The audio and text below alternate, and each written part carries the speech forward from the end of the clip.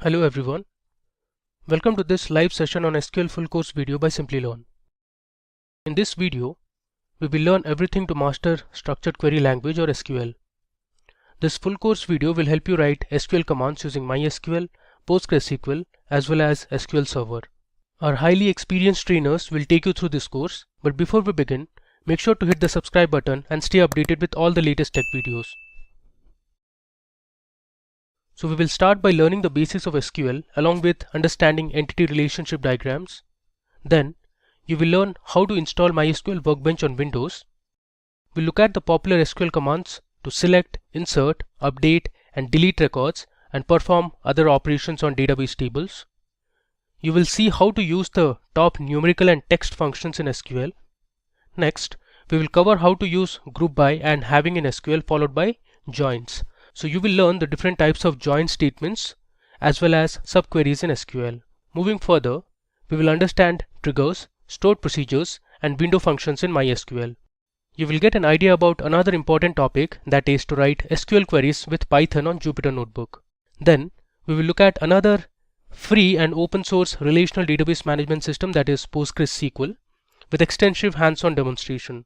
Finally, you will learn how to become a SQL developer and see the top SQL interview questions that are frequently asked in the interviews.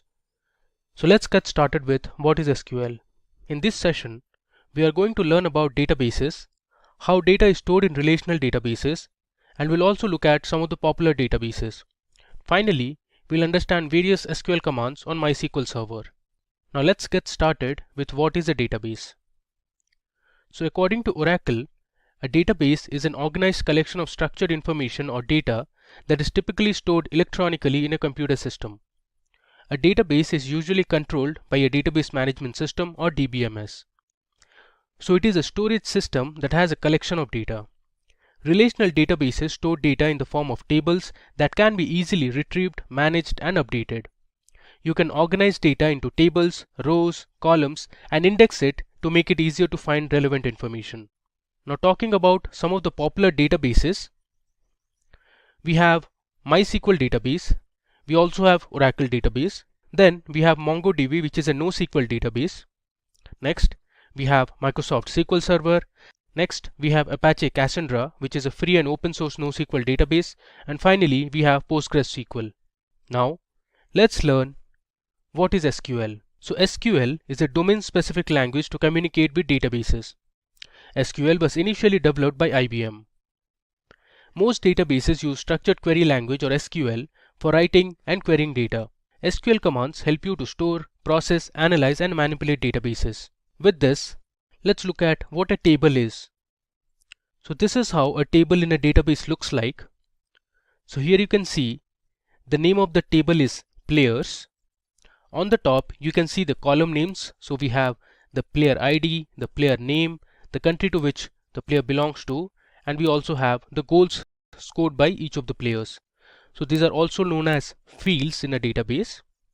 Here each row represents a record or a tuple. So you have the player ID, which is 103 here, the name of the player is Daniel, he is from England, and the number of goals he has scored is 7. So you can use SQL commands to query, update, insert records and do a lot of other tasks. Now we'll see what the features of SQL are. SQL lets you access any information stored in a relational database. With SQL queries, data is extracted from the database in a very efficient way.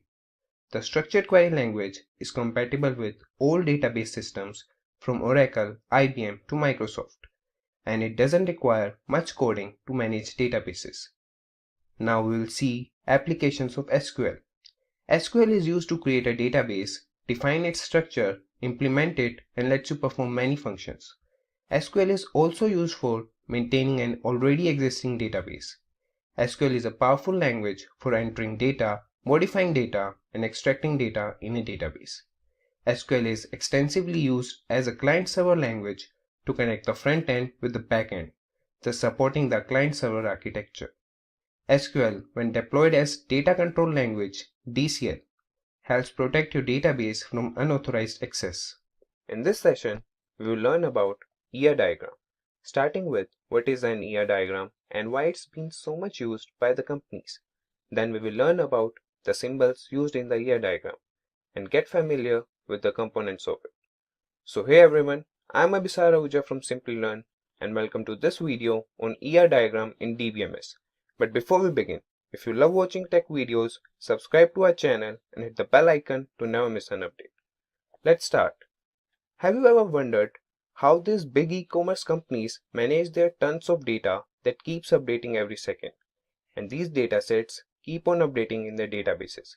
To perform operations on this data, they should have a conceptual understanding of these databases. And this is done by understanding ER diagrams of the databases. So let's understand what an ER diagram is. An entity relationship diagram describes the relationship of entities that needs to be stored in a database. ER diagram is mainly a structural design for the database. It is a framework made using specialized symbols to define the relationship between entities. ER diagrams are created based on the three main components: entities, attributes, and relationships. Let's understand the use of ER diagram with the help of a real-world example. Here, a school needs all its student records to be stored digitally, so they approach an IT company to do so. A person from the company will meet the school authorities, note all their requirements, describe them in the form of ER diagram, and get it cross-checked by the school authorities. As the school authorities approve the ER diagram, the database engineers would carry further implementation. Let's have a view of an ER diagram. The following diagram showcases two entities, student and course, and their relationship. The relationship described between student and course is many-to-many, as a course can be opted by several students and a student can opt for more than one course. Here, student is the entity and it possesses the attributes, that is, student ID, student name, and student age. And the course entity has attributes such as course ID and course name. Now we have an understanding of ER diagram. Let us see why it has been so popular.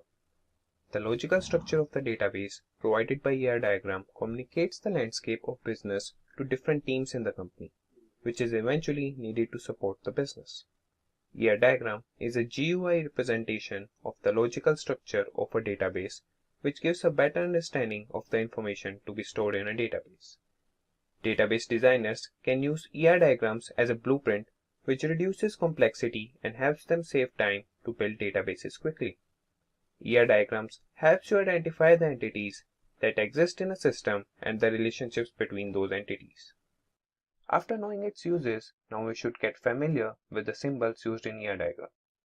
The rectangle symbol represents the entities, oval symbol represents attributes, a rectangle embedded in a rectangle represents a weak entity, a dashed oval represents a derived attribute, a diamond symbol represents a relationship among entities, double oval symbol represents multi-valued attributes. Now we should dive in and learn about the components of ER diagram. There are three main components of ER diagram: entity, attribute, and relationship. Entities have weak entity. Attributes are further classified into key attribute, composite attribute, multi-valued attribute, and derived attribute. Relationships are also classified into one-to-one relationships, one-to-many relationships, many-to-one relationships, and many-to-many relationships. Let's understand these components of ER diagram, starting with entities. An entity can be either a living or a non-living component. An entity is showcased as a rectangle in an ER diagram. Let's understand this with the help of an ER diagram. Here, both student and course are in rectangular shape and are called entities, and they represent their relationship study in a diamond shape. Let's transition to weak entity. An entity that makes reliance over another entity is called a weak entity. The weak entity is showcased as a double rectangle in ER diagram.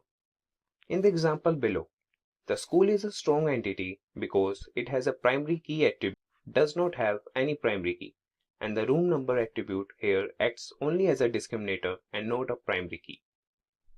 Now, let us know about attributes. Attribute. An attribute exhibits the properties of an entity. An attribute is illustrated with an oval shape in an ER diagram. In the example below, student is an entity and the properties of student such as address, age, name, and roll number are called its attributes. Let's see our first classification under attribute, that is key attribute. The key attribute uniquely identifies an entity from an entity set. The text of a key attribute is underlined. In the example below, we have a student entity and it has attributes name, address, roll number, and age. But here, roll number can uniquely identify a student from a set of students. That's why it is termed as a key attribute.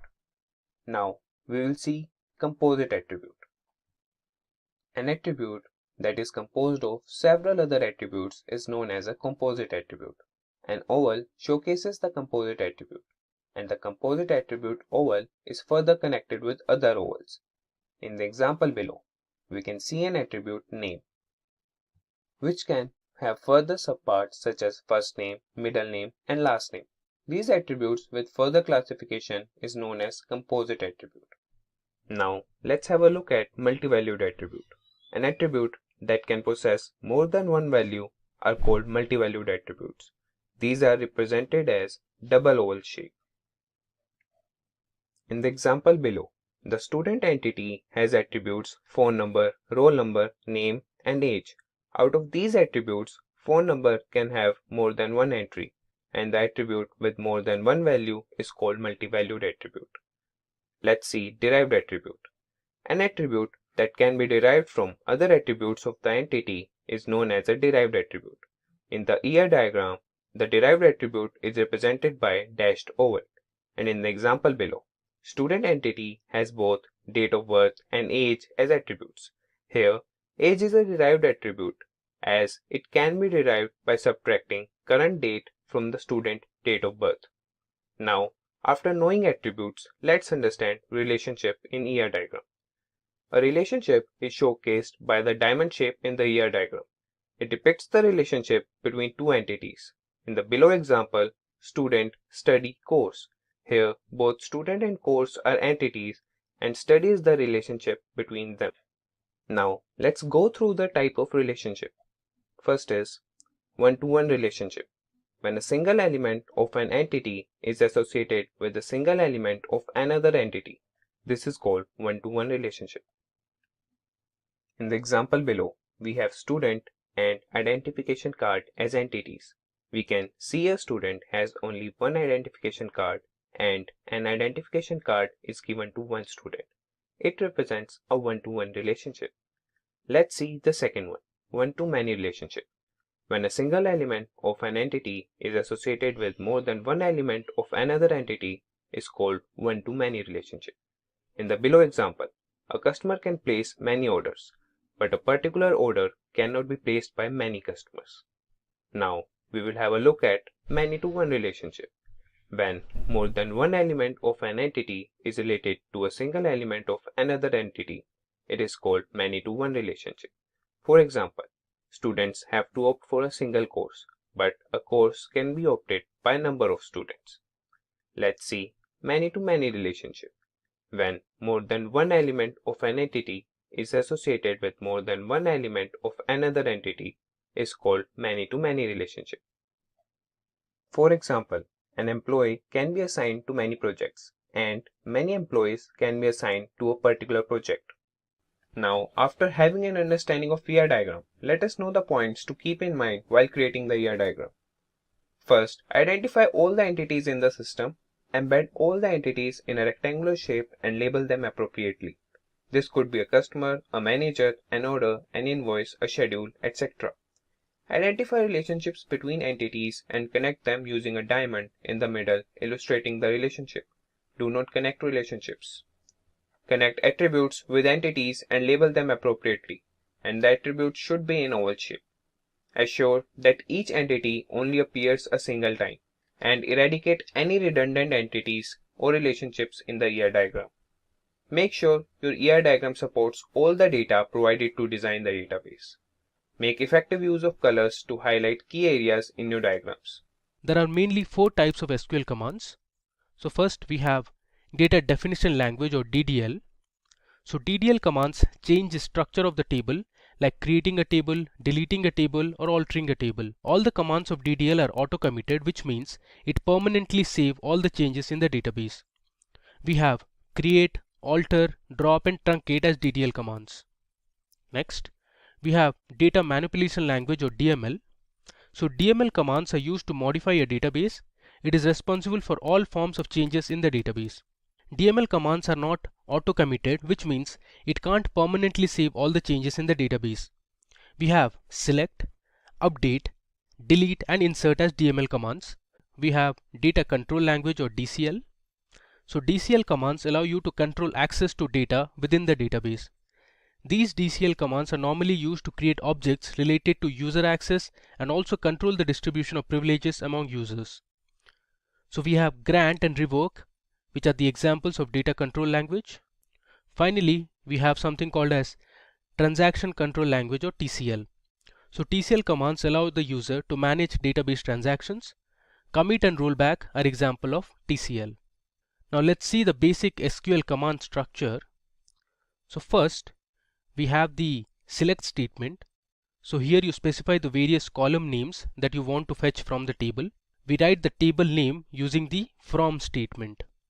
Next, we have the where clause to filter out our table based on some conditions. So you can see here where condition 1, condition 2, and so on. Then we have the group by clause that takes various column names. So you can write group by column 1, column 2, and so on. Next, we have the having clause to filter out tables based on groups. Finally, we have the order by clause to filter out the result in ascending or descending order. Now talking about the various data types in SQL. So we have exact numeric, which has integer, small int, bit, and decimal. Then we have approximate numeric, which are float and real. Then we have some date and time data types such as date, time, timestamp, and others. Then we have string data type, which includes char, this varchar, and text. Finally, we have binary data types, and binary data types have binary, var binary, and image. Now let's see some of the various operators that are present in SQL. So first we have our basic arithmetic operators. So you have addition, the subtraction, multiplication, division, and modulus. Then we have some logical operators like all, and, any, or, between, exists, and so on. Finally, we have some comparison operators such as equal to, not equal to, this greater than, less than, greater than equal to, or less than equal to, not less than, or not greater than. Now let me take you to my MySQL workbench where we will learn to write some of the important SQL commands, use different statements, functions, data types, and operators that we just learned. In this session, we will learn how to install MySQL Workbench and then we will run some commands. Firstly, we will visit the official Oracle website, that is mysql.com, and now we will move to the downloads page. Now scroll down and click on MySQL. The current versions are available to download. I will choose this installer and click the download button. Now here just click on no thanks, just start my download. Once the installer has downloaded, open it. Opt it for permission, click yes. This opens the installer. You will be asked to choose the setup type. We will go with custom. Click next. Now you have to select the products you want to install. We will install only the MySQL Server, MySQL Shell, and the MySQL Workbench. Expand MySQL servers by double clicking on it and choose the version you want to install and click on this arrow. Now you have to do the same thing for applications. Expand applications and choose the MySQL Workbench version you want to install and click on the arrow. And we'll do the same thing for MySQL Shell. We'll choose the latest version, click on the arrow. So these are the products that have to be installed in a system. Now we'll click next. I'll click execute to download and install the server. This may take a while depending on your internet speed. As the download is completed, click Next. Now you see the product configuration. Click Next. Now we will configure our SQL Server instance. Here we will go with the default settings and click Next. And under Authentication, select Use Strong Password Encryption for authentication, which is recommended, and click on Next. Now here set the password for your root user. By the way, root is the default user. This user will have access to everything. I will set my password.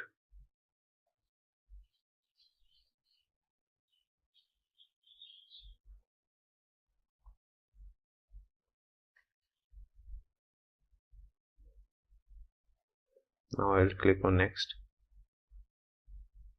And here also we'll keep the default settings and click on Next. Now to apply configuration, we will execute the process. Once all the click Finish. Now you will see the installation is complete. It will launch MySQL Workbench and MySQL Shell after clicking on Finish.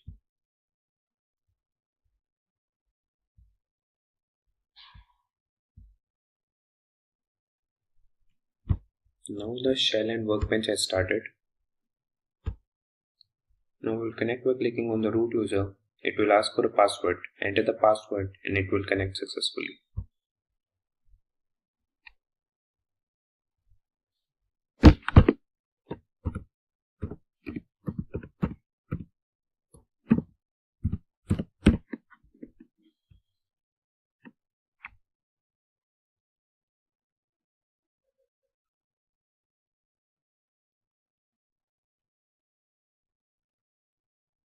Yeah, the workbench has started.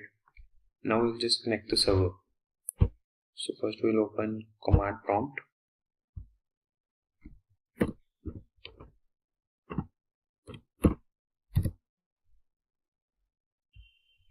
Now we'll reach the path where MySQL files are present. We'll go into this PC, local disk C, program files, MySQL, MySQL Server 8.0, bin. And now we'll copy this path.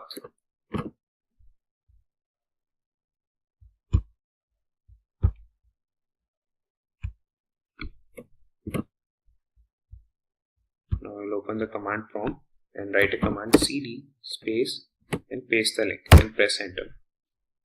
Now we'll write another command that will be MySQL -u space root -p and press enter. Now it will ask for your password.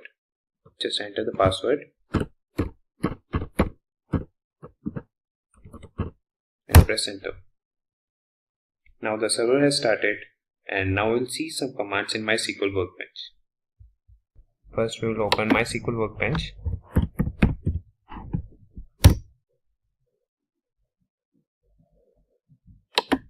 Now we'll click on the local instance MySQL 80 and enter the password to connect to the local host.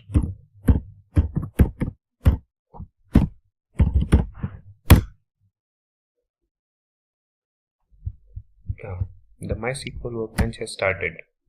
Now we will see some commands. The first command we will see is show databases.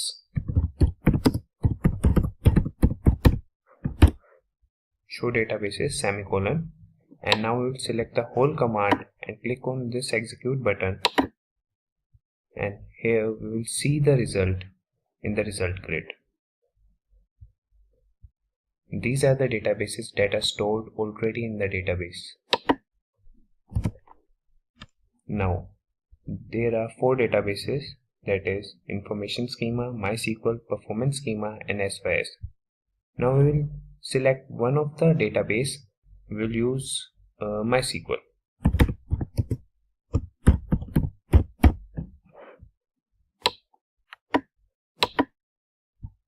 Now we have selected the MySQL database, and now in this database we will see which tables are stored in this MySQL database.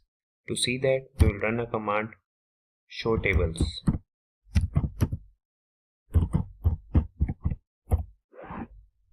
we'll select the command and click on the execute button.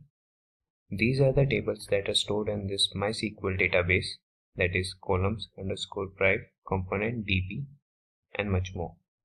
Now let me now go ahead and open my MySQL workbench. So in the search bar, I'll search for MySQL workbench. You can see I'm using the 8.0 version. I'll click on it, and here it says welcome to MySQL workbench. And below under connections, you can see I have already created a connection which says local instance. Then you have the root, the local host, and the port number. Let me click on it. You can see the service, the username is root, and I'll enter my password and hit OK. Now the editor. So this is how the MySQL workbench looks like. Here we learn some of the basic SQL commands. So first, let me show you the databases that are already present. So the command is show databases. You can hit tab to autocomplete. I'll use a semicolon. I'll select this, and here on the top you can see the execute button.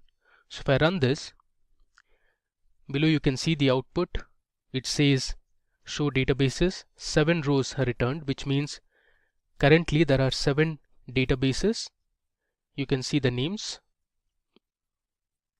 Alright, now let's say I want to see the tables that are present inside this database called world. So I'll use the command use world, which is the database name. Now let me run it. So currently I'm using the world database. So to display the tables that are present in the world database, I can use the show command and write show tables. Give a semicolon, and I'll hit Control Enter this time to run it.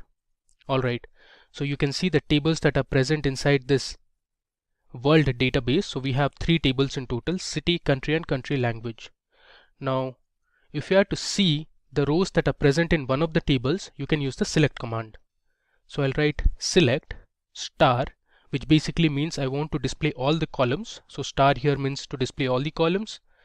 Then I'll write my from the table name, that is city. So this command is going to display me all the rows that are present inside the city table. So if I hit Control Enter, alright, you can see the message here. It says 1000 rows were returned, which means there were total 1000 records present inside the city table. So here you can see there's an ID column, a name column, this country code, district, and population. Alright. Similarly, you can check the structure of the table by using the describe command. So I'll write describe, and then I'll give the table name, that is city. Now let's just run it. There you go. The field shows the column names. So we have ID, name, country code, district, population. Type here shows the data type of each of the columns. So district is character 20, ID is an integer, population is also integer. Null says yes or no, which means if no, then there are no null values. If it's yes, which means there are null values in your table. Key here represents whether you have any primary key or foreign key, and these are some extra information. Now let's learn how to create a table in MySQL. So I'll use the create table command for this, and before that let me create a database and I'll name it as SQL intro. So the command is create database, and I'll give my database name, that is SQL_intro. Let me give a semicolon and hit Control Enter. So you can see I have created a new database. Now if I run this command, that is show databases, you can see this newly created database, that is SQL intro. If I employee details, now this will have the details of some employees. So let me first show you how to create a table that will be present inside the SQL intro database. So I'll use the command create table, and then I'll give my table name, that is going to be employee_details. Next, the syntax is to give the column names. So my first column would be the name column, which is basically the employee name, followed by the data type for this column 25. so it can hold only 25 characters. Okay, next I also want the age of the employee. Now age is always an integer, so I'll give int. Okay, then we can have the gender of the employee. So gender can be represented as F or M, F for female and M for male. So I'm using the char data type or character data type, and I'll give the value as 1. Then let's have the date of join or DOJ, and this is going to be of data type date. Alright, next we'll have the city name, that is the city to which the employee belongs to. So again, this is going to be varchar 15. Finally, we'll have a salary column, and salary we'll keep it as float, since salary can be in decimal numbers as well. Now I'll give a semicolon. Alright, so let me just quickly run through it. So first I wrote my create command, then the table, which is also a keyword, followed by the table name, which is employee details here, and then we gave the column names such as name, age, gender, date of join, city and salary. For each of the columns we also give the data type. Alright, so let me just run it. Okay, so here you can see we have successfully created our first table. Now you can use the describe command to see the structure of the table. I'll write describe emp underscore details. If I run this, there you go. So under field you can see the column names, then you have the data types. Null represents if the table can accept null values or not, and these are basically empty, and we haven't set any default constraint. Alright, moving ahead, now let's learn to add data to our table using the insert command. So on a notepad I have already written my insert statement, so let me just copy it and then I'll explain it one by one. Alright, so if you see this, so we have used an insert into statement or a command followed by the table name, that is emp details. Then this is the syntax. Using values I have passed in all the records. So first we have Jimmy, which is the name of the employee, then we have 35, which basically represents. Next we have the city to which the employee belongs to, and finally we have the salary of the employee. So this particular information represents one record or a tuple. Similarly, the next employee we have is Shane. You can see the age and other information. Then we have Mary, there's Dwayne, Sarah and Amy. Alright, so let me go ahead and run this. So this will help you insert the values in the table that you have created. You can see we have successfully inserted 6 records. Now to display the records, let me use the select statement. So I'm using select star from emp underscore details. If I run this, you can see my table here and the values it has. So we have the name column, the age column, the state of join, city, salary, and these are the values that you can see here. Moving ahead, now let's say you want to see the unique city names present in the table. So in this case you can use the distinct keyword along with the column name in the select statement. So let me show you how you can print the distinct city names that are present in our table.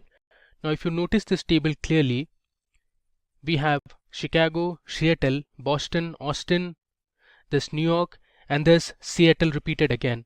So I only want to print the unique values. So for that I can write my select statement as select distinct. Then I'll give my column name, which is city, from my table name, that is emp details. If I run this, you can see my query has returned 5 rows and these are the values. So we have Chicago, Seattle, which was repeated twice, is just been shown once. Then we have Boston, Austin and New York. Now let's see how you can use inbuilt aggregate functions in SQL. So suppose you want to count the number of employees in the table, in that case, you can use the count function in the select statement. So let me show you how to do that. So I'll write select. I'll use my function name, that is count. Now since I want to know the total number of employees, I'm going to use their name inside the brackets from employee underscore details. Now if I run this will return the total number of employees that are present in the table. So we have 6 employees in total. Now if you see here in the result, it says count name. Now this column is actually not readable at all.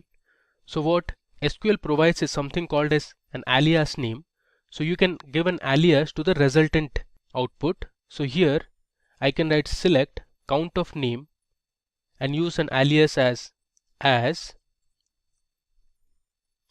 I can give an alias as count underscore name and run this statement again. There you go.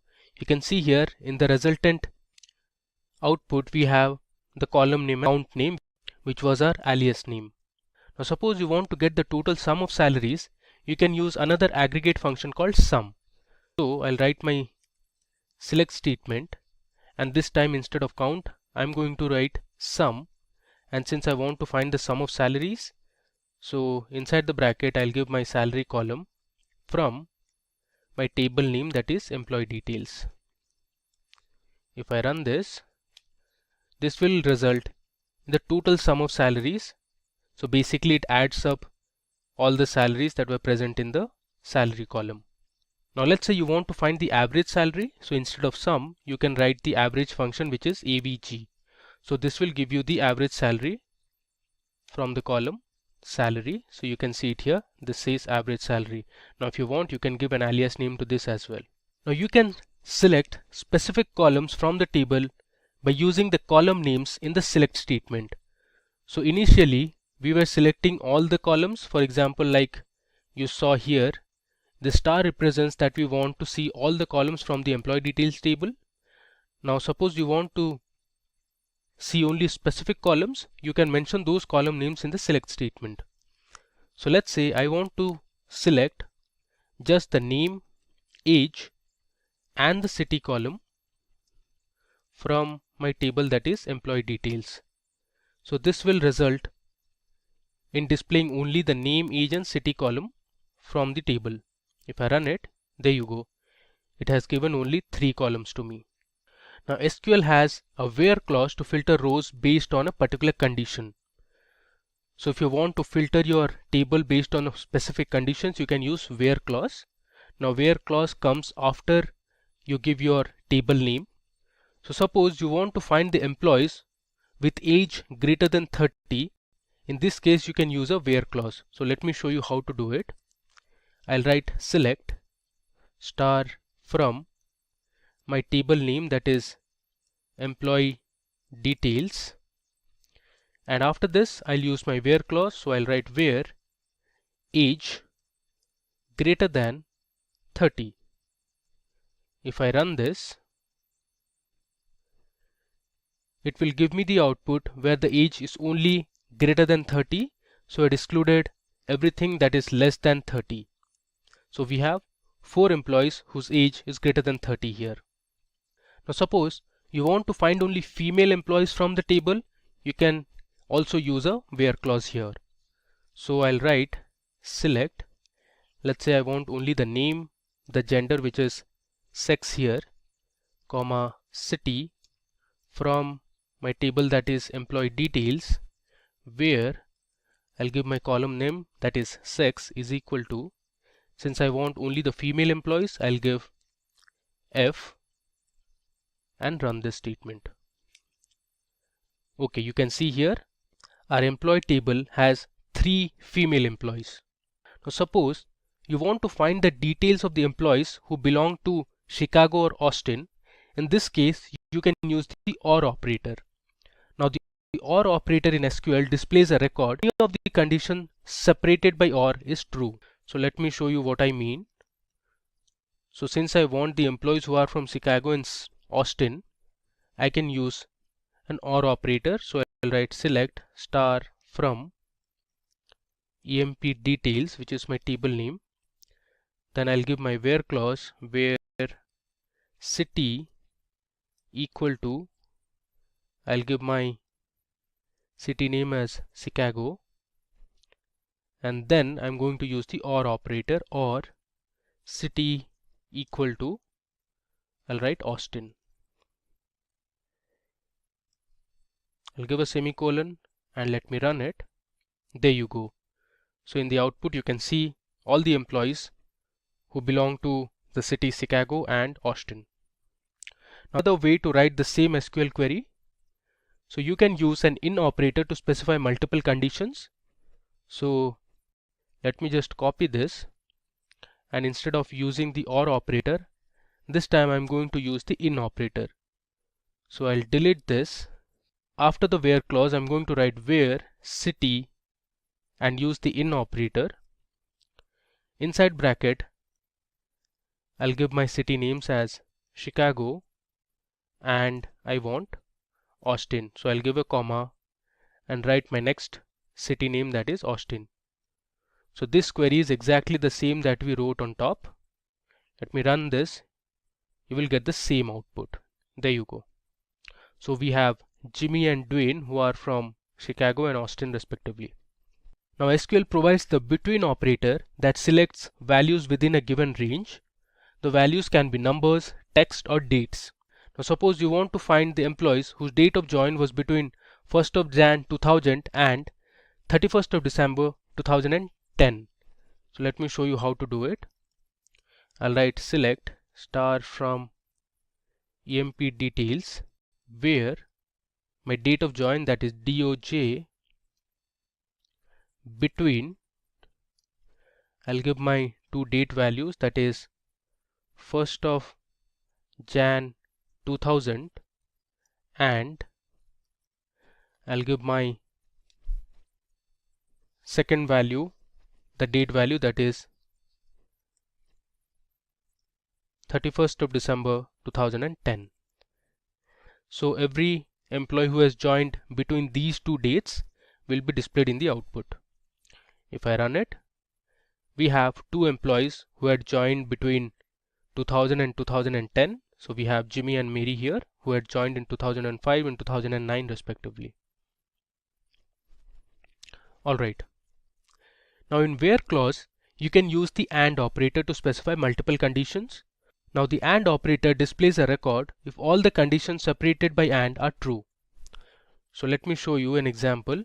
I'll write select star from employee details table where I want the age to be greater than 30 and I want sex to be male. Alright, so here you can see I have specified two conditions. So if both the conditions are true, only then it will result in an output. If I run it, you can see there are two employees who are male and their age is greater than 30. Now let's talk about the group by statement in SQL.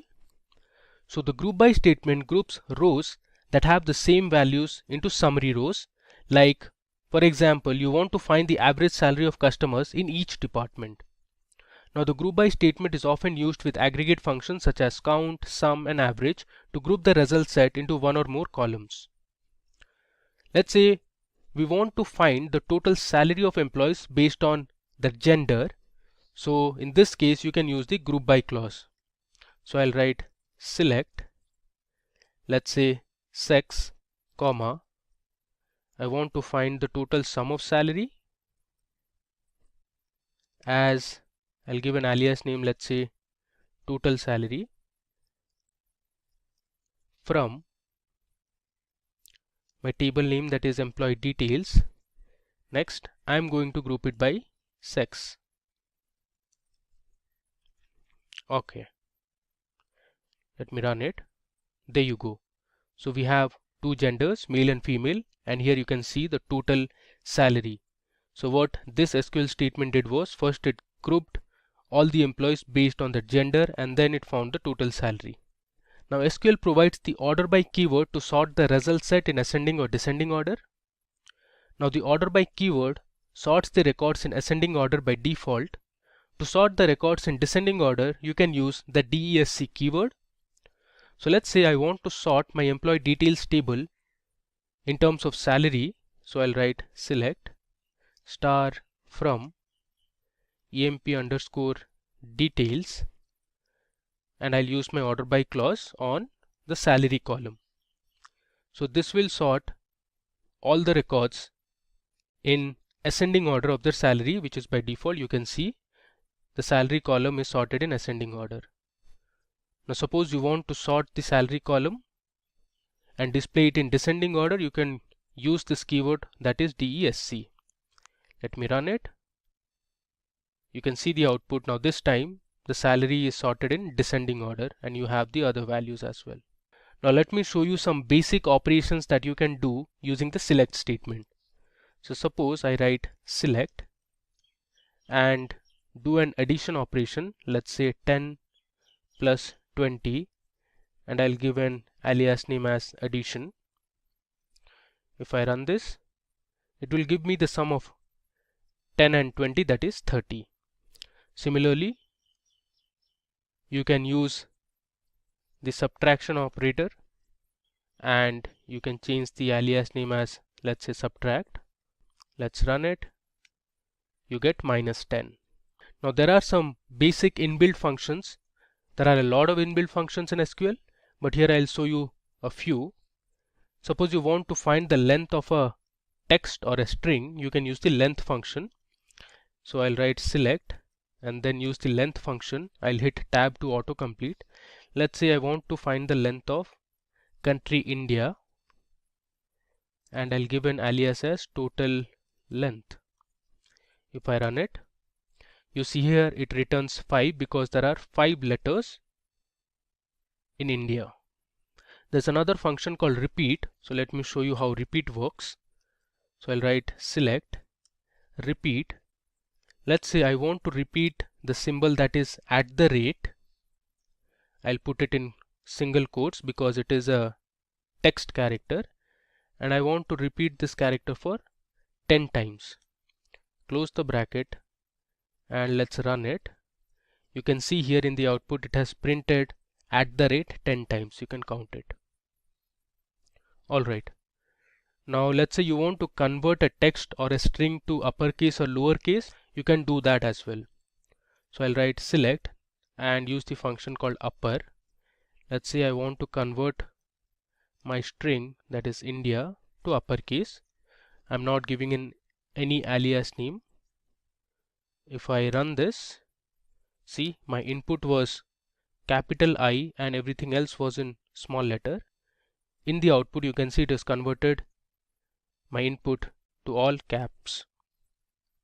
Similarly, you can change this.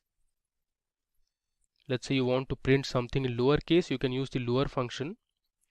Let's say this time everything is in uppercase. If I run it, it converts India to lowercase. Now let's explore a few date and time functions. Let's say you want to find the current date. There's a function called CUR, which stands for current, and this is the function I'm talking about, which is current date. If I run this, you will get the current date, that is 28th of Jan 2021. And let's say you want to extract the day from a date value, so you can use the day function. Let's say I'll use day and I want to find the day from my current date. If I run this, you get 28, which is today's day. Now similarly, you can also display the current date and time. So for that you can use a function that is called now. So this will return the current date and time. You can see this is the date value and then we have the current time. Alright. And this brings us to the end of our demo session. So let me just scroll through whatever we have learned. So first I showed you how you can see the databases present in MySQL. Then we used one of the databases and checked the tables in it. Then we created another database called SQL Intro for our demo purpose. We used that database and then we created this table called employee details with column names like name, integer, the sex, date of join, city and salary. I showed you the structure of the database. Let me run this again so you get an idea. You can see this was the structure of our table. Then we went ahead and inserted a few records. So we inserted records for 6 employees. So you have the employee name, the age, the gender, the date of join, the city to which the employee belongs to, and the salary of the employee. Then we saw how you can use the select statement and display all the columns present in the table. We learned how you can display the unique city names. We learned how to use different aggregate functions like count, average, and sum. Then we learned how you could display specific columns from the table. We learned how to use where clause. Then we used an or operator. We learned about in operator, the between operator. Then we used an and operator to select multiple conditions. Finally, we learned about group by, order by, and some basic SQL operations. Now it's time to explore some string functions in MySQL. So I have given a comment, string functions. First, let's say you want to convert, so I can write select. The function I'll use is upper, and within this function you can pass in the string. Let's say I'll write India. If you want, you can say uppercase. SQL provides, which is called the L case. So I'll just edit this and write L case, and let's say I'll write India in uppercase. Let's run it. It returns me the same result. Cool. Now moving on, let's say you want to find the length of a string. You can use the character length function. I'll write select, use the function character length, and I'm again going to pass in my string as India as, let's say, total length. Let's run it. This time I'm going to hit Control Enter to run my SQL command.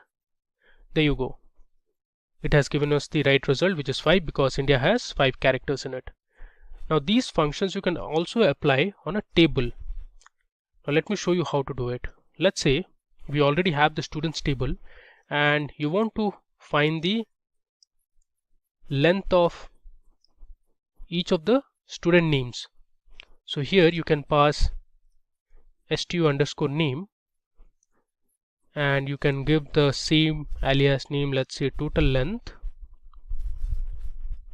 and then you can write from table name, that is students. If I run this, you can see the output. It has given me total 20 rows of information. It is not readable actually. Let me also display the student names so that we can compare their length. Alright, I'll run this again, and now you can see the result. So Joseph has 6 characters, Nilesh has 6, Vipul has 5, Anubhav has 7. Similarly, if you see, Akshay has 6, Tanishq has 7, Raghav has 6, Cummins has 7, Rabada has 6, so on and so forth. Now instead of using this character length, you can also use the function char length. It will work the same way. Let's see the result. There you go. It has given us the same result. You can either use character length or char length. Now there's another very interesting function called concat. So the concat function adds 2 or more expressions together. Let's say I'll write select. I'll use the function concatenate. The function is actually concat, and I'm going to pass in my string values. Let's say India is in Asia. Let's run this and see our result. You can see here it has concatenated everything. Let us make it more readable. I'll give a space in between so that you can read it clearly. Now this is much more readable. India is in Asia, and if you want you can give an alias name as well, as let's say merged. There you go. Now the same concat operation you can also perform on a table. I'm going to use the same students table. Let's say I want to return the student ID followed by the student name, and then I am going to merge the student name followed by a space followed by the age of the student, and I can give an alias as let's say name underscore age from my table, that is students. Let's see how this works.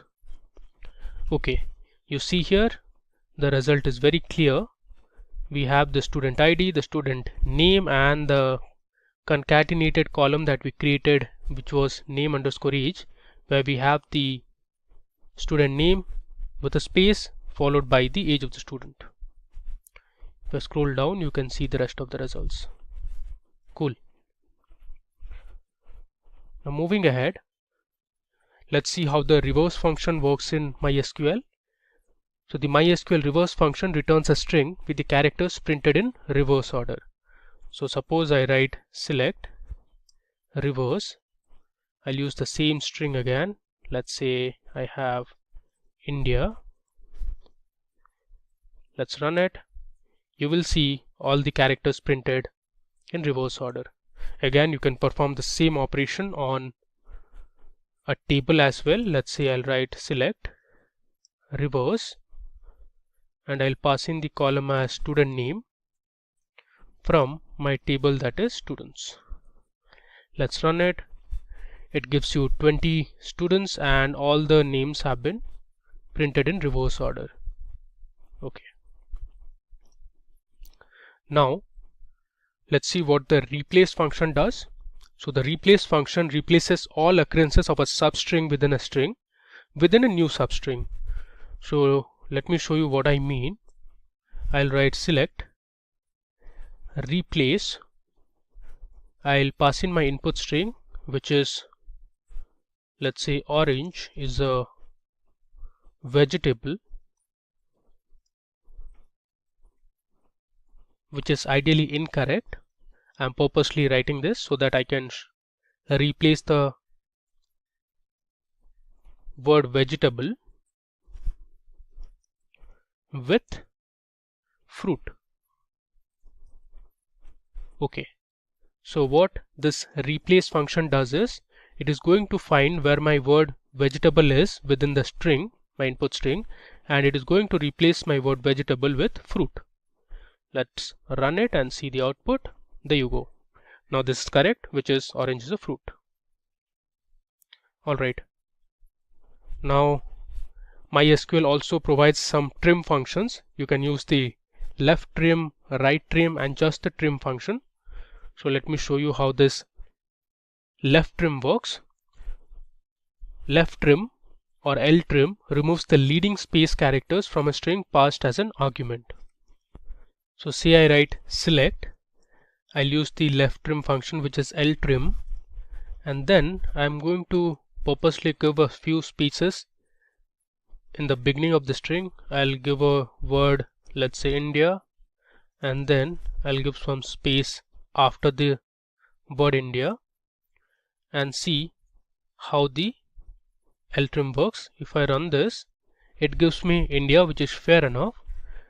But before that, let's first find the length of my string. So I'll use my length function here, and within this function I am going to find the length of my string, which has India along with some leading and trailing spaces. I'll paste this here, give a semicolon, and I'll run it. Okay, so the entire string is 17 characters long, or the length of the string is 17. Now say I use ltrim on my same string, what it returns me is India, and if I run length over it, you can see the difference. As in, you can see how many spaces were deleted from the left of the string. You can see here, now it says 17, and I'm going to use ltrim. Let's see the difference.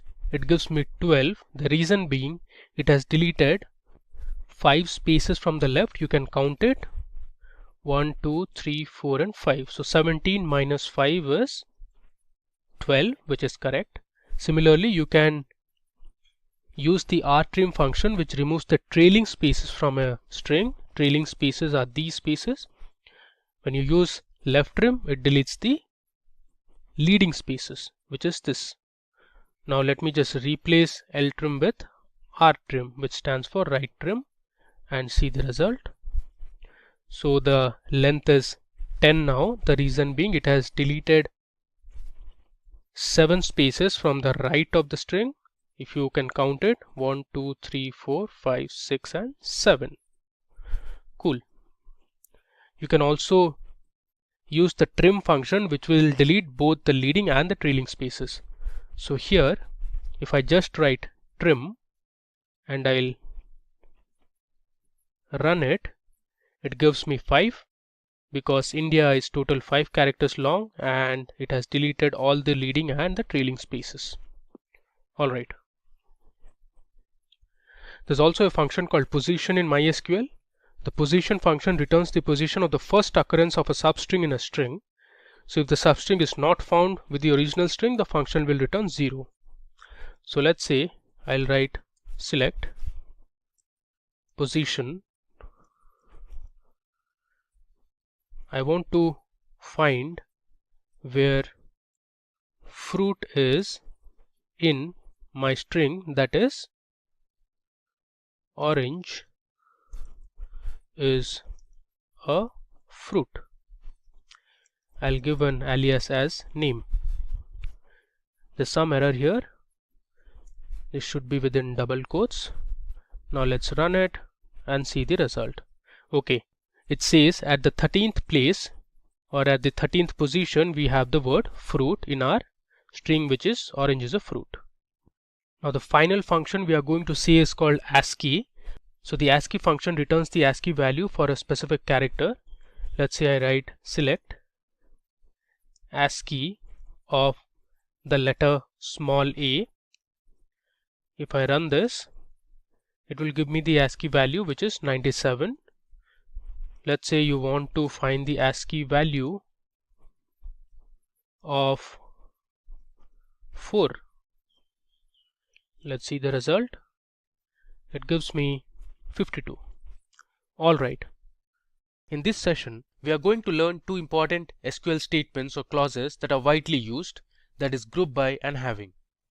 First, we'll understand the basics of group by and having, and then jump into MySQL Workbench to implement these statements. So let's begin. First, what is group by in SQL? So the group by statement or clause groups records into summary rows and returns one record for each group. It groups the rows with the same group by item expressions and computes aggregate functions for the resulting group. A group by clause is a part of select expression. In each group, no 2 rows have the same value for the grouping column or columns. Now below, you can see the syntax of group by. So first we have the select statement, and then followed by the column names that we want to select. From, we have the table name, followed by the where condition, and next we have the group by clause, and here we include the column names. Finally, we have the order by and the column names. Now here is an example of the group by clause. So we want to find the average salary of employees for each department. So here you can see we have the employees table. It has the employee ID, the employee name, the age of the employee, we have the gender, the date on which the employee had joined the company. Then we have the department to which each of these employees belong to. We have the city to which the employees belong to, and then we have the salary in dollars. So actually we'll be using this employees table on MySQL Workbench as well. So if you were to find the average salary of employees in each department, so this is how your SQL query with group by clause would look like. So we have selected department, and then we are using an aggregate function that is avg, which is average, and we have chosen the salary column, and here we have given an alias name which is average underscore salary, which appears in the output, you can see here, from employees, and we have grouped it by department. So here in the output you can see we have the department names and the average salary of the employees in each department. Now let me take you to my MySQL workbench where we will implement group by and solve specific problems. Okay, so I am on my MySQL workbench. So let me make my connection first. I'll enter the password.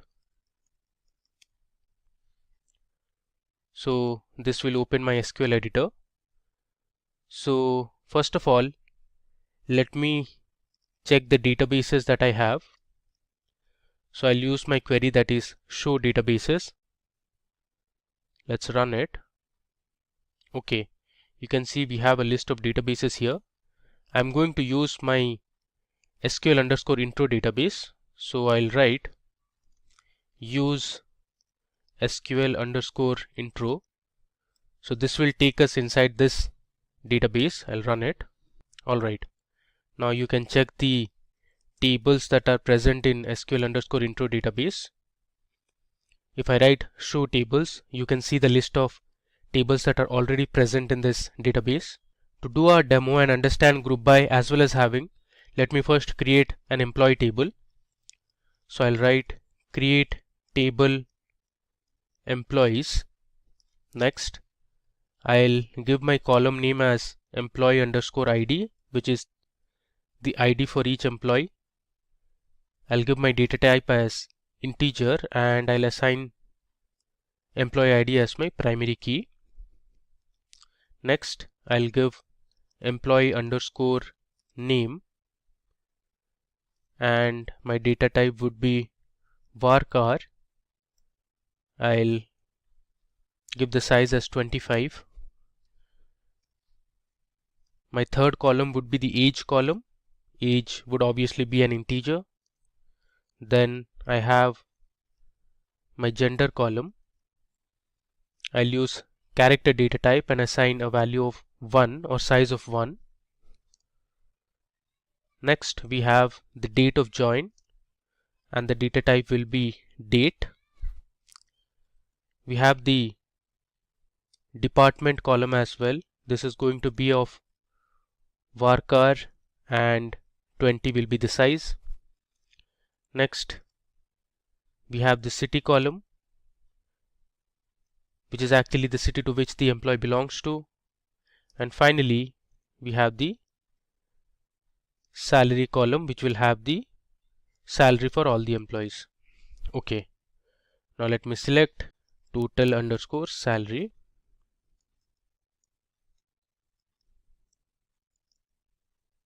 Let's run it again, and you can see the output here. Alright, now moving ahead, you can also use the order by clause along with the group by clause. Let's say you want to find the total number of employees in each city and group it in the order of employee ID. So to do this, I can use my select query. I'll write select count of, let's say, employee ID, and I want to know the city as well, from employees group by city, and next you can use the order by clause. I'll write order by count of employee ID, and I'll write DESC, which stands for descending. If I run this query, you can see here on the left you have the count of employees, and on the right you can see the city names. So in Chicago we had the highest number of employees working, that was 4. Then we had Seattle, Houston, Boston, Austin, and the remaining also had 2 employees. So in this case we have ordered our result based on the count of employee ID in descending order. So we have the highest number appearing at the top and then followed by the lowest. Okay, now let's explore another example. Suppose we want to find the number of employees that join each year. We can use the year function on the date of joining column. Then we can count the employee IDs and group the result by each year. So let me show you how to do it. So I'll write select. I'm going to extract year from the date of join column. I'll give an alias as year.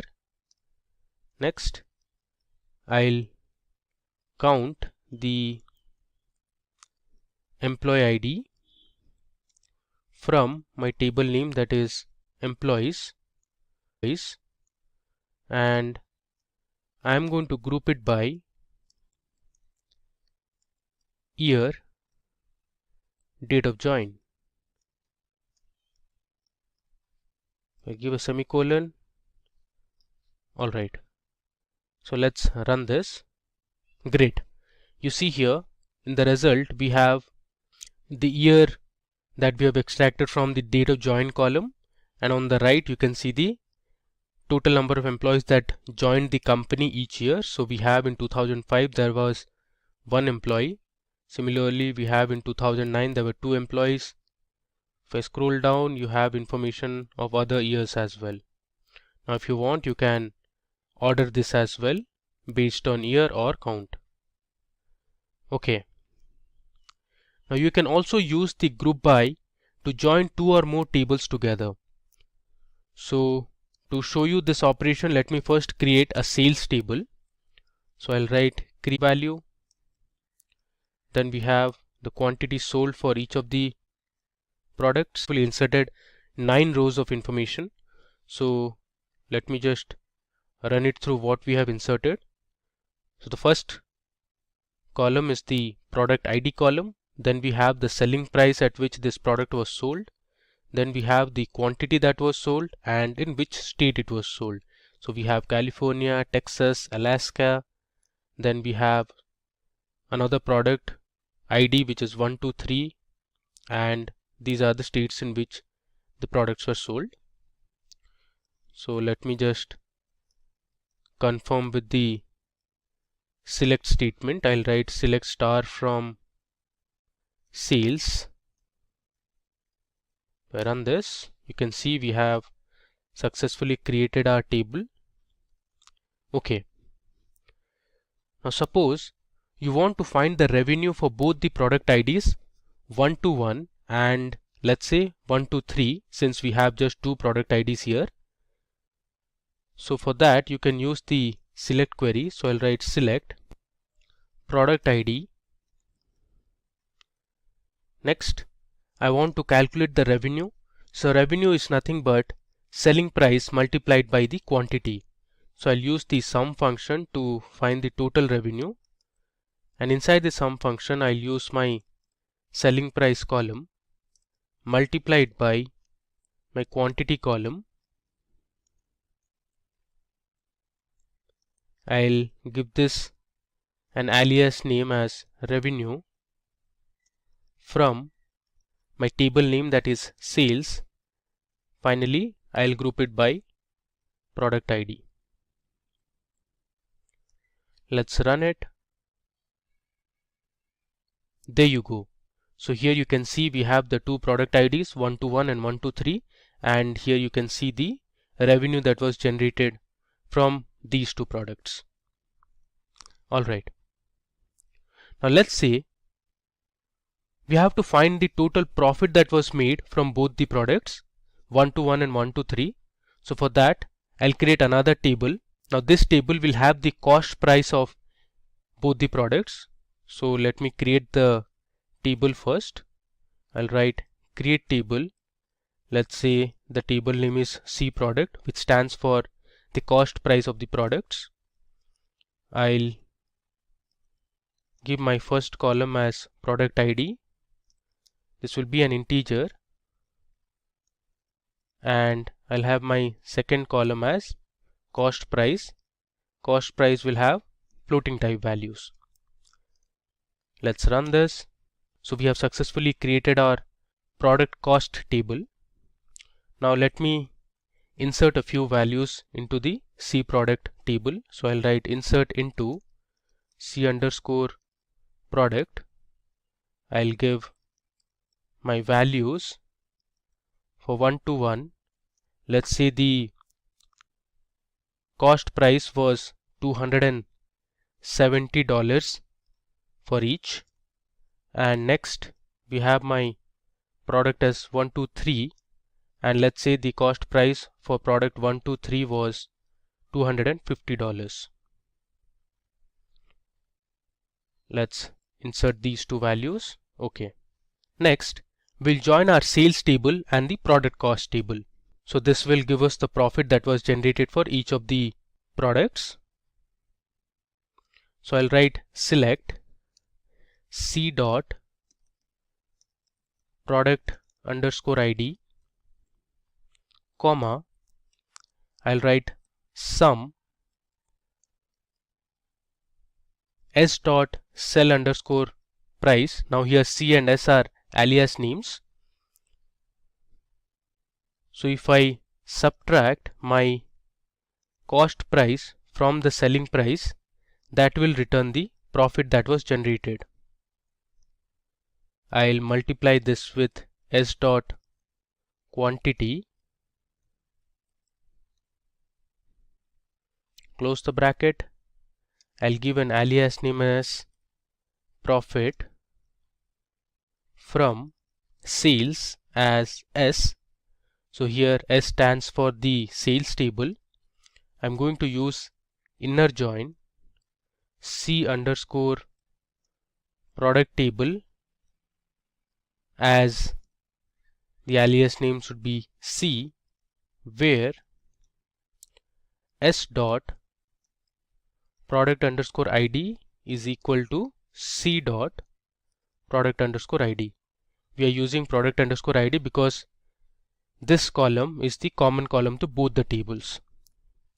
And finally, I am going to group it by C dot product underscore ID.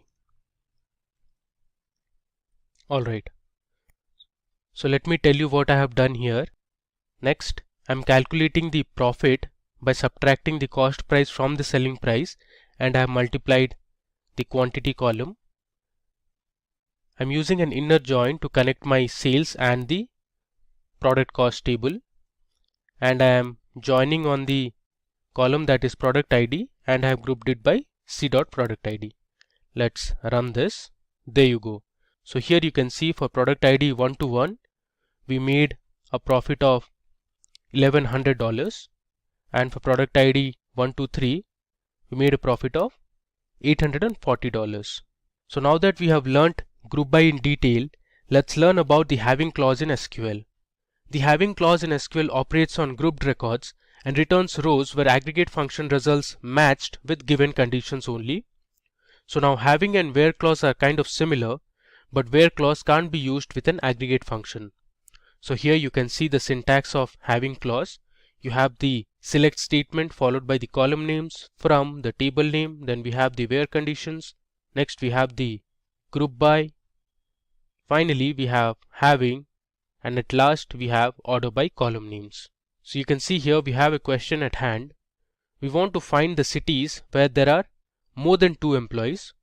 So you can see the employee table that we had used in our group by clause as well. So if you were to find the cities where there are more than 2 employees, so this is how your SQL query should look like. So we have selected the employee ID and we are finding out the count using the count function. Next we have selected the city column from employees. We have grouped it by city, and then we have used our having clause. So we have given our condition having count of employee ID should be greater than 2. So if you see the output, we have the different city names, and these were the cities where the count of employees was greater than 2. Alright, so let's go to our MySQL workbench and implement how having works. So suppose you want to find those departments where the average salary is greater than $75,000 you can use the having clause for this. So let me first run my table, which is employees.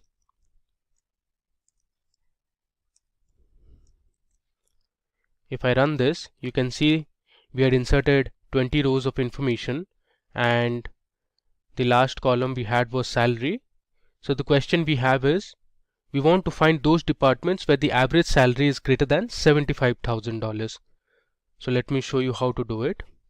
So I'll write select department, comma, I'll use the aggregate function, that is average salary. I'll give an alias name as avg underscore salary from employees. Next, we'll use the group by clause, and I want to group it by each department. And then I'm going to write my having clause. So in having clause, I'll use my condition, that is having average of salary $25,000. Let's run it and see the output. There you go. There were total 3 departments in the company, that is sales, finance and HR, where the average salary is greater than $75,000. Okay. Next, let's say you want to find the cities where the total salary is greater than $200,000. So this will again be a simple SQL query. So I'll write select city, comma, I want to find the total salary, so I'll use the sum function, and I'll pass my column as salary, as I'll give a alias name as total from employees group by city, and then I am going to use my having clause. I'll pass in my condition as having sum of salary greater than $200,000. Alright, so let's run this query. There you go. So the different cities are Chicago, Seattle and Houston, where the total salary was greater than $200,000. Now suppose you want to find the departments that have more than 2 employees. So let's see how to do it. I'll write select department, comma, this time since I want to find the number of employees, I'm going to use the count function. I'll write count star as employee underscore count or emp underscore count, which is my alias name, from employees. Next, I'll group it by department, having, I'll give my condition count star greater than 2. Let's run this. Okay, so you have departments such as sales, product, tech and IT, where there are more than 2 employees. Okay, now you can also use a where clause along with the having clause in an SQL statement. So suppose I want to find the cities that have more than 2 employees apart from Houston. So I can write my query as select city, comma, count star as emp count from employees, where I'll give my condition city not equal to Houston. I'll put it in double quotes since I don't want to see the information regarding Houston.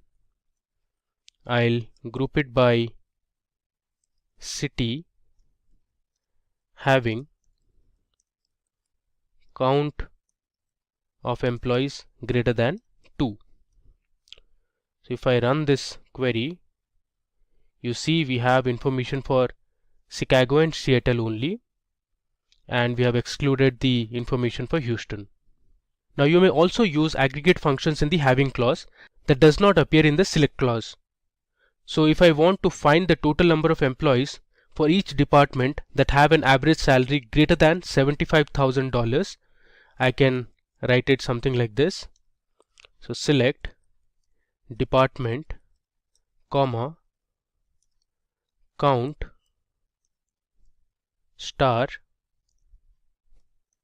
as emp count from employees, group by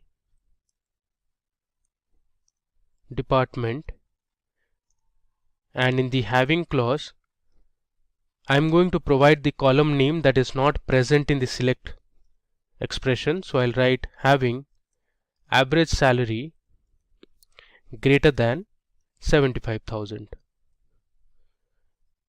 This is another way to use the having clause. Let's run this. Alright, you can see we have department sales, finance and HR, and you can see the employee count where the average salary was greater than 75,000. Okay.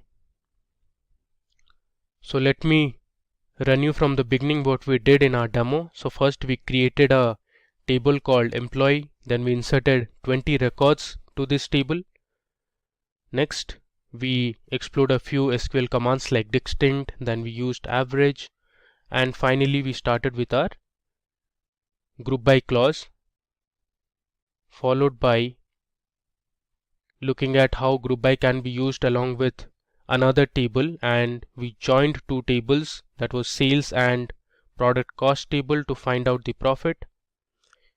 Then you learned how to use the having clause. So we explored several different questions and learned how to use having in SQL. In this session we will learn about joins in SQL. Joins are really important when you have to deal with data that is present on multiple tables. I'll help you understand the basics of joins and make you learn the different types of joins with hands-on demonstrations on MySQL Workbench. So let's get started with what are joins in SQL. SQL join statement or command is often used to fetch data present in multiple tables. SQL joins are used to combine rows of data from two or more tables based on a common field or column between them. Now consider this example where we have two tables, an orders table and a customers table. Now the order table has information about the order ID, which is unique here. We have the order date, that is when the order was placed. Then we have the shipped date. This has information about the date on which the order was shipped. Then we have the product name, which basically is the names of different products. We have the status of delivery, whether the product was delivered or not, or whether it was cancelled. Then we have the quantity, which means the number of products that were ordered. And finally we have the price of each product. Similarly, we have another table called customers, and this customer table has information about the order ID, which is the foreign key here. Then we have the customer ID, which is the primary key for this table.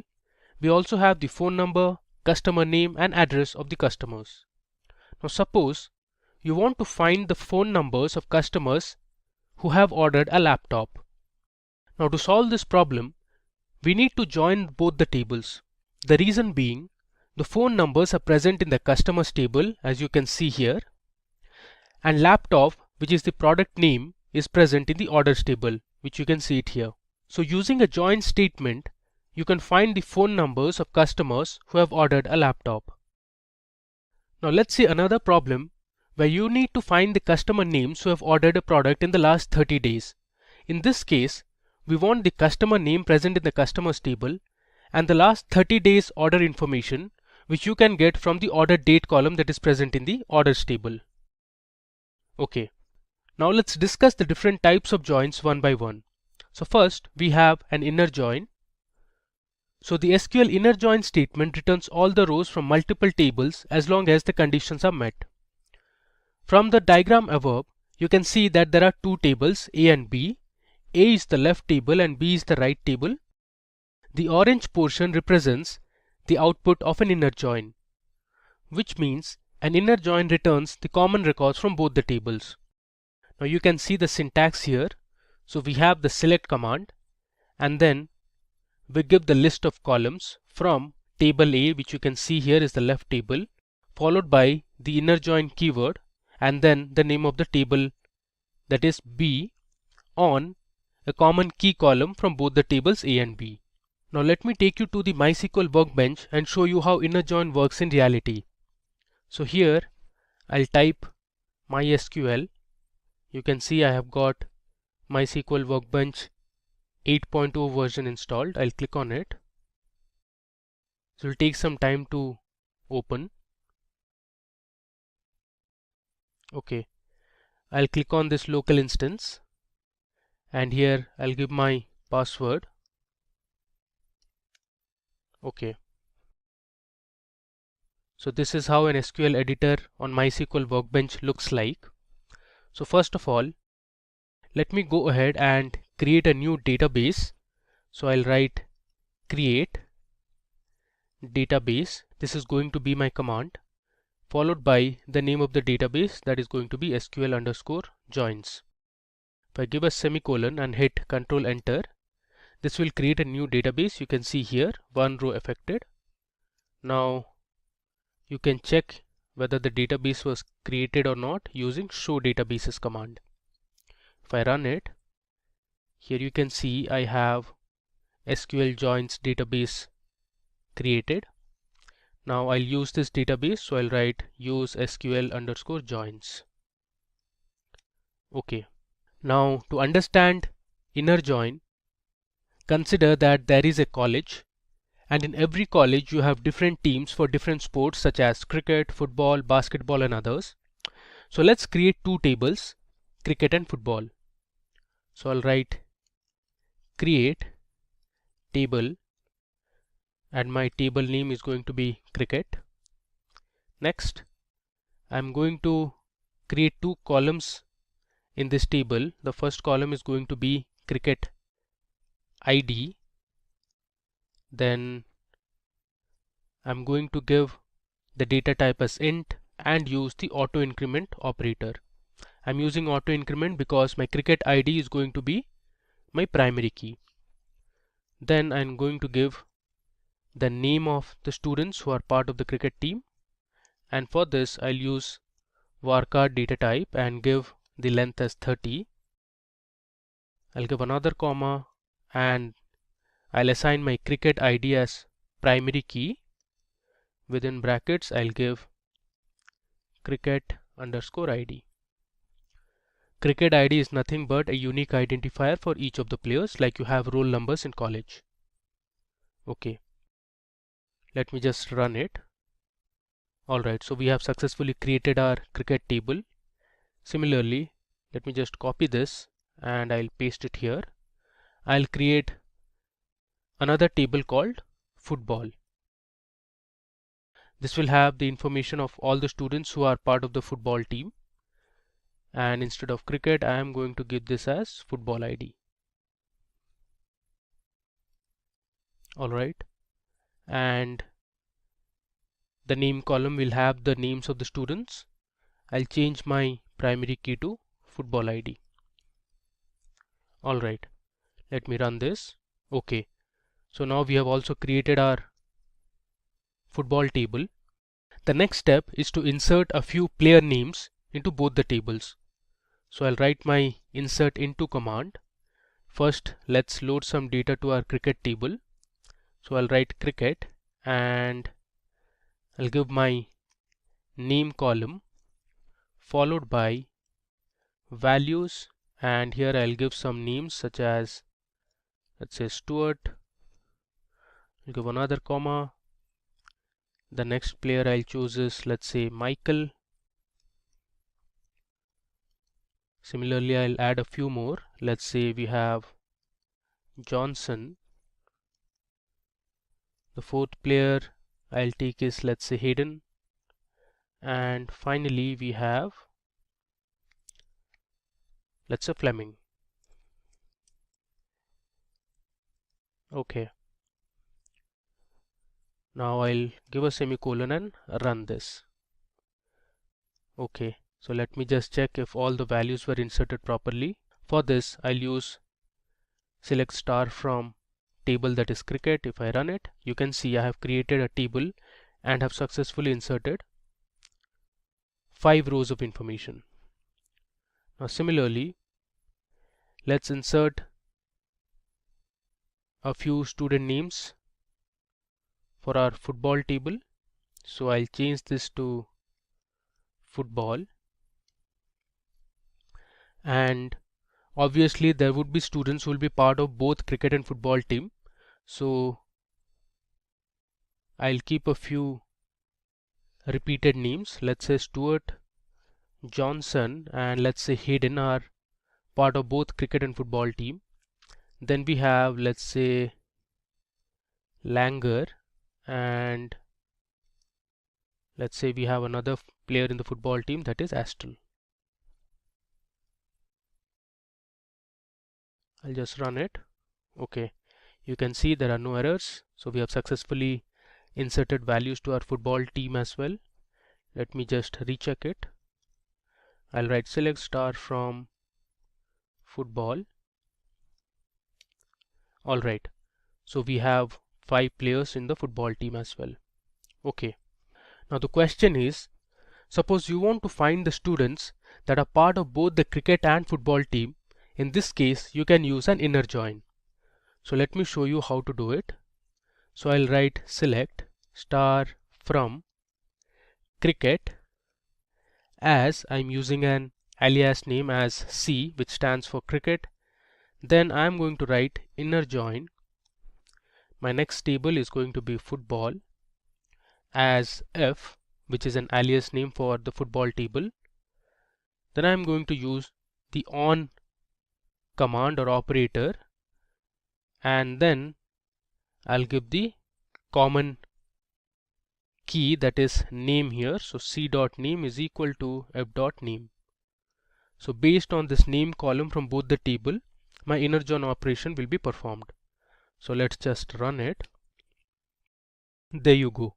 So Stuart, Johnson and Hayden are the only 3 students who are part of both the teams. Alright. Now you can also individually select each of the columns from both the tables. So let's say I write select c dot cricket underscore id, comma c dot name, comma f dot football underscore id, comma f dot name. From, I'll write cricket as C, inner join football as F, on C dot name is equal to F dot name. Now if I run this, you see we get the same output here as well. Alright. Now let's explore another example to learn more about inner joins. So we have a database called classic models. Let me first use classic models. I'll run this. Okay, now let me just show the different tables that are part of classic tables. Alright, so here you can see there are tables like customers, there's employees, office, there's office details, orders, payments, products and product lines as well. Alright, so let me use my select statement to show what are the columns present in the products table. Okay, so this product table has information about different product names. You have the product code. Now this product code is unique here. We also have the product vendor, a little description about the product. Then we have the quantity in stock, buying price and MSRP. Let's see what we have in product lines.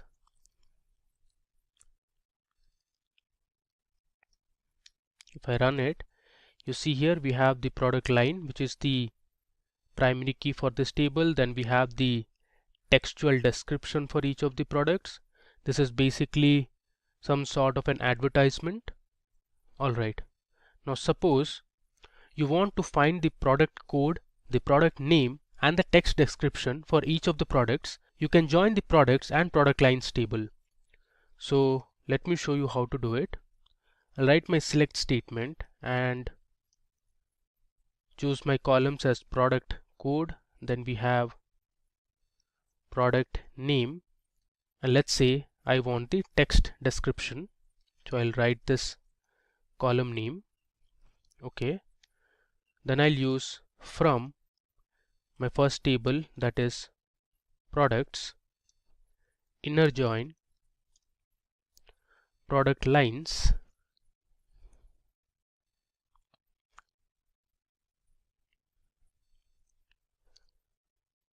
I can use using the common key column, that is product line.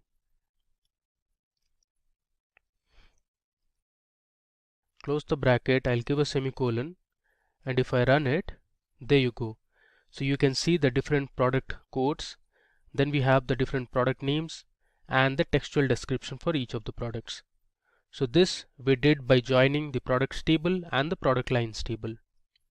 Alright. Now suppose you want to find the revenue generated from each product order and the status of the product. To do this task, we need to join three tables, that is orders, order details and products. So first let me show you what are the columns we have in these three tables. We have obviously seen for the products table. Now let me show you for orders and order details table. So I'll write select star from orders. If I run it, you can see it has information about the order number, the date on which the order was placed. We also have the shipment date. We also have the status column, which has information regarding whether the order was shipped or cancelled. Then we have some comments column. We also have the customer number who ordered this particular product. Similarly, let's check what we have under order details. So I'll write select star from order details. If I run it, you can see it has the order number, the product code, quantity of each product, we have the price of each product, then we have the order line number. Okay, so using the product, orders and order details, let's perform an inner join. So I'll write select o dot order number comma o dot status comma, I need the product name which I'll take from the products table, so I'll write p dot product name. Now here O, P are all alias name for the tables, orders, products, and I'll use OD for order details, comma, since we want to find the revenue, we actually need to find the product of quantity ordered into price of each product. So I'll use a sum function, and inside the sum function I'll give quantity ordered multiplied by the price of each item. I'll use an alias as revenue. Then I'll use my from clause, from orders as O, inner join order details as, I'll use an alias name as OD, on, I'll write O dot order number is equal to OD dot order number.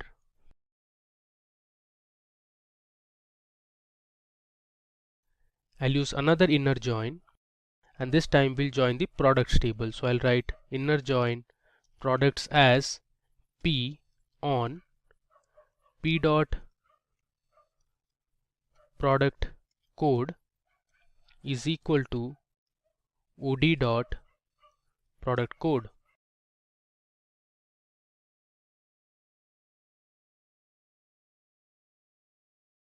And finally I'll use the group by clause and group it by order number. Alright, let me run this. Okay, there's some mistake here, we need to debug this. It says you have an error in your SQL syntax, check the manual. Alright. Okay, I think the name of the tables is actually orders and not order. Alright, now let's run it. Okay, there's still some error. It says classic models dot product doesn't exist. So again, the product name is, the table name is products and not product. So let's run it again. Alright, there you go. So we have the order number, the status, the product name and the revenue. This we got it using inner join from 3 different tables. Now talking about left joins, the SQL left join statement returns all the rows from the left table and the matching rows from the right table. So if you see this diagram, you can see we have all the rows from the left table, that is A, and only the matching rows from the right table, that is B. So you can see this overlapped region, and the syntax for SQL left join is something like this. So you have the select statement and then you give the list of columns from table A, which is your left table. Then you use the left join keyword followed by the next table, that is table B, on the common key column. So you write A dot key is equal to B dot key.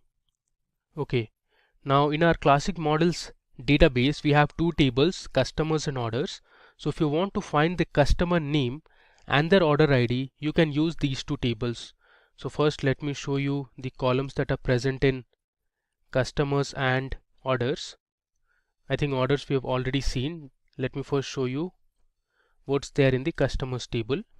Okay, so you can see we have the customer number, the name of the customer, then we have the contact last name, the contact first name, we have the phone number, then there's an address column. There are 2 address columns actually. We have the city name, the state, and we have other information as well. And similarly we have our orders table. So I'll write select start from orders. So I'll write select star from orders. If I run this, you can see these are the information available in the orders table. Okay, so let's perform a left join where we want to find the customer name and their order IDs. So I'll write select c dot customer name, or let's say first we'll choose the customer number, comma, then I want the customer name, so I'll write c dot customer name. Then we have the order number column which is present in the orders table, and let's say I also want to see the status. Then I'll give my left table, that is customers as C, left join, orders as O, on C dot customer number equal to O dot customer number. Let's run it. Okay, again there is some problem. Alright, so the table name is customers. Let's run it. So there's another mistake here. This is customer number, so B is missing. Cool. Let me run it. Alright, so here you can see we have the information regarding the customer number, then the respective customer names, we have the order number and the status of the shipment. So if I scroll down, you'll notice one thing, there are a few rows you can see which have null values. This means for customer number 125 and for this particular customer name there were no orders. And similarly if I scroll down, you will find a few more null values. You can see here there are 2 null values here. For customer number 168 and 169 there were no orders available. Alright, now to check those customers who haven't placed any orders, you can use the null operator. So what I'll do is here I'll just continue with this. I'll use a where clause and write where order number is null. Now let me run this. Okay, so here you can see there are 24 customers from the table that don't have any orders in their names. Okay, now talking about right joins. So SQL right join statement returns all the rows from the right table and only matching rows from the left table. So here you can see we have our left table as A and the right table as B. So the right join will return all the rows from the right table and only the matching rows from the left table. Now talking about the syntax. So here you can see we have the select statement. Followed by the select statement, you will have the list of columns that you want to choose. From table A, right join table B on the common key column from both the tables. Alright. Now to show how right join works, I'll be using two tables, that is customers and employees. So let's see the rows of data that are present in the customer table first. So I'll write select star from customers. Let's run it. So here you have the customer number, the customer name. Then we have the phone number, the address of the customers. You also have the country to which the customer belongs to, the postal code, and the credit limit as well. Similarly, let's see for the employees table. Here I'll change customers to employees. Let's run it. Okay, so we have the employee number, the last name, the first name. We have the extension, the email ID, the job title, and also reports to here means the manager. Okay, so based on these two tables, we'll find the customer name, the phone number of the customer, and the email address of the employee, and join both the tables, that is customers and employees. So let me show you the command. So I'll write select c dot customer name, comma, then we have c dot phone. I'll give a space here.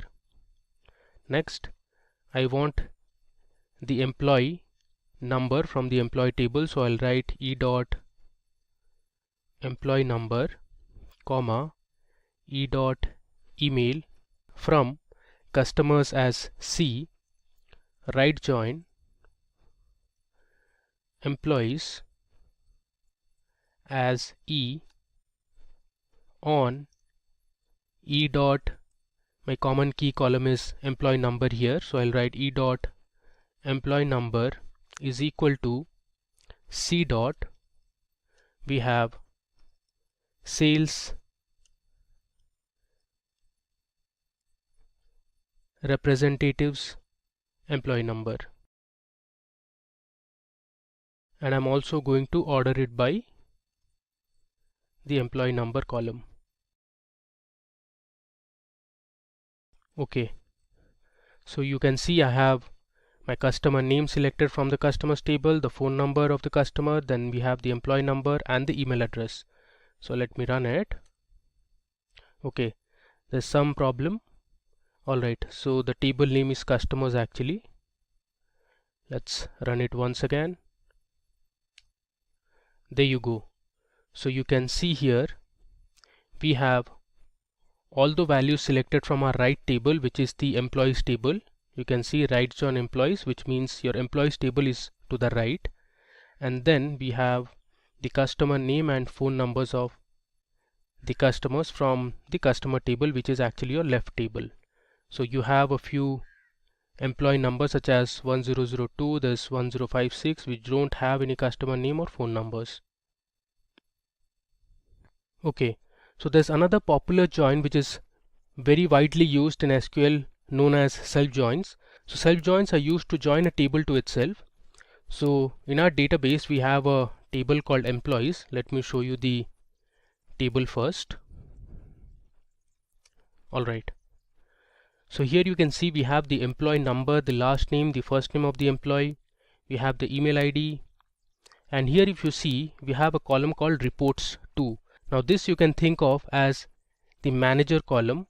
So the way to read is, for example, for employee number 1056, the manager is 1002. So if you check for 1002, we have Dane Murphy. Then if I scroll down, let's say for employee number 1102, for employee number 1102, the manager is 1056. So here you can see who is at 1056. You have Mary Patterson. Similarly, if I scroll down, let's say for employee number 1188, we have the manager as 1143. Now if I check the table at 1143, we have Anthony Bow. So the employee Julie Firelli reports to Anthony Bow. Alright. Now suppose you want to know who is the reporting manager for each employee. So for that you can use a self join. So let me show you how to join this employees table. I'll write select, and then I'm going to use a function called concat. Within brackets I'll start with my alias name, that is m dot, then I'll write last name. I'm going to concat last name followed by a comma, then I'll have my first name.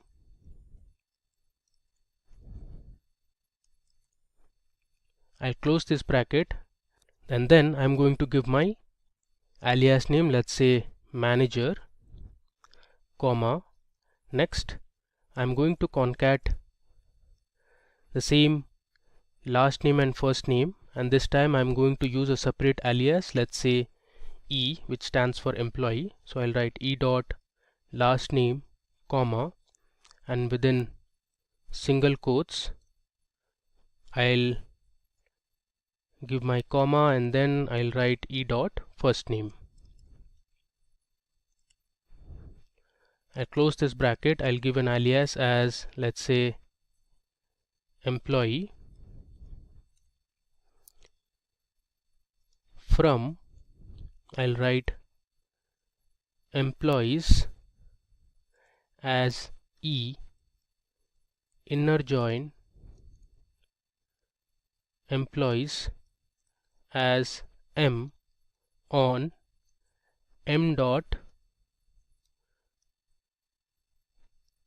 I'll use my common key column as employee number, so I'll write M dot employee number is equal to E dot, here I'm going to use the reports to column, and then I'll order it by, let's say, manager. Okay, now let's run this.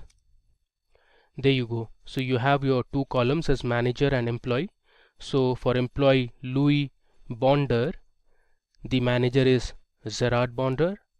Similarly, if I scroll down, you have there are multiple employees reporting to this particular manager. Similarly, we have our manager as Anthony Bow, and we have different employees who are reporting to this particular manager, and so on. Alright, now moving ahead. Now let's see what a full join is. So SQL full outer join statement returns all the rows when there is a match in either left or right table. Now you must remember that MySQL Workbench does not support full outer join by default, but there's a way to do it. So by default, this is how the syntax of full outer join looks like. Now this statement will work on other SQL databases like Microsoft SQL Server, but it won't work on MySQL Workbench. I'll show you the right way of using full outer join on MySQL Workbench. So to show full outer join, I'm going to first use a left join, and then we'll also use a right join, and finally we'll use a union operator. So the union operator is used to combine the result set of two or more select statements. So first of all, let me write C dot customer name. So for this example, I'm using the customer table and the order table, comma O dot order number. So I just want to know the customer name and the order number related to the customer. From, I have customers as C, left join, I'll write orders as O on C dot customer number is equal to O dot customer number. Let me just copy this, and after this I am going to use my union operator. So union operator is used to merge results from two or more tables. So basically this performs a vertical join. And next I am going to use my right join operation. So here instead of left join I'll write right. Rest all looks fine. Let me just run it. There you go. So we have successfully run our full outer join operation. You can see we have the different customer names and the order that each customer had placed. Alright. So that brings us to the end of our demo session. So let me just run through whatever we did in this session. So first we created a database called SQL joins. Then we created two tables like cricket and football. Then we had inserted a few rows to each of these tables. Then we used this table to learn about inner join. Next we used a database called classic models. It had multiple tables, so we explored all of these tables like products, there was product lines, orders, customers and employees, and learned how to use inner join, left join, self join, right join, as well as full outer join. In this video we will learn what is a subquery and look at the different types of subqueries. Then we learn subqueries with select statement followed by subqueries with insert statement. Moving further, we will learn subqueries with the update statement, and finally we look at subqueries with delete statement. All this we will be doing on our MySQL workbench. So before I begin, make sure to subscribe to the Simplilearn channel and hit the bell icon to never miss an update. So let's start with what is a subquery.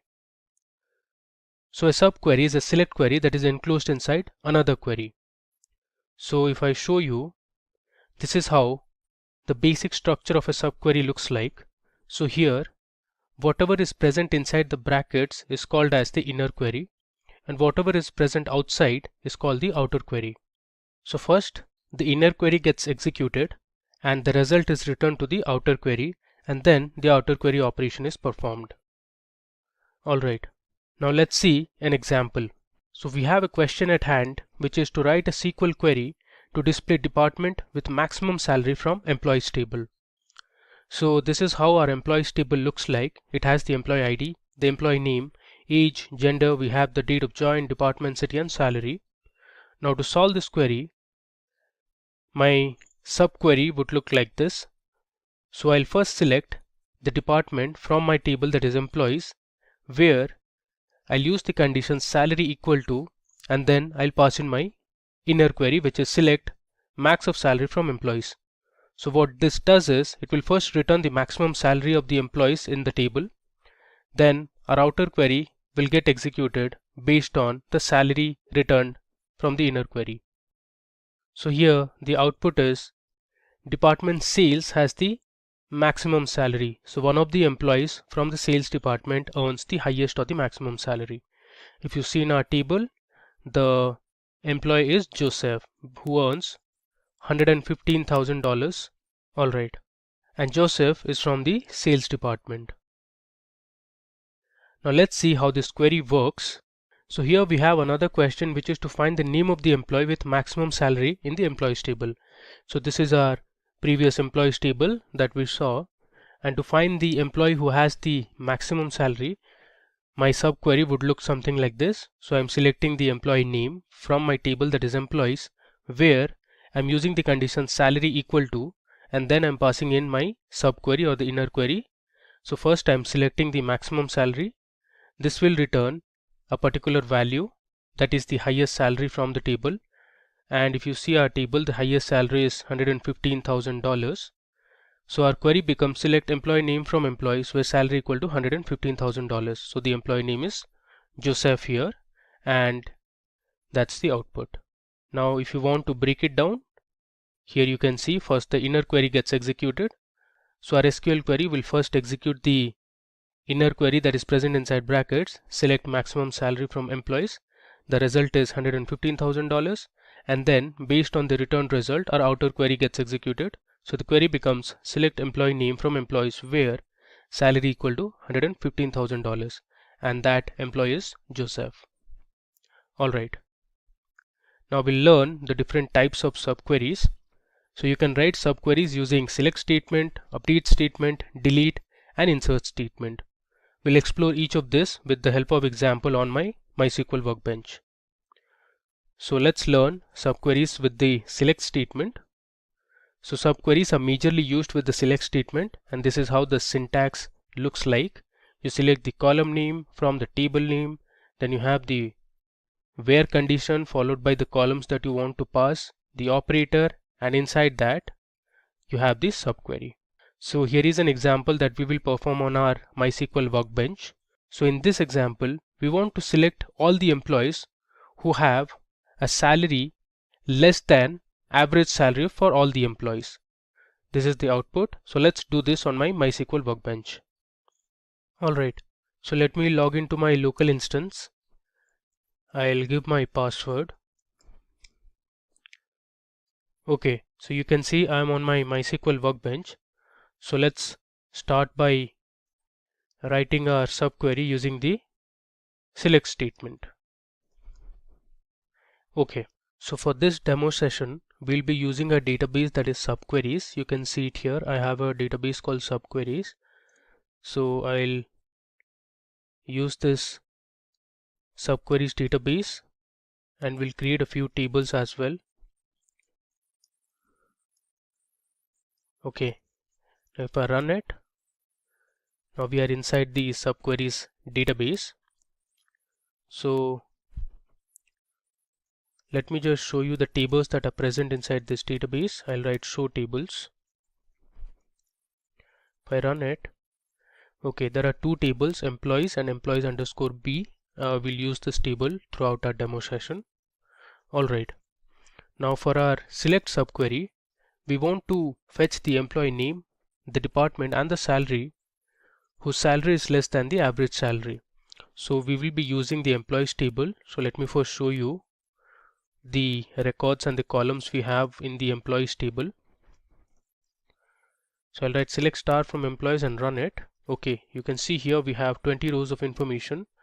We have the employee name, the employee ID, age, gender, date of join, department, city and salary. So this is the same table that we saw in our slides. Okay, now for our subquery, I'll write select. I want to choose the employee name, the department and the salary. There should be a comma here instead of a period. Next, I'll give my table name, that is employees, where my salary is less than, and after this I'll start my inner query or the subquery. I'll write select average salary. So I'm using the avg function to find the average salary of all the employees from my table, that is employees. If I give a semicolon and run this, you'll see the output. So we have total 12 employees in the table whose salary is less than the average salary. Now if you want, you can check the average salary. So the average salary is $75,350. Now the employees who have a salary less than the average salary, so these are the people.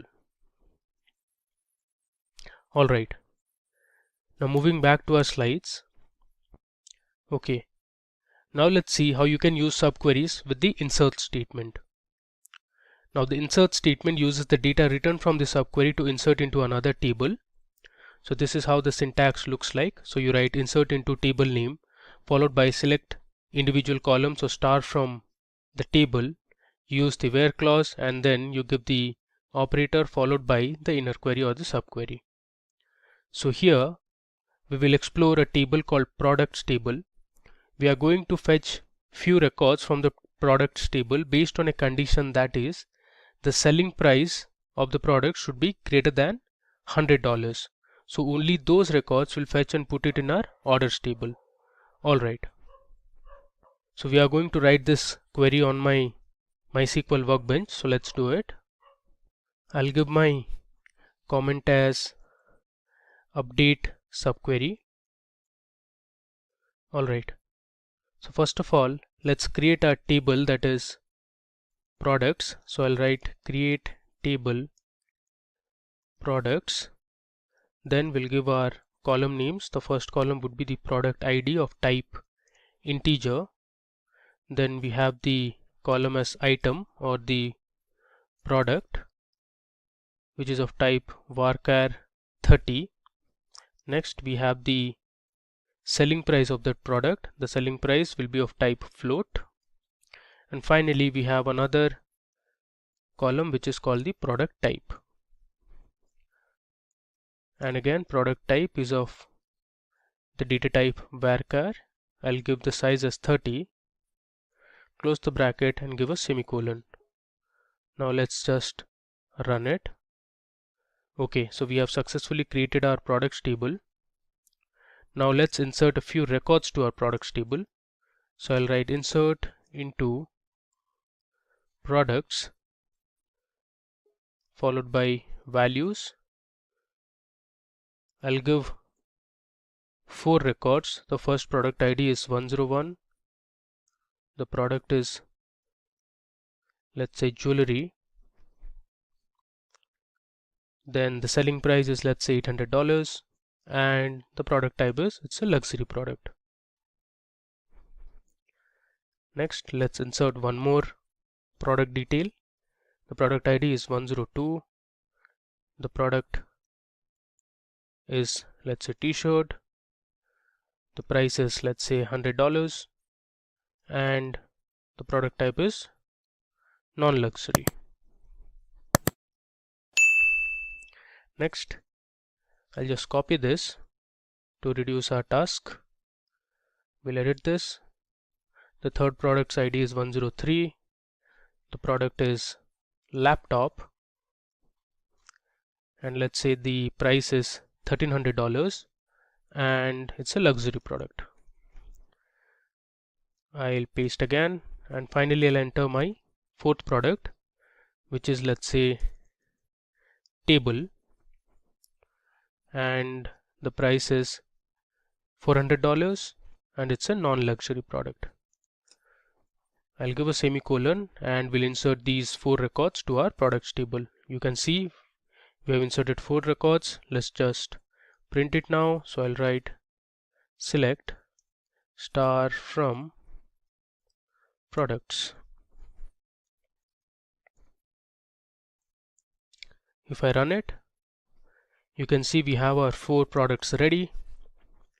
Now we need to create another table where we are going to put some records from our products table. So that new table is going to be the orders table. So I'll write create table orders. Now it will have 3 columns. The order ID will be of type integer. Then we have product underscore sold. This will be of type varying character of size 30. And finally we have the selling price column. This will be of type float. Let's create our orders table. The table name should be orders, and there is some mistake here. Okay, you should close the brackets. Okay, let me run it. So we have our orders table ready. Now let's write our insert subquery. So I am going to insert into my table that is orders, and I'll select the product ID, comma, the item and the selling price or the sell price from my table that is products, where I'll write product ID in. I'll write my inner query select prod ID or the product ID from products. Next, I'll give a where clause where the selling price is greater than $1,000. So let me tell you what I am going to do here.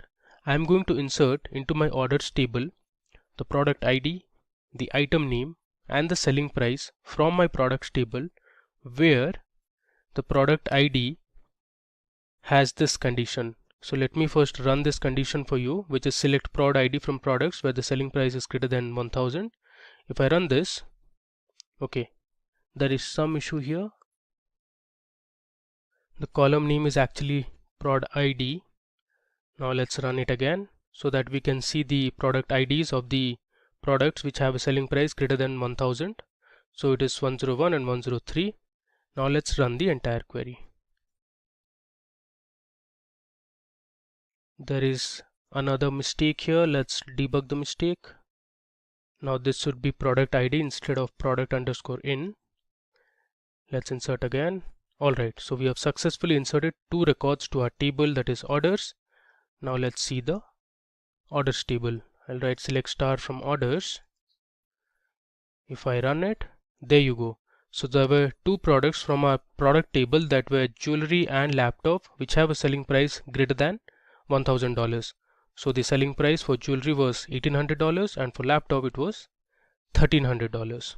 So this is how you can use a subquery using the insert statement. Alright, now going back to our slides again. Alright, now let's see how you can use subqueries with the update statement. Now the subqueries can be used in conjunction with the update statement. So either single or multiple columns in a table can be updated when using a subquery with the update statement. So this is how the basic syntax of an update subquery looks like. So you write update table followed by the table name, you set the column name, you give the where operator, and then you write your inner subquery. So we are going to see an example where we will use this employees table, and using this employees table we will update the records of the salaries of the employees by multiplying it with a factor of 0.35 only for those employees which have age greater than 27. So we are going to use a new table called employees underscore b for this as well. So let's see how to do it. So I'll give my comment as update subquery. Before we see the subquery, let's see what we have in the table employees underscore b. This is basically a replica of the employees table. There you go. It has the same records that our employees table has. We are going to use both the employees table and the employees underscore b table to update our records. So I'll write update employees set salary equal to, let me bring this to the next line. I'll write set salary equal to salary multiplied by 0.35, where age in, then I'll write select age from my other table, that is employees underscore b, where age is greater than or equal to, let's say 27. Alright, so let me run through this query and tell you what we are going to do. So I'm going to update the records of the employees table specifically for the salary column. So I'm checking if the age is greater than 27, then we'll multiply the salaries of the employees with a factor of 0.35 in the employees table. Let me just run this, then we'll see our output. Okay, so it says 18 rows affected, which means there are total 18 employees in the table out of the 20 employees whose age is greater than 27. Now if you see, I'll write select star from employees. You can see the difference in the salaries. If I scroll to the right, you can see these are the updated salaries. Okay. Now if you check for employees who have an age less than or equal to 27. For example, Marcus, whose age is 25, his salary is the same. We haven't updated his salary. Then if you see, if we have, okay, there is one more employee, Maya. We haven't updated the salary of Maya because the age is less than 27. Alright. Now let's go back to our slides again. As you can see, we got the same output on our MySQL workbench. Now let's explore how you can write subqueries with the delete statement. Now subqueries can again be used in conjunction with the delete statement. So this is how the basic syntax of a delete query using subquery would look like. You write delete from the table name, where clause, the operator value, followed by the inner query in within brackets. So here we are going to use the employees table, and what we are going to do is we'll delete the employees whose age is greater than or equal to 27. So let's see how you can do it. Alright, so I'll give my comment as delete subquery. So we'll follow the syntax that we saw. I'll write delete from my table name, that is employees.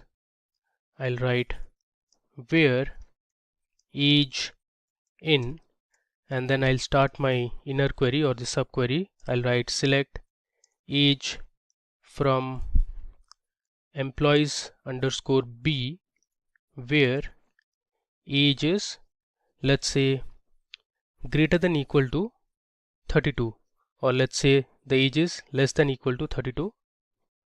Close the bracket and I'll give my semicolon. Let me first run the inner query for you so that you get an idea of the employees who are less than 32 years of age. So there are 9 employees in the table who have an age less than or equal to 32. So we are going to delete the records. If I run this, okay, it says 9 records deleted. Now let's print or display what we have in the employees table.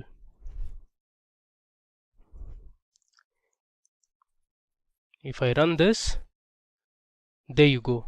So if you see the age table, we have total 11 employees now, and all their ages are greater than 32 because we have deleted all those employees who had an age less than or equal to 32.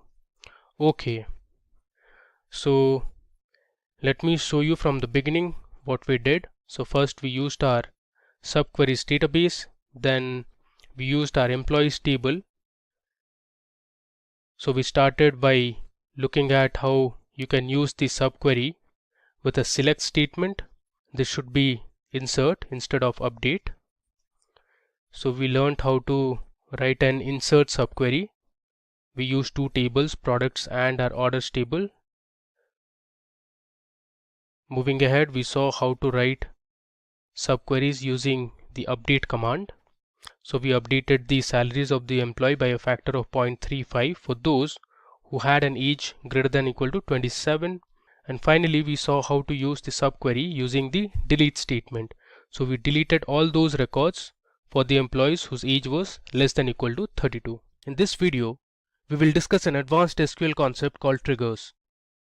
We will learn what triggers are and how they can be used to solve problems. We'll look at how trigger queries are written on MySQL Workbench. So let's get started. First, what are triggers in SQL? So a trigger is a user-defined SQL command that is invoked automatically when an event occurs. An event can be related to inserting, updating or deleting records in a table. In MySQL, triggers can be executed automatically by the Oracle server. Below is how the syntax of writing a trigger is. So you write create trigger followed by the trigger name. Now the trigger name should be a valid SQL name. Then we have the trigger time, the trigger event, and then on the name of the table.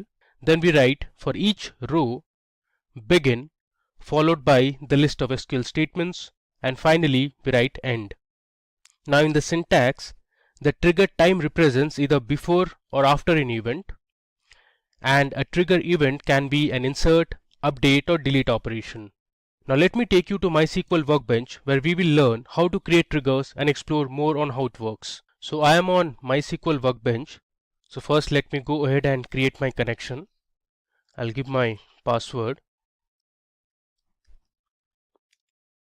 Alright. Now this will take you to my SQL editor, and we'll have the name of the customer. The name of the customer will be of varchar type. I'll give the size as 30. Alright. Let's create this table. Okay, so we have successfully created our customers table. Now moving ahead, I'm going to write my before insert trigger command. So with a delimiter. So a delimiter is a marker for the end of each command. Next, write my create trigger followed by name. I'll trigger names underscore verify. I'll write before trigger. It should be before insert on. My table name would be customers. Then I'll write for each row if new dot age is less than 0, then set new dot age equal to 0, which means while inserting your values to the age column, in case the age value is negative, will convert the age to 0. I'll give a semicolon and then I'll write end if. I'll give another semicolon and I'll close the delimiter. Now let me run this. Okay, so we have created our trigger. Now let's insert a few values onto customers. So I'll write insert into customers values 101, which is the customer ID. I'll give the age as 27 and let's say the name of the customer is James. Let's insert another record. Give the value as 102 and this time I'm purposely giving the age as -40, which is less than 0, so that you can see the output clearly. I've given the customer name as Amy.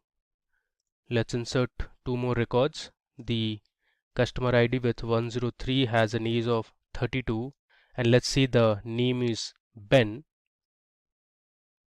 I'll give another comma and finally we'll insert our fourth customer record.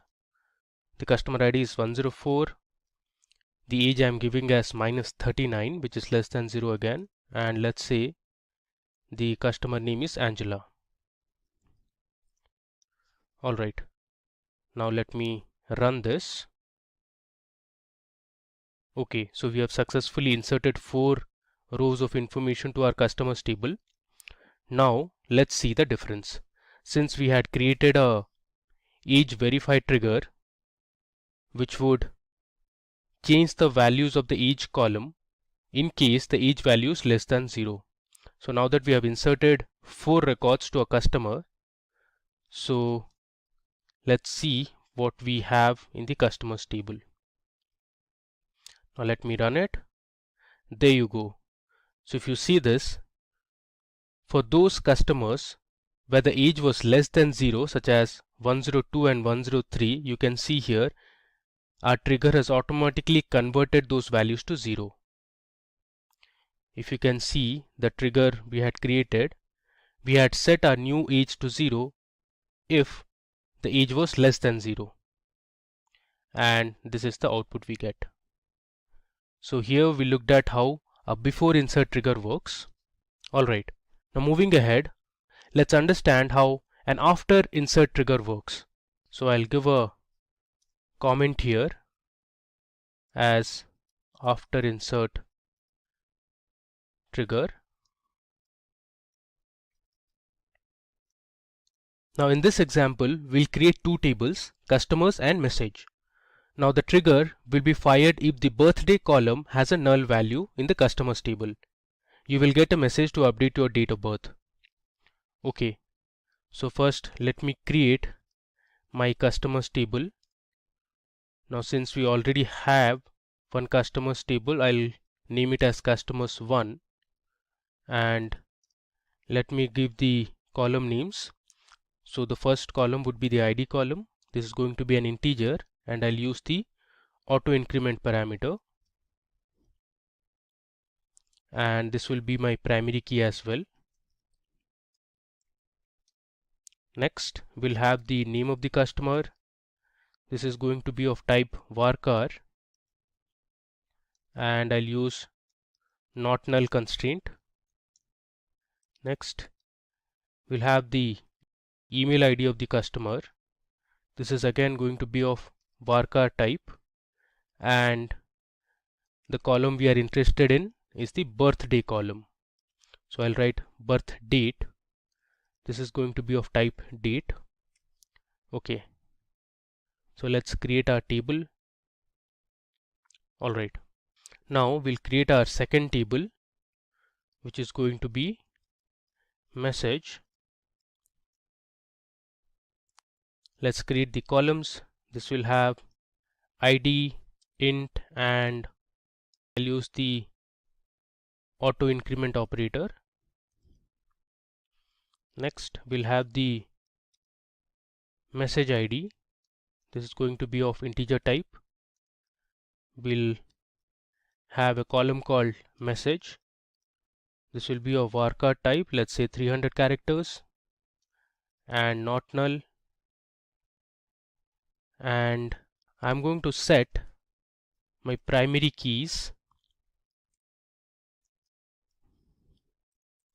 as ID and message ID. Let's create our second table then. So we have some error here. Let's debug the error. Okay, so I forgot to close the bracket here. Alright, now let me run this table. Alright, so we have created our message table as well. Next, I'll write my after insert trigger command. So I'll write delimiter. Next, I'll use create trigger command. So I'll write create trigger. My trigger name would be check underscore null underscore date of birth. After insert on customers 1 for each row begin if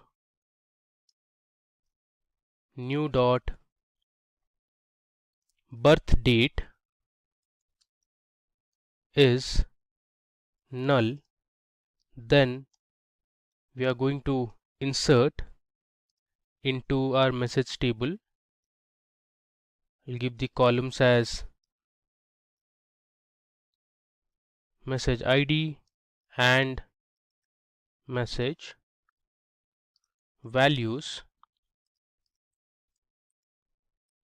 new.id, comma, I'm going to use the concat function where I'll give my message, let's say hi, followed by the name,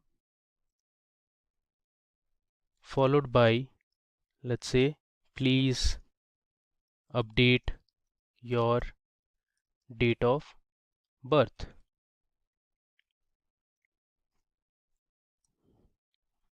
Okay, now I'll write end if. I'll close the delimiter. Okay, so let me go to the top and recheck if we have created our trigger correctly. So I have my trigger name after insert on customers 1 for each row begin If our new birthday has a null value, then we'll pass in a message saying hi, the name of the customer, then the message would be please update your date of birth. Alright, so let's run the trigger. Okay, now the next step is to insert a few records to customer table. So my name of the table is customers1. Okay, I'll give the column names as name, email and birth. Okay, we'll pass in a few values. So our first customer's name, let's say, is Nancy, comma, I'll give my email ID, let's say nancy@abc.com.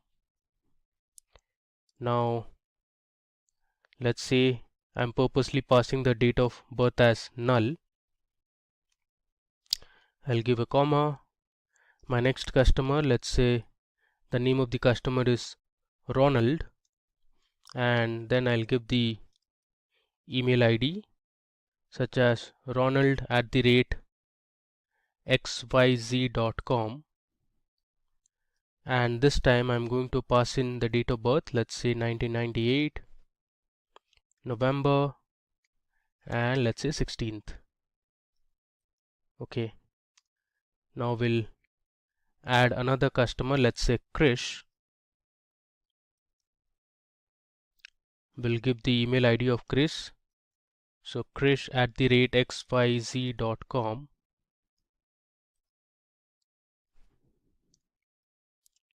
and let's say we'll give the date of birth as 1997 08/20, and finally we'll add one more record for another customer, let's say Alice. I'll give the email ID as alice@abc.com,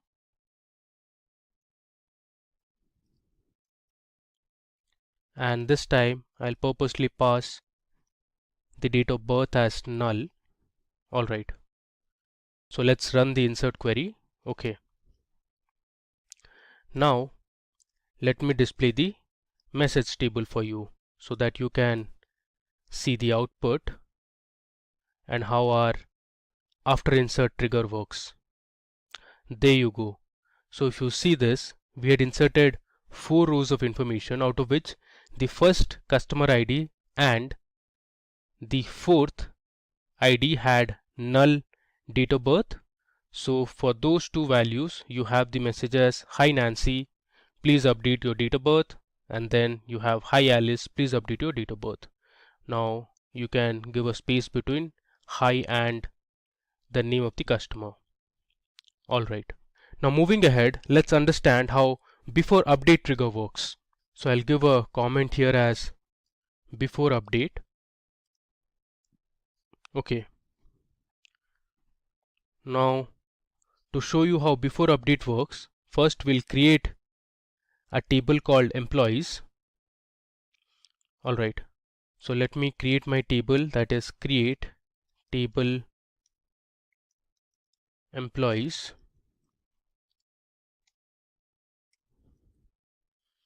I'll give my column as employee ID. This is going to be an integer type and it will be my primary key. Next we'll have the employee name. This will be of varchar type, and let's say the size would be 25, comma, then we'll have the age of the employee. Age will be of integer type, and finally we'll have the salary of the employee. Salary will be of type float. Let's create this table. Alright, now the next step is to insert a few records to our employees table. Okay, so here on the notepad I have already written my insert query. So I have inserted nearly 7 records. So let me paste it here. Alright, I'll just go ahead and run this insert query so that we'll insert 7 employees to our table. Okay. Next, we'll write our before update trigger command. So first and foremost, I'll write my delimiter followed by the create trigger command. I'll give my trigger name as update underscore trigger. Let's bring this to the top. Okay. I'll use before update on my table, that is employees. For each row, I'll write begin. My condition would be if new dot salary is equal to, let's say, $10,000. I'll write then set new dot salary equal to $85,000. I'll give a semicolon. Then I'll use else if new dot salary is less than $10,000, then I'll set new dot salary to, let's say, $72,000. I'll give a semicolon. I'll end the if statement. I'll close the delimiter by giving a semicolon. Okay. So if you see the employees table, we have the salary values here. Now in case while updating the table, if the salary is equal to $10,000, we'll set the new salary to $85,000. Else, if the salary is less than $10,000, we'll set the salary column values to $72,000. So let's go ahead and run this trigger query. Alright. Now let me use my update command. So I'll write update employees. I'll write set salary is equal to, let's say, $8,000. Now if you see our trigger query, we are setting the salary to $8,000, which is clearly less than $10,000. So our new salary would be $72,000. So let me run this. Okay. So you can see here 6 rows affected. So I'll write now select star from employees. Let's run this. Okay. If you see this, we have converted our salary column to $72,000 since we updated the salary to $8,000, and according to our trigger query, if it's less than $10,000, the salary should be $72,000, which you can see here. Alright, now moving to our final demo. This time we are going to explore how before delete trigger command works. So in this example, we'll create a table called salary. We'll store the deleted record in a new table using the before delete trigger. So first, I'll give my comment as before trigger. Comments are always useful since they make your query more readable. So let me now create my salary table. So I'll write create table salary.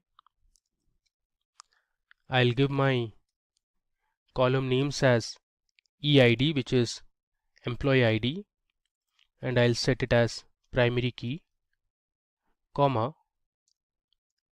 I'll give another column, let's say valid from, which means the date from which this salary was effective.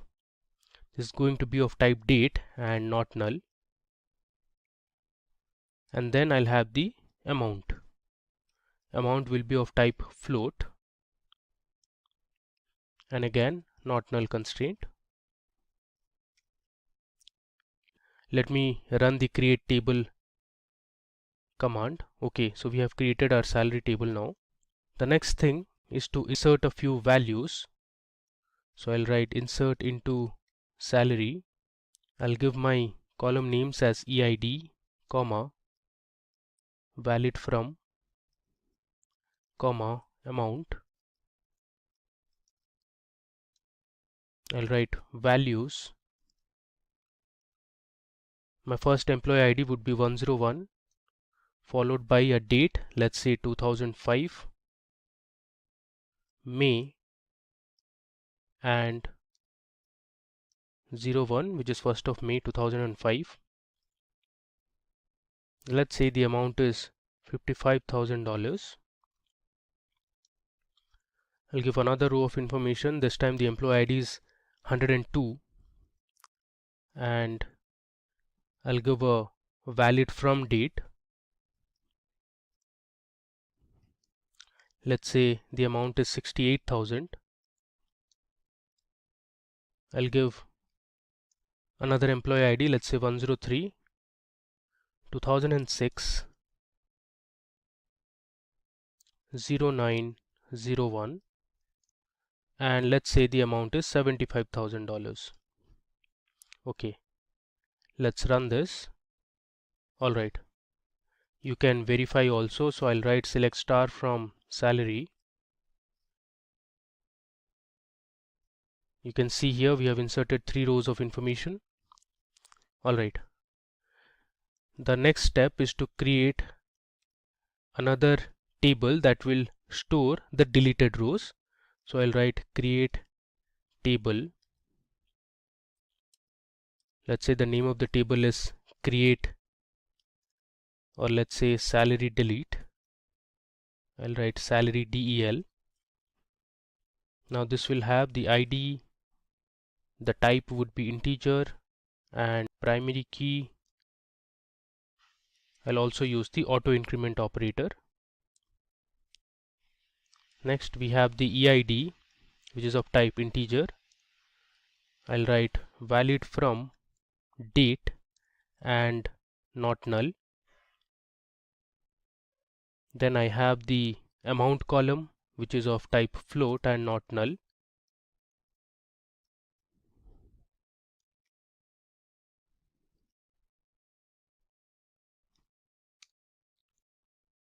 My final column would be deleted at. The data type will be timestamp. I'll use the default constraint as now. So this will return the time and the date at which the record was deleted. Alright. Let me create this table. Okay. Finally, let me write my before delete trigger command. So I'll first declare my delimiter. Let's say this time I'm using the dollar symbol. I'll write create trigger. My trigger name would be salary underscore delete before delete on my table, that is salary. For each row I'll write begin. Next, let's insert into salary delete. I'll give my columns as employee ID, valid from, and amount. Now we'll insert a few values.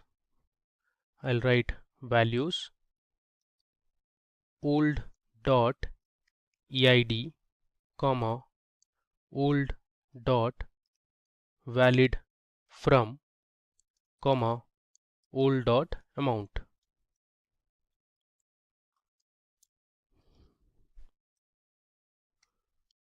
I'm going to close with the delimiters.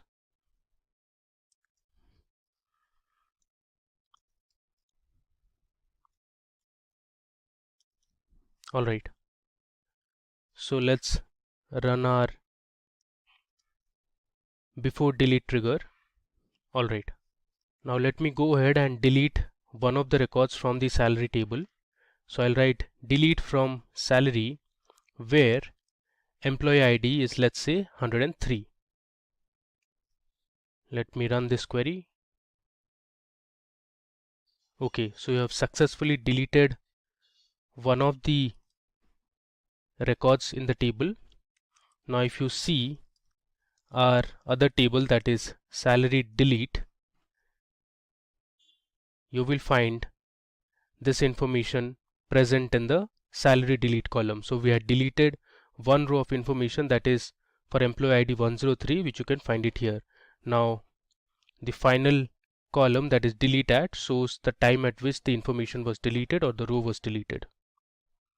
Alright, so let me go to the top and just give you a recap of what we did in this demo. So first we created a database called triggers. Then we started with before insert trigger, where we inserted customer table, and then we verified the age of the customers. So we saw if the age was less than 0, then we set the age to 0. We inserted a few records to the customers table, and purposely we inserted some negative age records, and then we converted this age records to 0.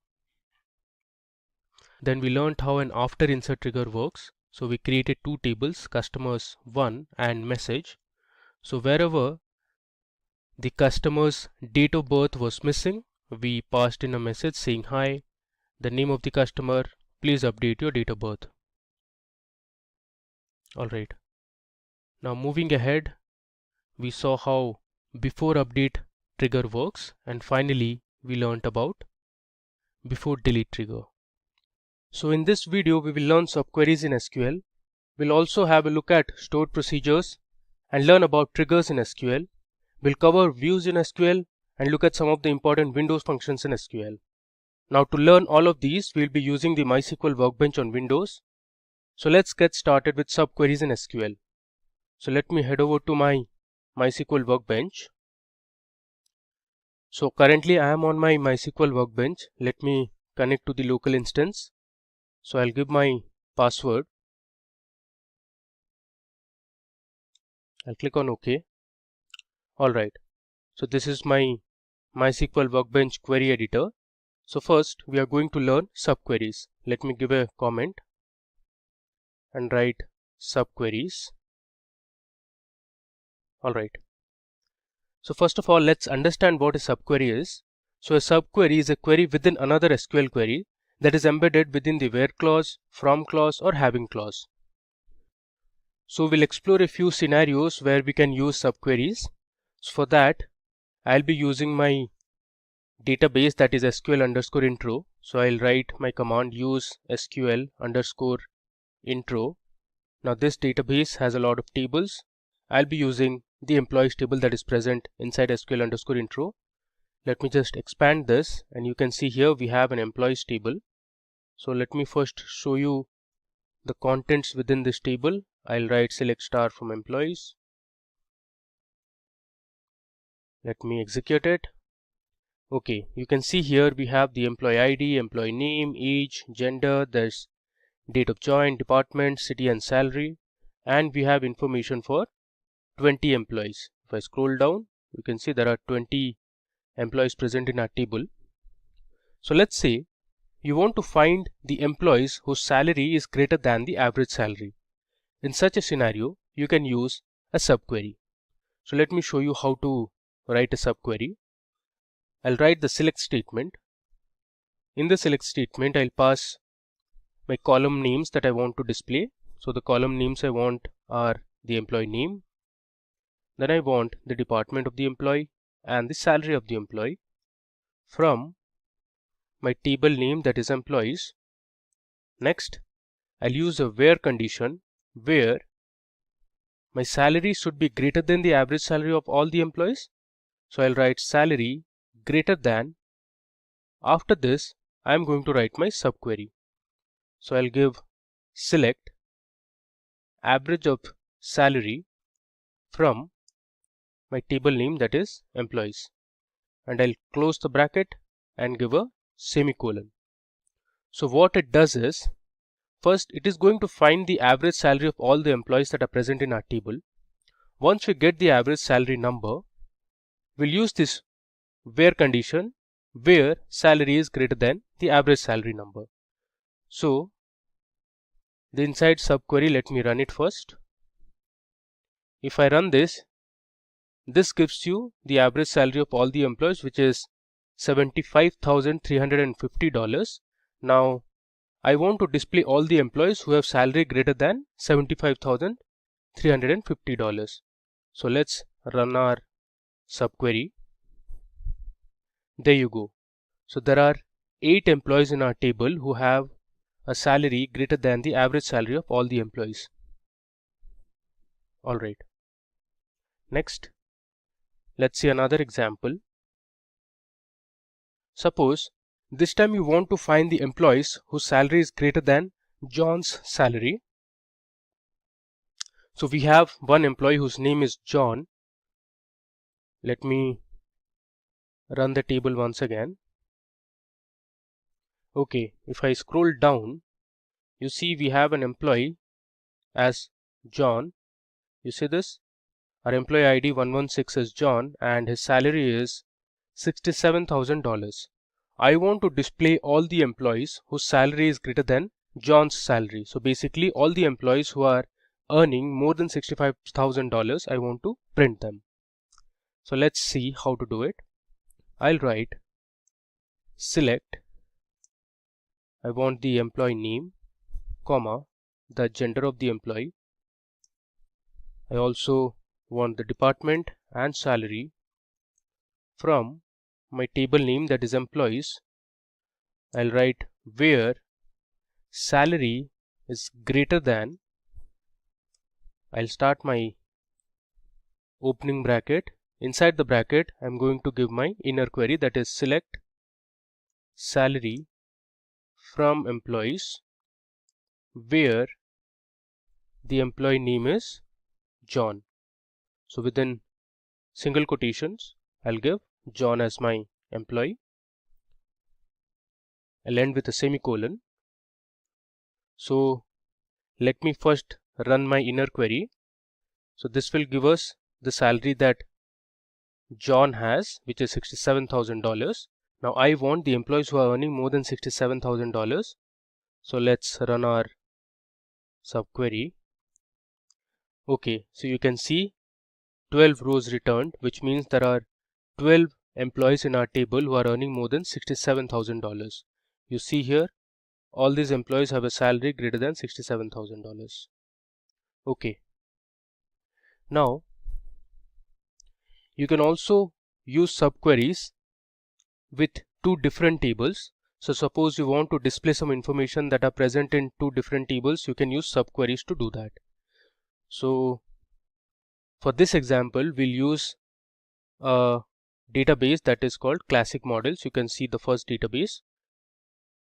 So let me use this database called classic models. I'll write use classic models.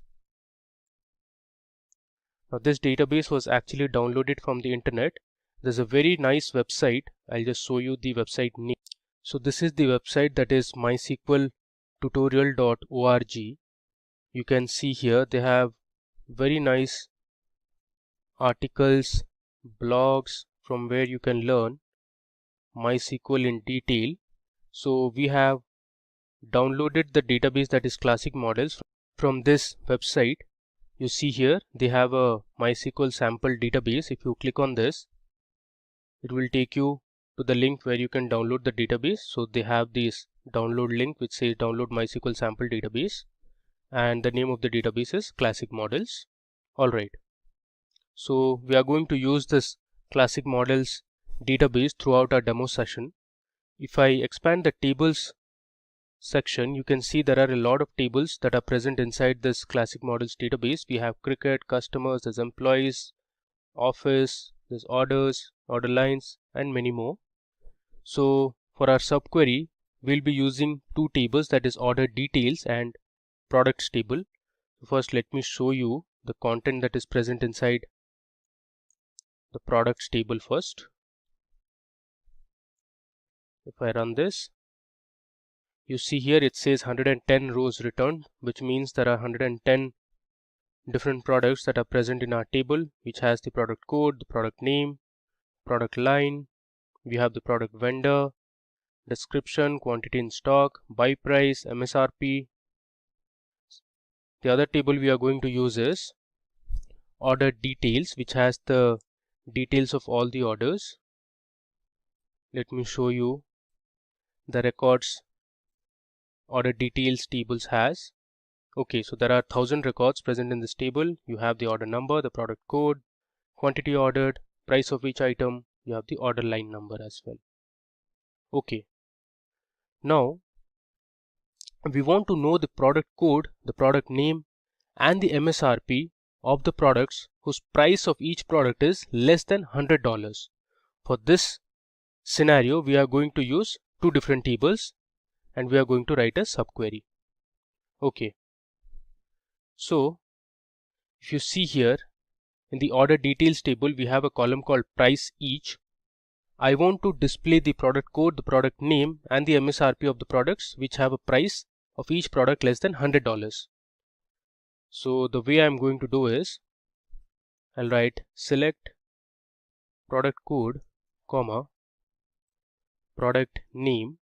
Now one thing to remember, that this product name is actually present inside our products table, and product code is present in both the tables, that is products and order details. Here you can see this is the product code column, comma, MSRP, which is present inside the products table again, from my table, that is products, where I'll write product code. I'm going to use the in operator. Next, I'll write my inner query, that is select product code from my table order details,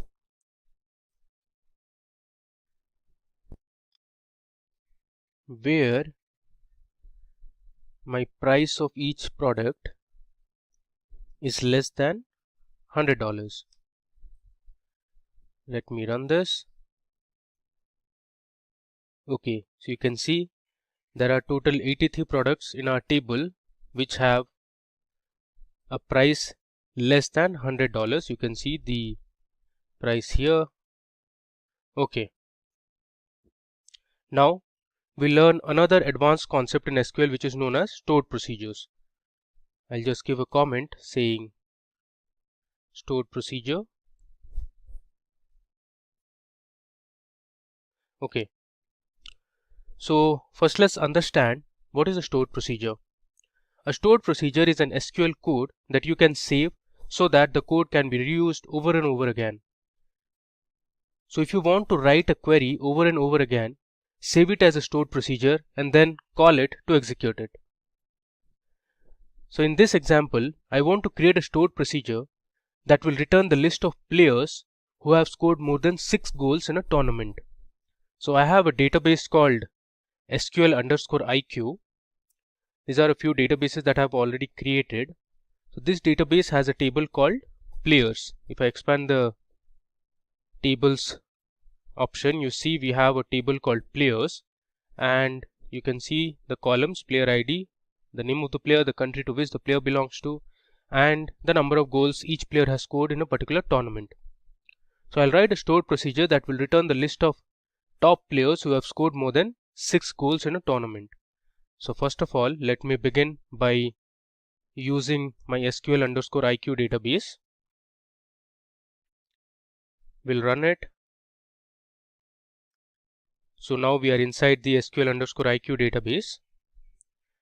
Let me select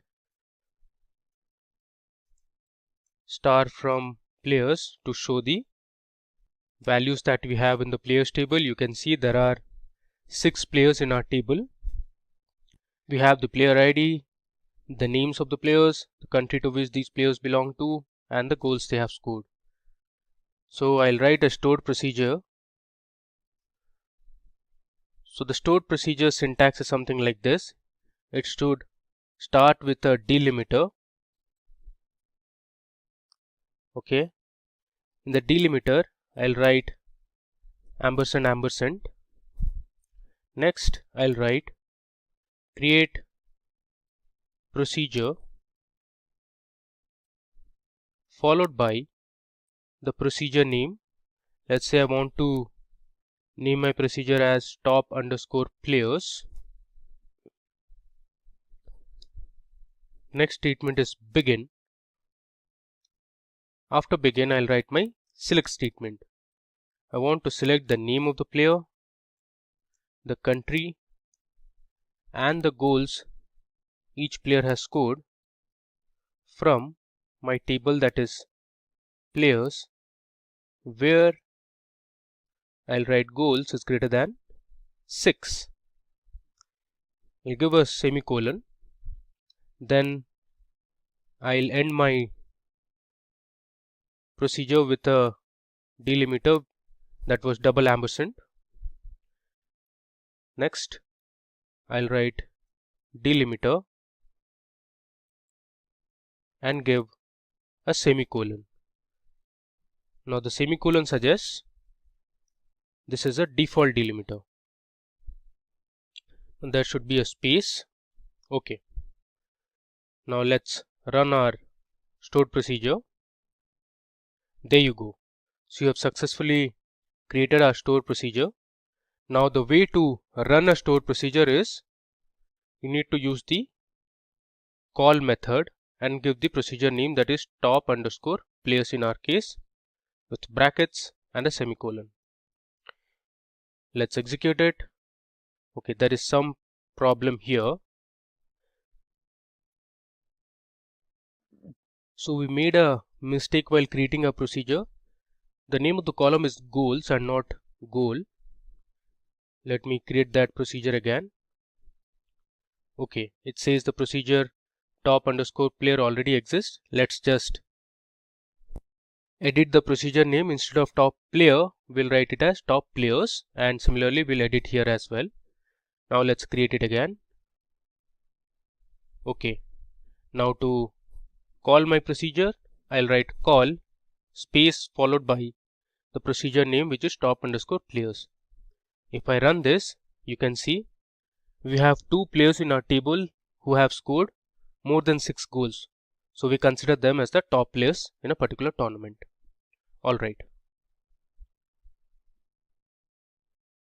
Now, there are other methods that you can use while creating a stored procedure. One of the methods is by using an in parameter. So when you define an in parameter inside a stored procedure, the calling program has to pass an argument to the stored procedure. So I'll give a comment stored procedure using in parameter. Alright. So for this example, I'll create a procedure that will fetch or display the top records of employees based on their salaries.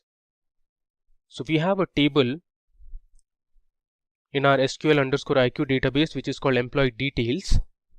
I'm going to use this table. You can see we have the name of the employee, the age, sex, then we have the date of join, city and salary.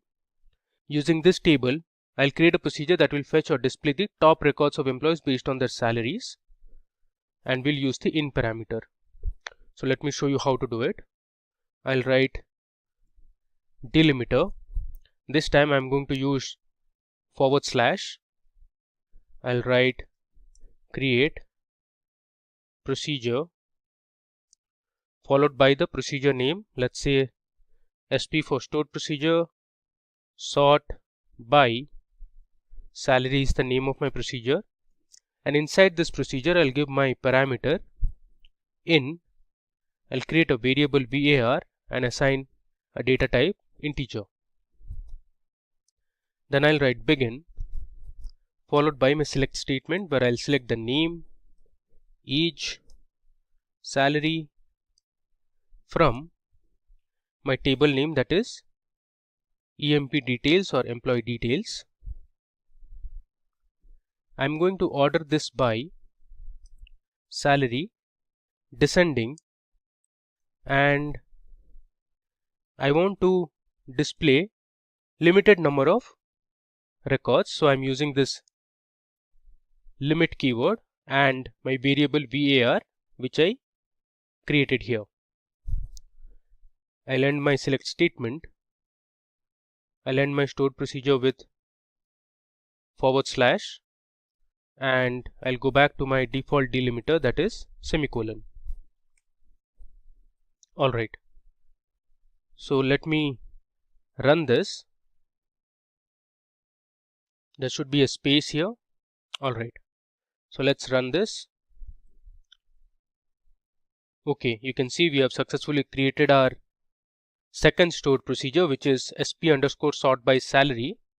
Now you can also check whether the stored procedure was created or not.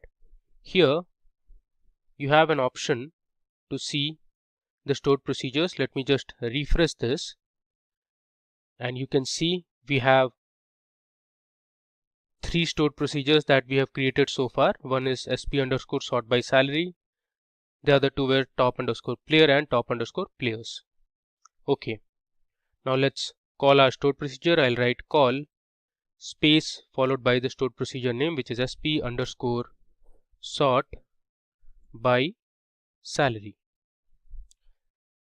and inside this I'll give my parameter, which was actually var, and this var we have used in limit. Let's say I want to display only the top 3 records of the employees who have the top 3 highest salaries. Okay, so let me run it. There you go. So Amy, Sarah and Jimmy were the top 3 employees who have the highest salary. So you saw how you could use the in parameter in a stored procedure. We created a variable, and that variable we used in our select statement, and we called our stored procedure and passed in that variable. Okay, now instead of a select statement inside a stored procedure, you can also use other statements. Let's say update. So I'll create a stored procedure to update the salary of a particular employee. So in this procedure, instead of select statement, we'll use the update command. In this example, we'll use the in operator twice. So let me show you how to do it. I'll write my delimiter first, which is going to be /, then I'll write create procedure. My name of the procedure is going to be update salary, and inside the update salary name I'll write in, and then temp underscore name, which will be a temporary name variable, and the type I'll assign is varchar 20. I'll again use my in parameter. I'll write in. Next, my other variable would be new underscore salary, and the data type would be float. I'll write begin and write my update command or update statement. I'll write update table name, that is employee details, set salary equal to new underscore salary, where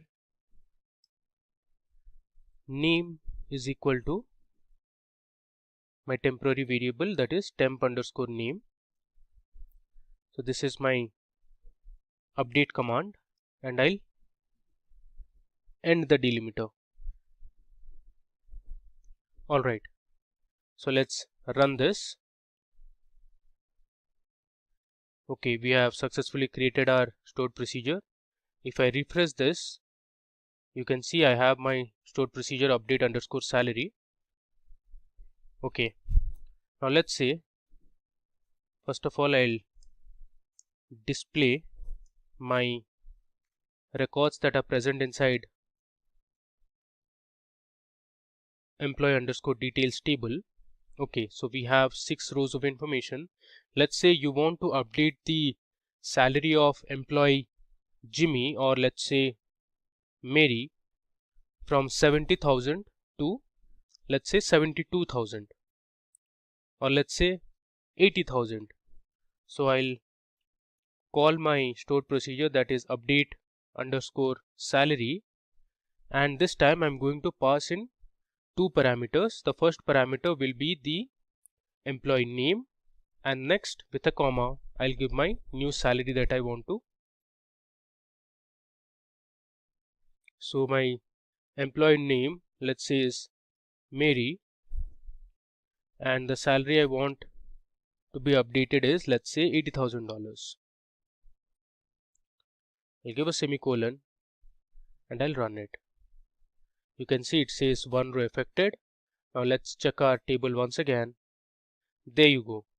If you see this record, for Mary we have successfully updated the salary to $80,000.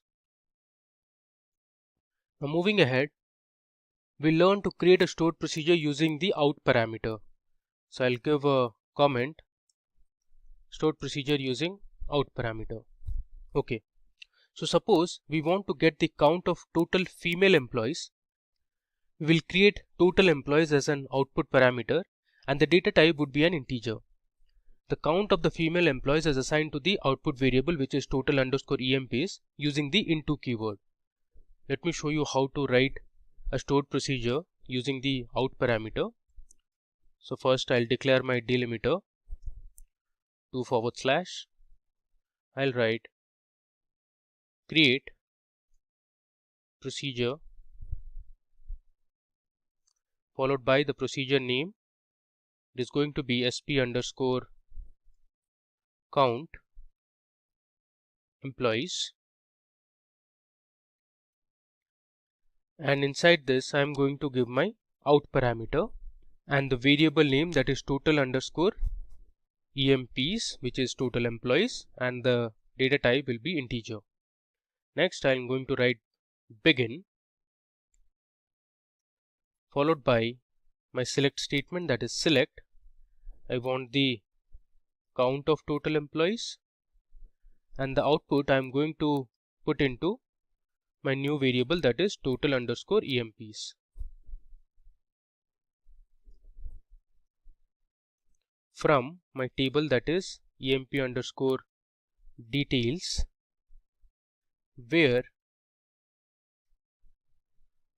sex is equal to f, which means female, I'll give a semicolon. Next I'll end it with the delimiter, and I'm going to change the delimiter to a default delimiter, that is colon. So let me tell you what I am doing here. I'm creating a new stored procedure, that is sp underscore count employees. Using this stored procedure, I am going to count the total number of female employees that are present in our table emp underscore details. So I've used my out parameter and I'm creating a new variable called total underscore employees. The data type is integer. Here in the select statement, I'm counting the names of the employees, and the result I am storing it in total underscore employees. I have used my where condition where the gender or the sex is female. So let's run this. Okay, so we have created our stored procedure. Let's refresh this. Okay, you can see we have our new stored procedure sp underscore count employees. Now to call it, I'll write call the name of the procedure, that is count underscore sp underscore count employees. Within brackets I'll pass in the parameter as @f underscore emp. I'll give a semicolon. Then I'll write select @f underscore emp as female employees. Okay, so as is an alias name. Let's run this one by one. First I'll call my procedure, and then will display the total number of female employees. You can see in our table we have 3 female employees. Alright, now with this understanding, let's move on to our next topic in this tutorial on advanced SQL. Now we are going to learn about triggers in SQL. So I'll give a comment here, triggers in SQL. So first let's understand what is a trigger. So a trigger is a special type of stored procedure that runs automatically when an event occurs in the database server. Now there are mainly 3 types of triggers in SQL. We have the data manipulation trigger, we have the data definition trigger, and login triggers. In this example, we will learn how to use a before insert trigger. So we will create a simple students table that will have the student's roll number, the age, the name, and the student's marks. So before inserting the records to our table, we'll check if the marks are less than 0. So in case the marks are less than 0, our trigger will automatically set the marks to a random value, let's say 50. So let's go ahead and create our table, that is students. Alright. So I'll write create table student.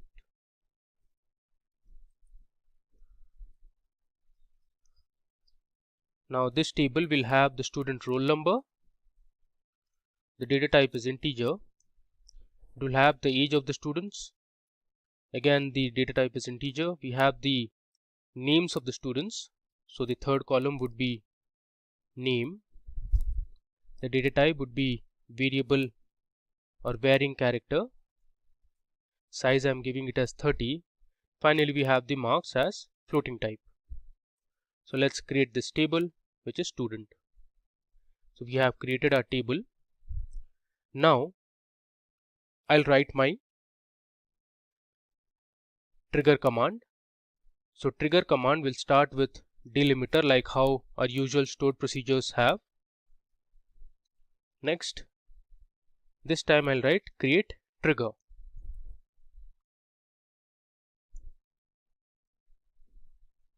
Then you need to give the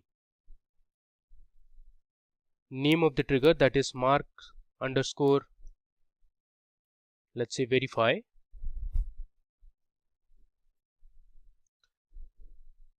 I'm going to use a before insert trigger, so I'll write before insert on my table name, that is student. Next I'll write for each row if new dot marks is less than 0, then we'll set new dot marks equal to 50. So this is my condition. First we'll check before inserting if any student has marks less than 0, we'll assign a value 50 to that student, because usually the marks are not less than 0 in any exam. I'll write end if semicolon and I'll close the delimiter. So this is my trigger command. I'll run it. It says trigger already exists. So in this case we need to update the trigger name. Let's say I'll write marks underscore verify underscore student for ST. Let's run it again. Okay, there is an error here because in our table the column name is mark and not marks.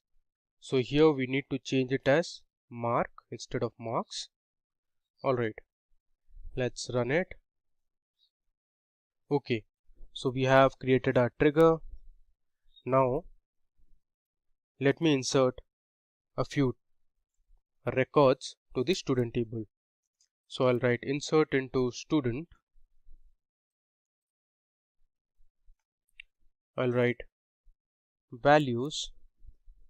I'll give the values as 501, which is the student roll number. The age is, let's say, 10. The name is, let's say, Ruth.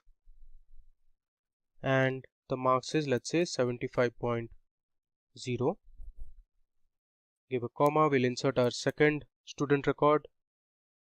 Student roll number is 502, age is 12, the name is, let's say, Mike, and this time I'm purposely giving a value of minus 20.5.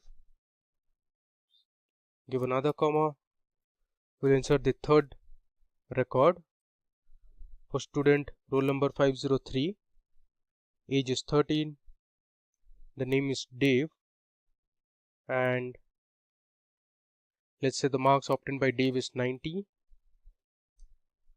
Now we'll insert our final record for student number 504, the age is 10, name I'll enter as Jacobs, and this time again I'm purposely giving the marks in negative 12 point, let's say 5. I close the bracket and give a semicolon, and I'll run my insert statement. Okay, so we have inserted 4 rows of information to our student table.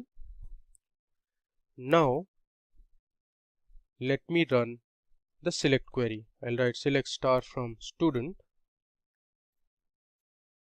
If I run this, you see the difference. There you go. So originally we had inserted for 502 the marks was minus 20.5, and for 504 for Jacobs the marks was minus 12.5. Our trigger automatically converted the negative marks to 50 because when we created our trigger we had set our marks to 50 in case the marks were less than 0. So this is how a trigger works. Now you can also drop a trigger or delete a trigger. You can just write drop trigger followed by the trigger name. In this case our trigger name is marks underscore verify underscore st. I'll just paste this here, and if you run this it will automatically delete your trigger. I'll give this as a comment. Okay, now moving on.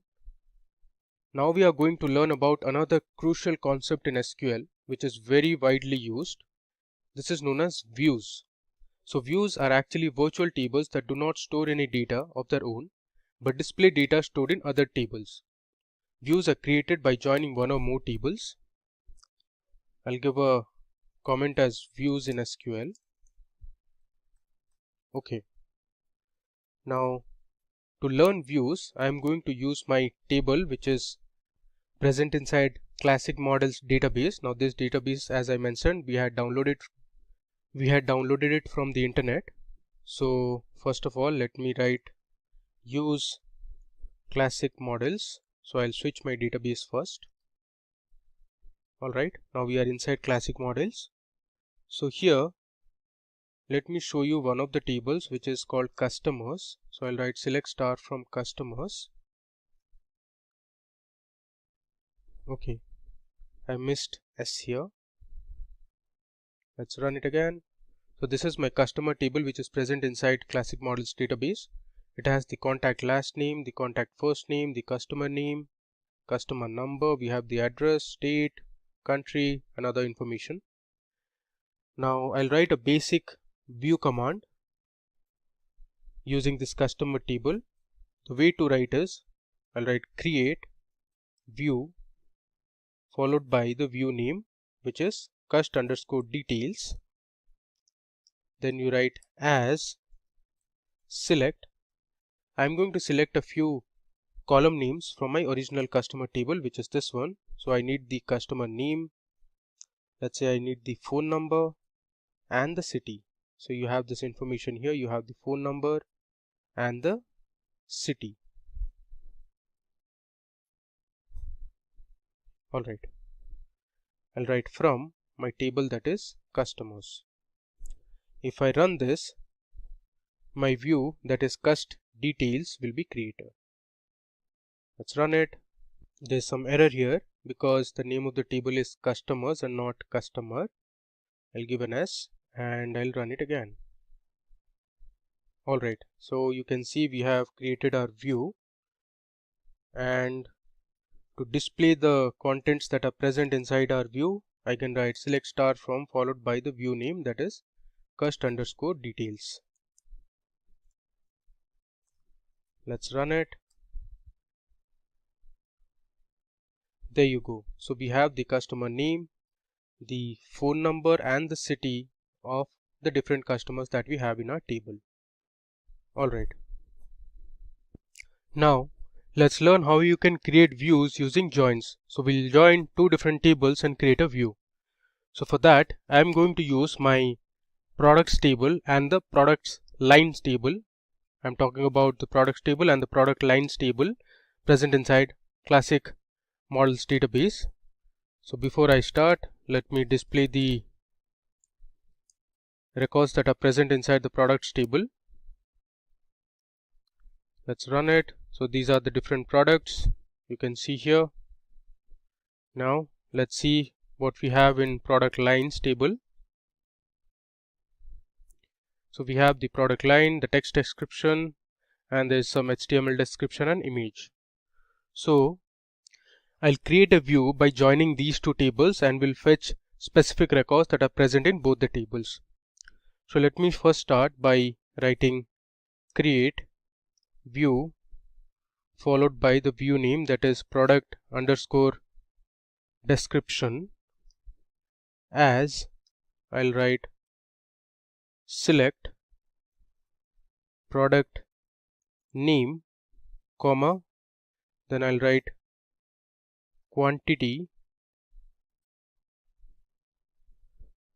in stock. I also want the MSRP. Now these three columns are present inside the products table, and next from the product lines table I want the text description of the products. So I'll write from products table, I'll give an alias as P followed by inner join my other table, that is product lines, as let's say PL on the common column, that is product line. So P dot product line is equal to, I'll give a space, PL dot product line. Okay. So here we have used an inner join to fetch specific columns from both the tables, and our view name is product_description. Let us run it. Alright, so we have our view ready. Now let me view or display what is present inside our product_description view. I'll write select star from product_description. Let's run it. There you go. So we have the product name, the quantity in stock, MSRP, and textual descriptions of the different products in the table. Okay. Now there are a few other operations that you can perform. Let's say you want to rename a view. Instead of product_description, you want to give some other name. So I'll just give a comment, rename description.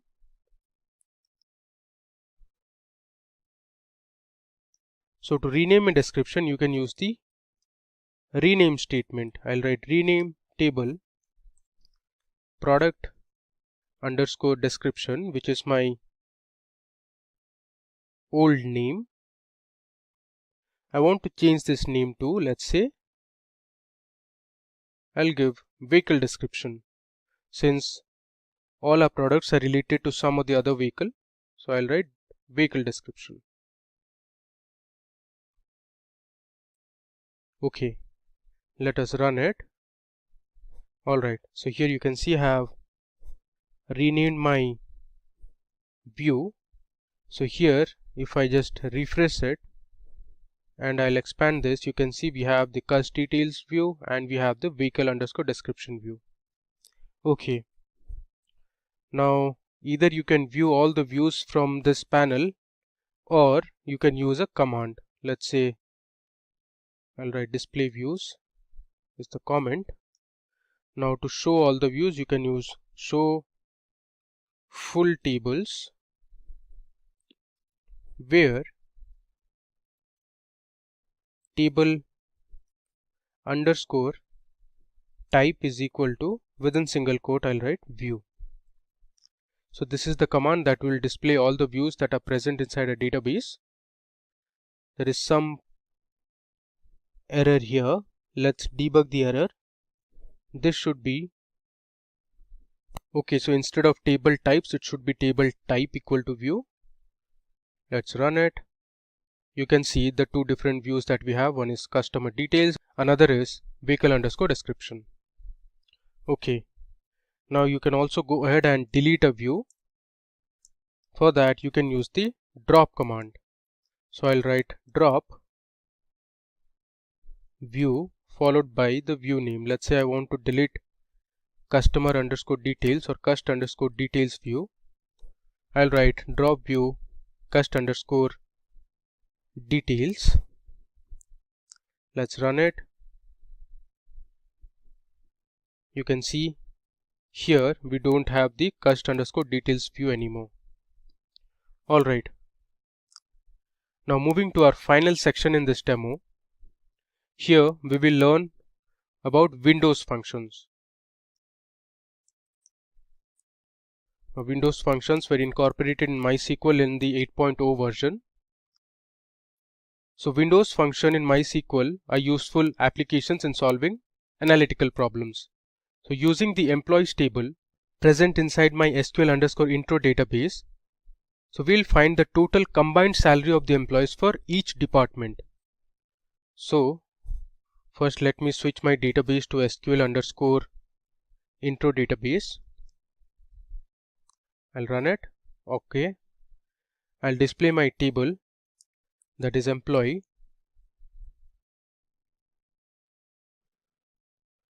So here we have 20 employees in our table. Using this table, we are going to find the combined salary of the employees for each department. So we'll partition our table by department and print the total salary. And this we are going to do using some Windows functions in MySQL. So I'll write select. I want the employee name, the age of the employee, and the department of the employee, comma. Next I'll write the sum of salary over, I want to partition it by department. So I'll write partition by department, which is DEPT, and I'll give an alias as total salary so that it will create a new column with the name total salary from my table, that is employees. The output will be a little different this time. Let's execute it and see the result. There you go. So here we have created another column in our result, that is total salary, and for each of the employees and the respective departments we have the highest salary. So in finance the highest salary of one of the employees was $155,000. Similarly, if I come down, we have the highest salary from HR. If I scroll further, we have the highest salary from IT, marketing, product, sales, and the tech team. Alright. Now we'll explore a function which is called row number. Now the row number function gives a sequential integer to every row within its partition. So let me show you how to use the row number function. I'll write select row underscore number function over my column would be salary. So I'll write order by salary. I'll give the alias as row num, give a comma, and I want to display the employee name and the salary of the employee from my table, that is employees, and I'll order by salary. So let's see how our row number function will create sequential integers. Okay, you can see here we have a row num column and we have successfully given row numbers to each of the records. You can see it starts from 1 and goes up till 20. Okay. Now this row number function can be used to find duplicate values in a table. To show that, first I'll create a table. I'll write create table. Let's say I'll give a random name, that is demo. And let's say we have in this table the student ID, which is of type integer, and we have the student name, which is of type varchar. The size is 20. I'll create the small table with a few records. Let's create this table first. Now we are going to insert a few records to our demo table. So I'll write insert into demo values. I'll give 101. The name is Shane. Give a comma. I'll insert the second student name 102. The name is Bradley. I'll give a comma. This time for 103 we have two records. Let's say the name of the student is Herath. I'll give a comma. I'll copy this and we'll paste it again. So we have duplicated 103. Next we have 104. The name of the student, let's say, is Nathan. Then again, let's say for the fifth student, which is Kevin, we have two records. I'll copy this and I'll paste it here. Let me give a semicolon and we'll insert these records to our table demo. Alright. Now let me just run this table for you. I'll write select star from demo.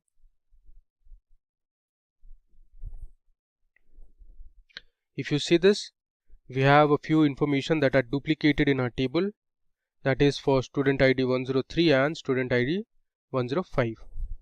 Now I am going to use my row number function to find the duplicate records present in my table. I'll write select student underscore ID comma student underscore name.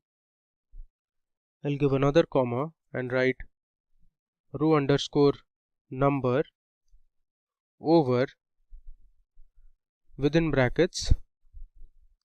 I'll write partition by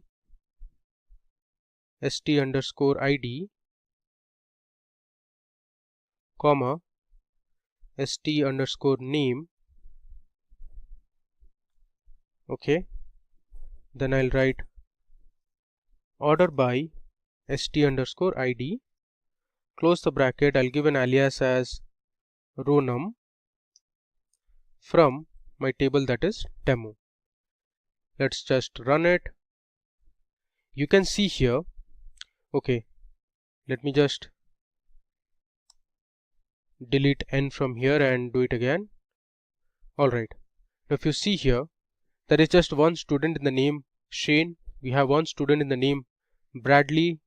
But here if you see, for Herath, the second record it says 2, which means there are two records for Herath. And if I scroll down, there is one record for Nathan and there are two records for Kevin, which means Kevin is also repeated. Okay, now we are going to see another Windows function that is called rank function in MySQL. So the rank function assigns a rank to a particular column. Now there are gaps in the sequence of ranked values when two or more rows have the same rank. So first of all, let me create a table, and the name of the table would be a random name. We'll give it as, let's say, demo1, and it will have only one column, let's say variable a of type integer. We'll create this table first. Okay, now let's go ahead and insert a few records to our table, which is demo1. So I'll write value 101, 102, let's say 103 is repeated, I'm doing this purposely so that in the output you can clearly distinguish what the rank function does. Next we have 104, 105,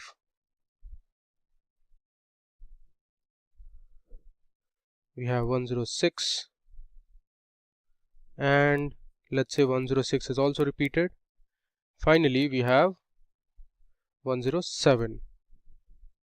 Okay, let me insert these values to my table, that is demo1. Okay, this is done. Now if I write select var underscore a and use my rank function, I'll write rank over, then I'll order by my variable, that is var underscore a, as an alias name, let's say test rank, from my table, that is demo1. Let me execute this and show you how the rank function works. Now if I run this, there you go. So here if you mark, so for variable a101 the test rank is 1, for 102 the test rank is 2, but for this value which is 103 the test rank is repeated because there was a repetition for 103. So we have skipped the rank 4 here. For 104 the rank is 5 now, for 105 the rank is 6 now. For 106 again, since the record was repeated twice, we have skipped the 8th rank and our rank function has assigned the same value which is 7 for 106, and for the last value 107 the rank is 9. Alright. Now moving ahead, we'll see our final Windows function which is called first value. So first value is another important function in MySQL. So this function returns the value of the specified expression with respect to the first row in the window frame. Alright. So what I'm going to do is, I'm going to select the employee name, the age and salary, and I'll write first underscore value, which is my function, and pass in my employee name, and then I'll write over order by my column, that is salary descending. I'll give an alias as highest underscore salary from my table, that is employees. So let me run this and see how the first underscore value function works. Alright, so in our table Joseph was the employee who had the highest salary, which was $115,000. So the first value function populated the same employee name throughout the table. You can see it here. Now you can also use the first underscore value function over the partition.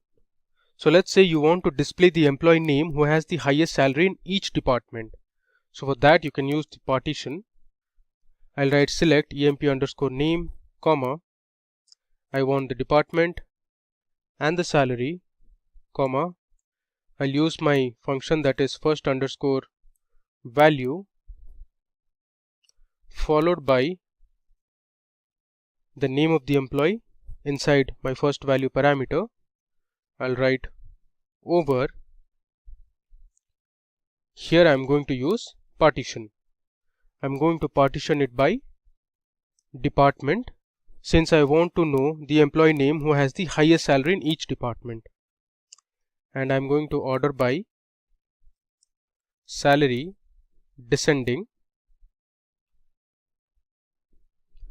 and I'll give my alias again as highest salary from my table, that is employees. So let's run this and see the difference in the output. Okay, so as you can see here, we have the employee who had the highest salary from each department. So for finance, Jack had the highest salary. From HR it was Marcus. Similarly in IT it was William. If I scroll down, for marketing it was John. For product it was Alice who had the highest salary. Similarly in sales we had Joseph, and in tech we had Angela. So this is how you can use the first underscore value function using partition. Alright, so that brings us to the end of this demo session on our tutorial. So let me just scroll through and show you what we did from the beginning. First we learnt about subqueries in SQL. So we initially wrote a simple subquery, and then we used our classic models database which was downloaded from the internet. I had also shown you the link from where you can download this database. Here we used two different tables and we performed a subquery operation. We learned how to create stored procedures. So we learned how you can use the in operator or the in parameter as well as the out parameter in stored procedure. After stored procedure, we learned another crucial concept in SQL which is called triggers. Now triggers are also a special kind of stored procedures.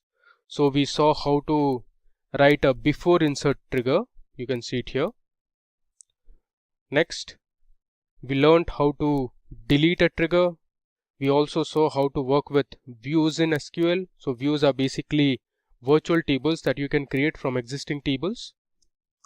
We also saw how you can use views using two different tables and an inner join. And we learned how to display views, how to rename view names, how to delete a view, and finally we explored a few Windows functions. In this tutorial, we will learn how to work with databases and tables using SQL with Python. To do this demo, we will be using our Jupyter Notebook and the MySQL Workbench. You can see it here. So we will write our SQL queries in the Jupyter Notebook with Python-like syntax. If you don't have MySQL or Jupyter Notebook installed, so please go ahead and install them first. While installing the MySQL Workbench, you will be asked to give the username and password. Let me show you. So I am on my MySQL Workbench. So once you connect, it will ask for the username and the password. So I have given my username as root, and password you can give while installing it. We will be using the same user ID or the username and the password to make our connection. So let's get started with our hands-on demonstration part. First and foremost, let me go ahead and import the necessary libraries. I'll give a comment as import libraries. Alright, so first I'll import mysql.connector. Next, from mysql.connector, I'm going to import my error method or the error module. Next, I want to import pandas as PD. So let's run this. Okay, there is some error here. This should be capital E and not small e.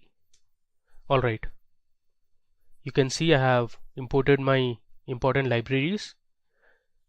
Now I'm going to create a function that will help us create a server connection. So I'll write my user defined function by using the def keyword. I'll write create underscore server underscore connection. This is going to be my function name, and it will take in three parameters. First is the host name, next is the username, and then we have the user password.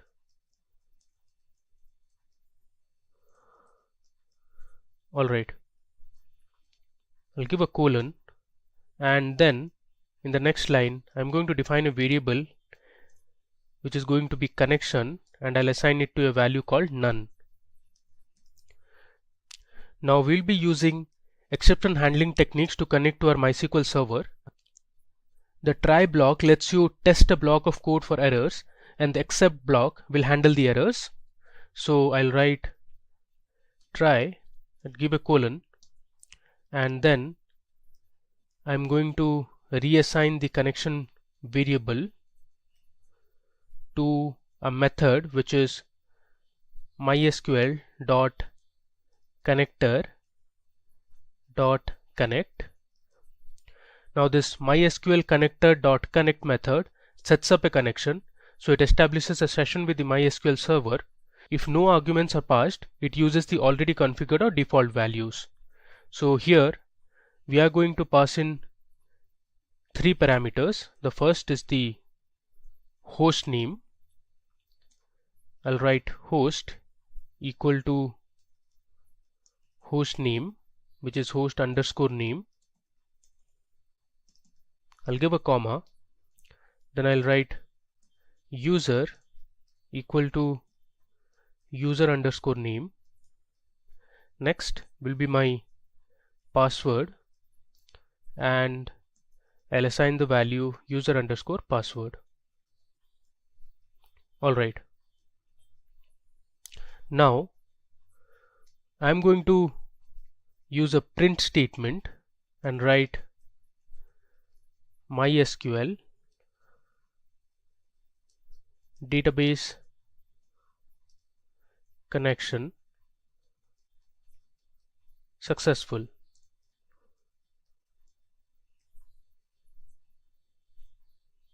After this, I'll give my except block, so I'll use the keyword except.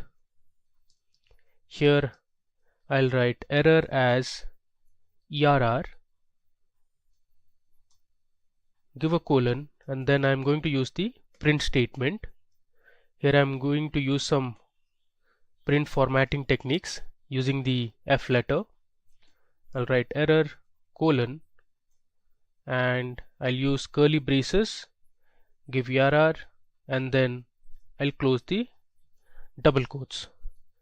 After this, I'm going to return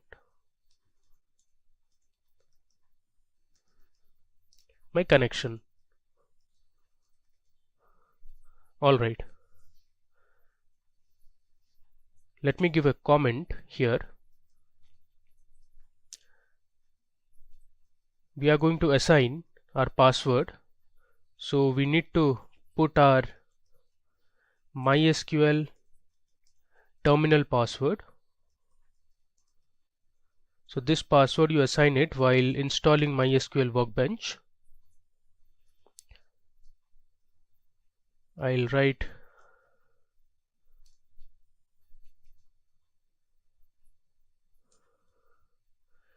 pw, and I'll give my password, which is simply @12345, and then I'm going to give my database name, so I'll give database name. Here I'm going to write db equal to, this is the database I want to create, which is going to be mysql underscore python. Let me just scroll this down. Okay, now I'll say connection equal to,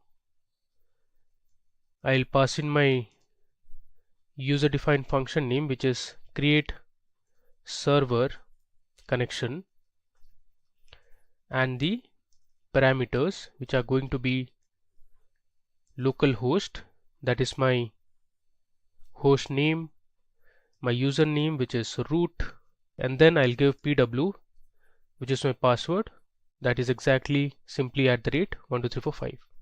Let's just run it now. Okay, there is an error here. We need to remove this double quotation. Alright, made another mistake here. This should be root. Okay, you can see here MySQL database connection successful.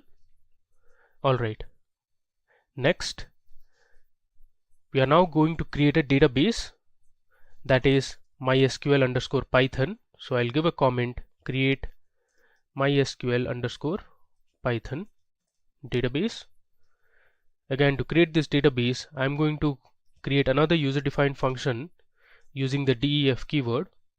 I'll write the function name as create database pass in the parameters as connection, comma, query.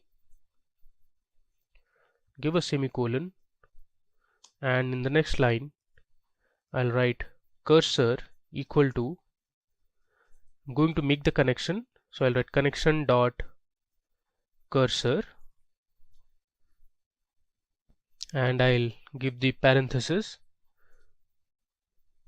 So this MySQL's cursor of MySQL connector Python is used to execute statements to communicate with the MySQL database. The MySQL cursor class initiates objects that can execute operations such as the MySQL statements. Okay. Next, I'm going to again use my try and except block. So I'll write try, give a colon, and here I'm going to use cursor dot execute. Within that I'm going to pass in my query. Next, I'll use a print statement, and the message I'm going to display is database created successfully.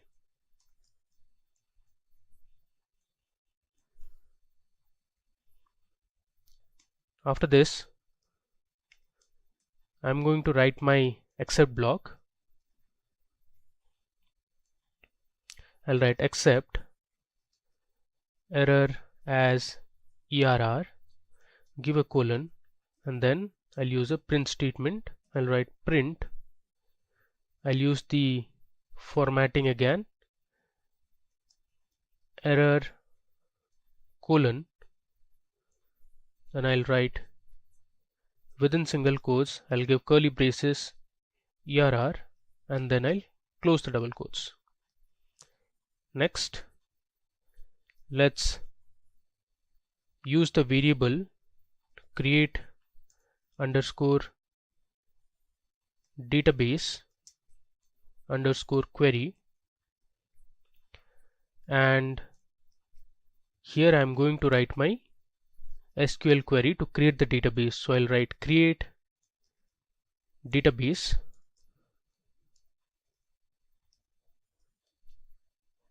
and followed by that I'll give my database name, which is going to be MySQL underscore Python.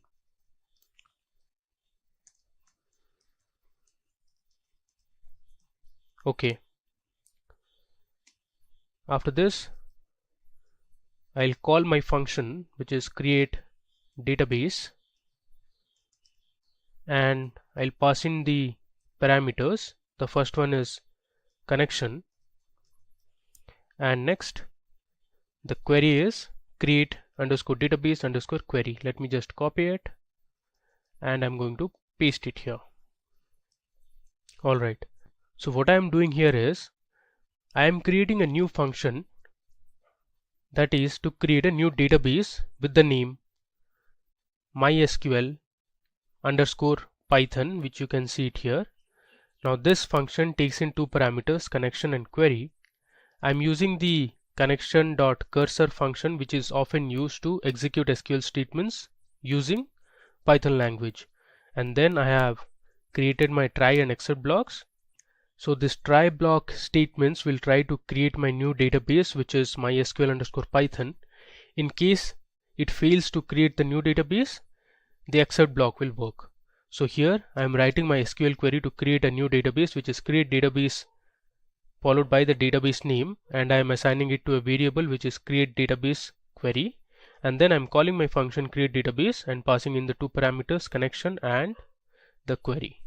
Alright, so let's just run it. Alright, you can see here it has created my database successfully. Now you can verify this by checking the MySQL workbench or the MySQL shell. You can see on the MySQL workbench here on the left panel under schemas, there is a database called MySQL underscore Python. Let me just expand it. Now we haven't created any table, so it's not showing it now. The next step, we are going to connect to this database. So let's go ahead and connect to our database that we have just created. I'll write the comment as connect to database. Now to connect to a database, I'm again going to create a user-defined function using the def keyword. I'll write create underscore db, which is for database underscore connection, and the parameters it will take is the host name followed by the username, then we have the user password, and finally we have the database name. I'll give a colon. In the next line, I'm going to create my variable which is connection, and then I'll assign it to a value none. After this, I'm going to use my exception handling techniques. So I'll write my try block first. I'm going to reassign my connection variable using the MySQL connector method. So I'll write MySQL dot connector dot connect. So this method will take in the parameters. So first it will take the host name. I'll write host equal to host underscore name. I'll give a comma. Next it will take the username, so user equal to user underscore name, give another comma. Next it will take the user password. I'll use passwd equal to user underscore password. I'll give another comma, and this time it is going to be the database name. So I'll write database equal to db underscore name. Now let's use the print statement, and the message we are going to print is MySQL database connection successful. Alright, finally we'll write my except block. I'll write except error as err, give a colon, and then I'll use the print statement. F within double quotes I'll write error colon, within single quotes curly braces I'll write err, and will close the double quotes. Finally this function will return the connection value. Alright, let's run it, and there you go. It has run successfully, so we have connected to our database. Now it's time for us to execute SQL queries. I'll give another comment saying execute SQL queries. Alright, now to execute our SQL queries, I'll use another user-defined function which is execute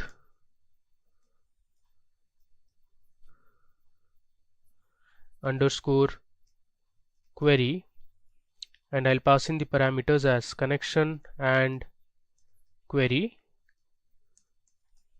I'll give a colon. I'm going to write cursor equal to connection dot cursor. Now this is used to establish a connection and run SQL statements. Next we'll use the try and except block, so I'll write try cursor dot execute. This will take in one parameter which is going to be my query, and then I'll write connection dot commit, which is another method. Now let's use the print statement. So I'll write print, let's say the message would be query was successful,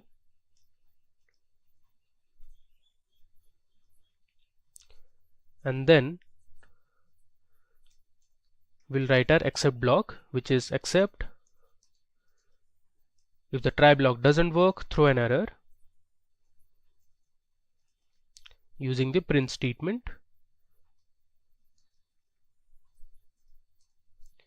Within double quotes, inside the curly braces, I'll write err and close the double quotes.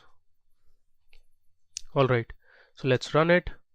Okay, so we have successfully created our various functions that were needed to create a database, establish a connection, and to execute our queries. Alright,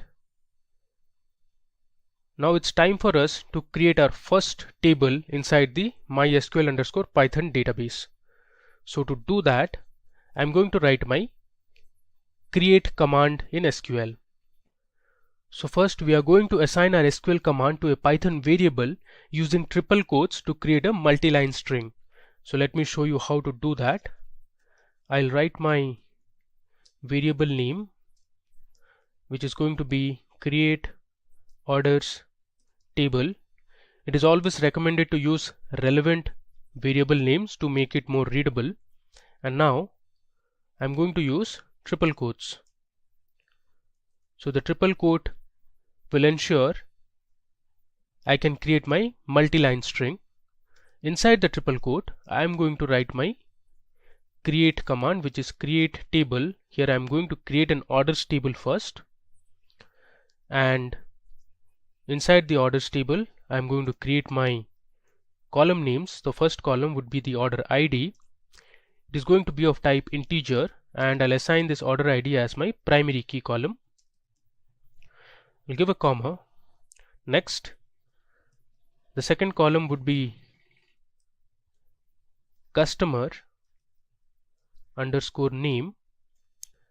The customer name column would be of type varying character, so I'll write varchar and I'll give a size of 30, and this is also going to be not null. Moving ahead, my fourth column would be the product name column, so I'll write product underscore name. Product name will be of type varying character. The size is, let's say, 20, and it is also not null. Next, I'm going to create my fourth column, which is the date on which the item was ordered or the product was ordered. So I'll write date ordered. The data type will be date. Next, I'll create a quantity column to keep track of the number of quantities that were ordered. This is of type integer. My next column would be unit price, which will basically have information about the price of each unit of product. Unit price can be of type float. And finally, I'll have the phone number of the customer. I'll write phone number. Phone number can be kept as of type varying character. I've assigned a size of 20. Now let's give a semicolon and we'll close the triple quotes. Alright, so this is how the syntax would look like. Next, to run this, we are first going to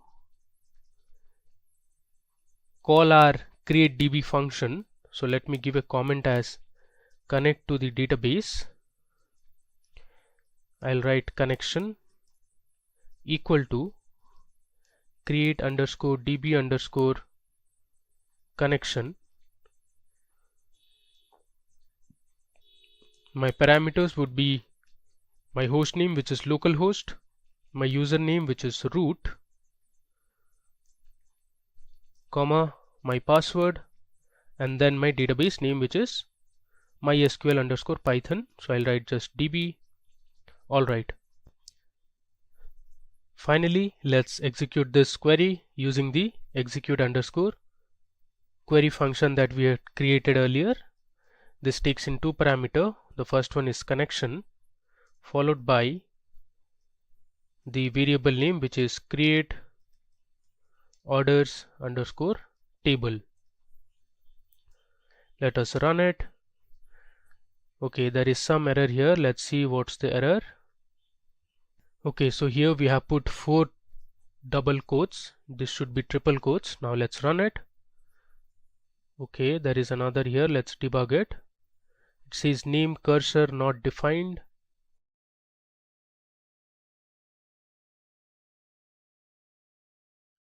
Let me just roll it to the above cell. If you see here in our execute underscore query function, instead of cursor I have written cursor, so R is missing. Let's rerun this, and now let's run this again. There you go. You can see here MySQL database connection successful. Even our query was also successful. Now if you want to recheck if the table, that is orders, was created or not, you can check it on the MySQL workbench. So let me show you how to do it. So I am on my MySQL workbench, and under MySQL underscore Python database you have something called as tables. Let me just right click and I'll select refresh all. There you go. You can see this arrow. Just click on this arrow, and here you can see we have a table called orders. So we have created a table called orders. Now you can check the columns as well. You have the order ID, the customer name, product name, ordered date, quantity, unit price, and phone number. Now it's time for us to insert a few records to this table, which is orders. Now to insert records, I'll give a comment as insert data. I'll start with the variable name. Let's say the variable name is data underscore orders. I'll give triple quotes.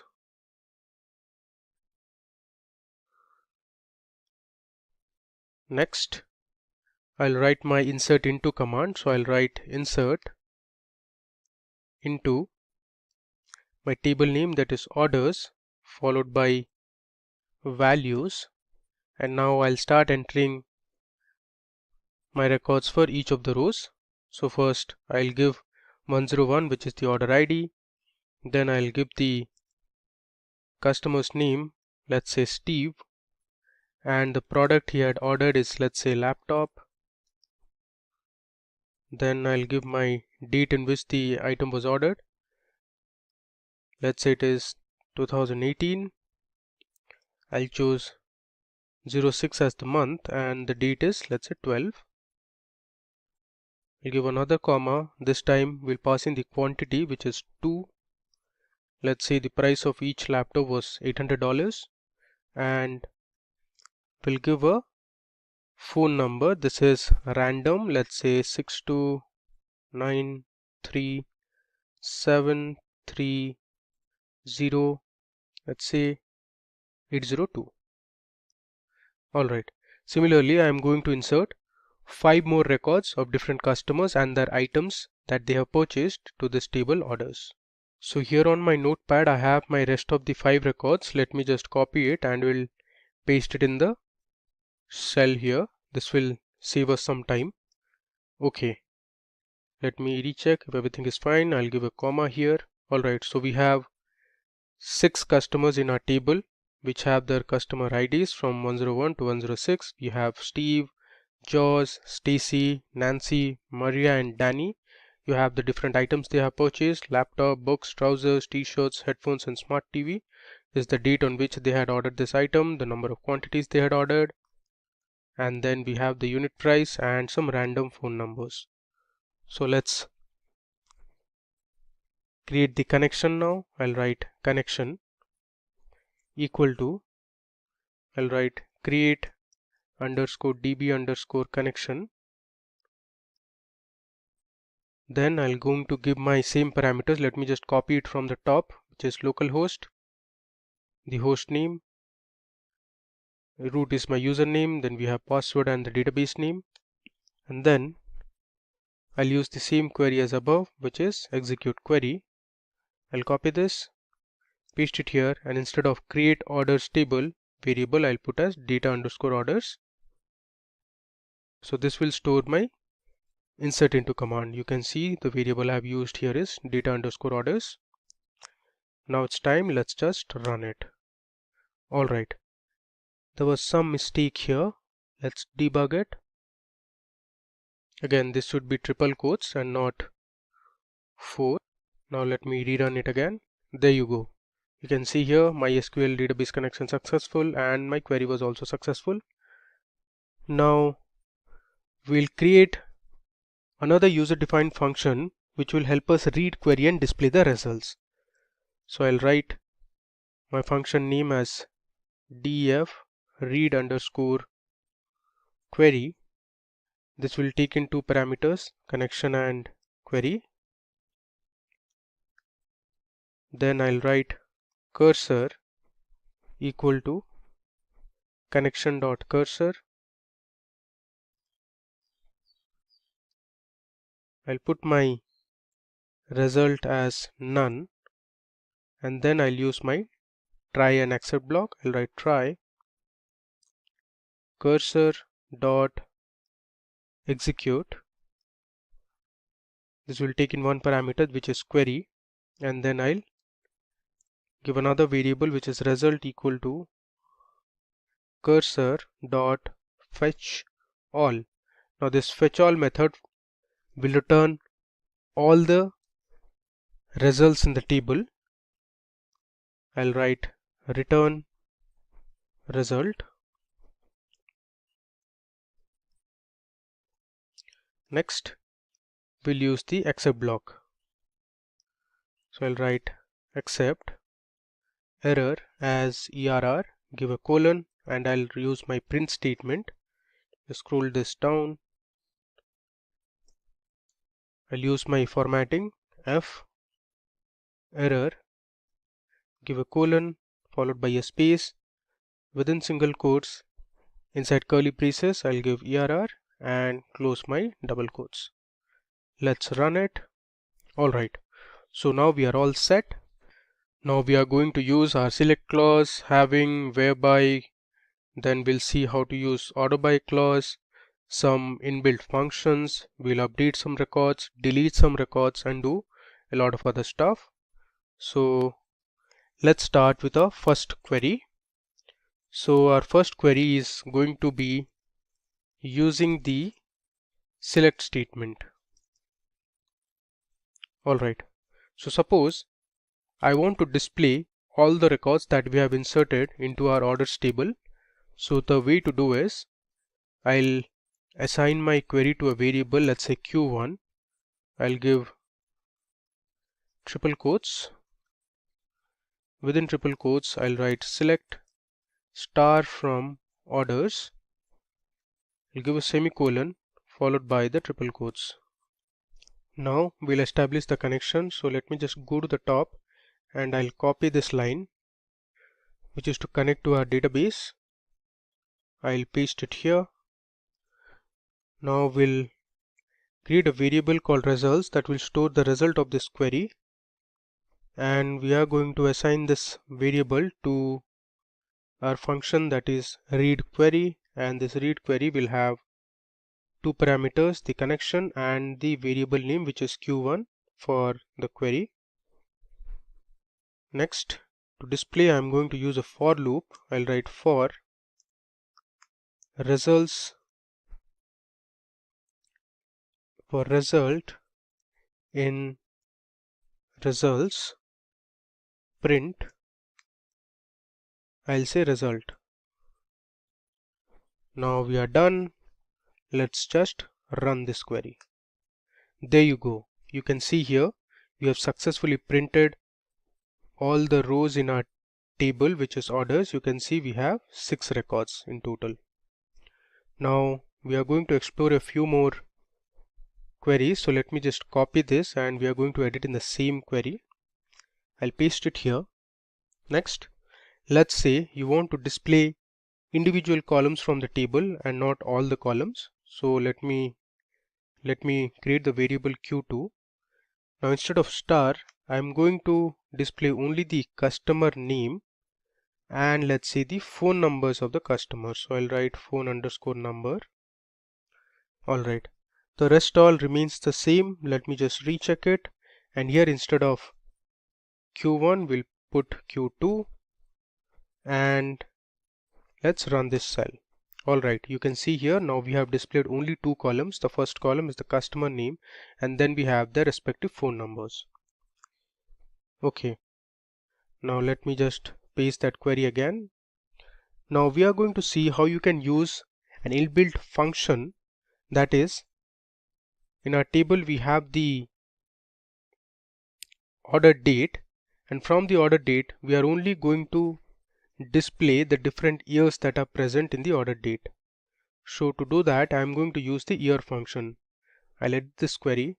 Instead of Q1 I'll make it Q3, and here I'm going to write select year, which is my function name, from my column which is date ordered, from orders, and here I'll change this to Q3. Q1, Q2, Q3 are basically query 1, query 2 and query 3. Let's run it. There you go. So we have successfully extracted the different years present in the order date column. Now if you want to display the distinct or the unique dates present in the column, you can use the distinct keyword in the select statement. So the way to do it is I'll write select distinct, give a space, the rest of the query remains the same, and here in Q3 I'll write Q4. I'll make this as Q4. Let's run it. You can see 2018 and 2019 are the unique year values that are present in the order date column. Okay, now moving ahead, let's write our fifth query, and this time we are going to explore how you can use the where clause. So I'll change this to Q5 before I write my query. So let's say you want to display all the orders that were ordered before 31st of December 2018. So to filter this we are going to use the where clause. So I'll write select star from orders. Next I'll write where my date underscore ordered is less than, within quotes I'll give my date value which is 2018 December 31st. So all the items or the products that were ordered before 31st of December 2018 will be displayed. So let's run it. Alright, you can see here there are 3 orders in our table which have been ordered before 31st of December. Now moving ahead, we want to display all the orders that were made after 31st of December. So here what you can do is I'll just copy the above query again. I'll copy this line. So instead of less than 31st of December 2018 I'll make it as greater than. So every order that was placed after 31st of December will be displayed. If you run it, so you can see here there are 3 orders in our table which were ordered after 31st of December 2018. Now moving ahead, let's write a 7th query. Now let's see how the order by clause works in SQL. So you can filter your results based on a particular column or sort it based on a particular column. So this is going to be my query 7. I'll write it from scratch again. Let's say you want to display all the columns from the table. So I'll write select star from orders. Then I'm going to use order by unit price. I'll give a semicolon. Let's run this query and see the output. Now if you see the result here and you mark the unit price column, the result has been ordered in ascending order of unit price. You see here it starts with the lowest price and then goes on with the highest price towards the end. Now if you want to order it in descending order, you can use the keyword DESC. So this will ensure your top or the most expensive products appear at the top and the least expensive products appear at the bottom. Alright. Next. Now let's see how you can create a data frame from the given table. So as you know, using Jupyter Notebook and Pandas, you can create data frames and work on it very easily.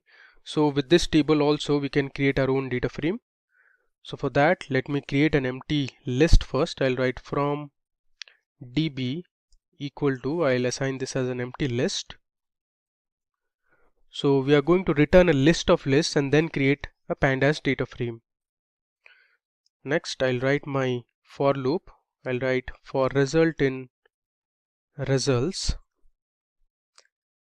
I'll assign result to list of results. So I'm converting the result into a list, and then I'm going to append it to the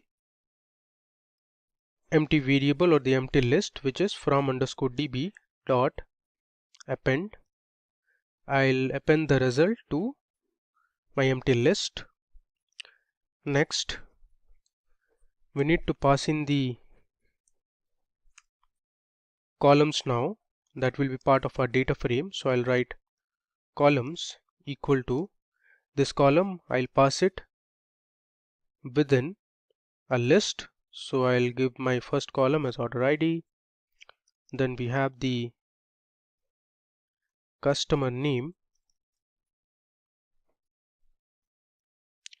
Next, I have my product name. Then I have the date on which it was ordered. Give a comma. Then we'll have the quantity column. Let me write it in the next line. Next, we have the unit price column. And finally, we have the phone number column. So I'll write within double quotes phone number, and this we are going to assign it to a data frame. So I'll be using pd dot data frame, which is my function to convert a list into a data frame. My variable I'm going to pass is from underscore db, and I'll write my next argument is columns equal to my variable name, that is columns. Finally, let's display the data frame, which is df. Alright, so here I'm creating a empty list first, and then I'm creating a for loop, and I'm appending the results to my empty list. Here you can see I have created my column list, and using pd.dataframe I'm converting the list into a data frame. If I run this is append and not appends. Alright, you can see we have our data frame ready. This is the index column. It starts from 0 onwards, and then we have the different column names. Okay, now let's see how to use the update command. Now suppose you want to change the unit price of one of the orders, you can use the update command. So the way to do it, I'll first create my variable, let's say update, and I'll give 3 quotes or triple quotes. Then I'll use my update command, which is update followed by the table name, that is orders. Next I'll write set, let's say unit underscore price. If you see this, let's say I want to set the unit price of trousers from $50 to, let's say, $45. I want to update this particular record. So I'm going to write set unit price column equal to $45, where the order ID equal to 103. So this query will update the third row in our table, which is order ID 103. So it will update from $50 to $45. I'll close the triple quotes, and now I'll use the connection queries again. Let me just paste it here. Alright, I'll delete these 3 lines of code, and instead of that I'll put execute underscore query, and this will take into parameters as always, which is going to be connection followed by the variable name, that is update. Let's run it. You see here it says MySQL database connection successful, query was successful. Now you can recheck that. To do it, let me just go to the top and we'll just copy our first query, which is Q1. I'll copy this and I'll paste it here. Let me just rename this now. This will be Q8 and I'll change this as well. I'll write select star from orders where my order ID equal to 103. Let's see the unit price of 103 now. You can see here instead of 50 now we have updated it to $45.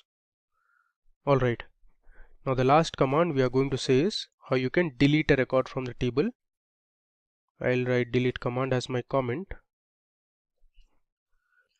Now to delete a query, I'll first give my variable name, which is delete underscore order, and I'll pass in within triple quotes. Next I'll write my delete query, which is delete from my table name, that is orders. Then I'll give my where clause where, let's say I want to delete my order ID 105. Let me just go to the top and explain you again. So if you say this, we want to delete the order ID 105, which was for customer name Maria and she had ordered headphones. We want to completely remove this particular record. So I have my delete query ready. Now let me just create my connection and display the results.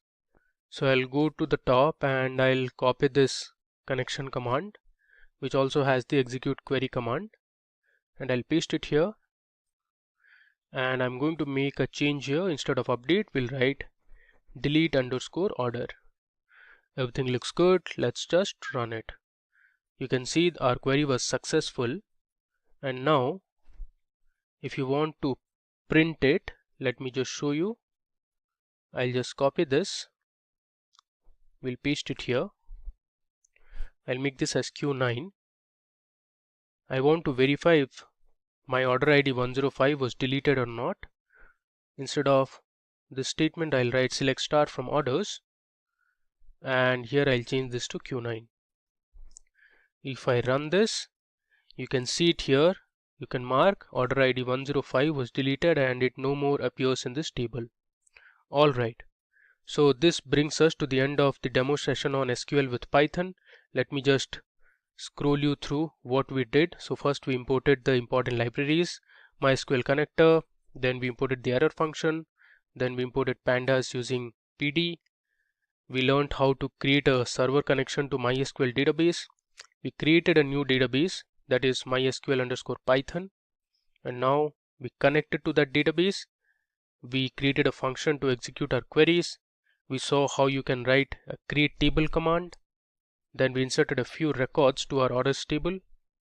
We created a read underscore query command to read the queries and display the results.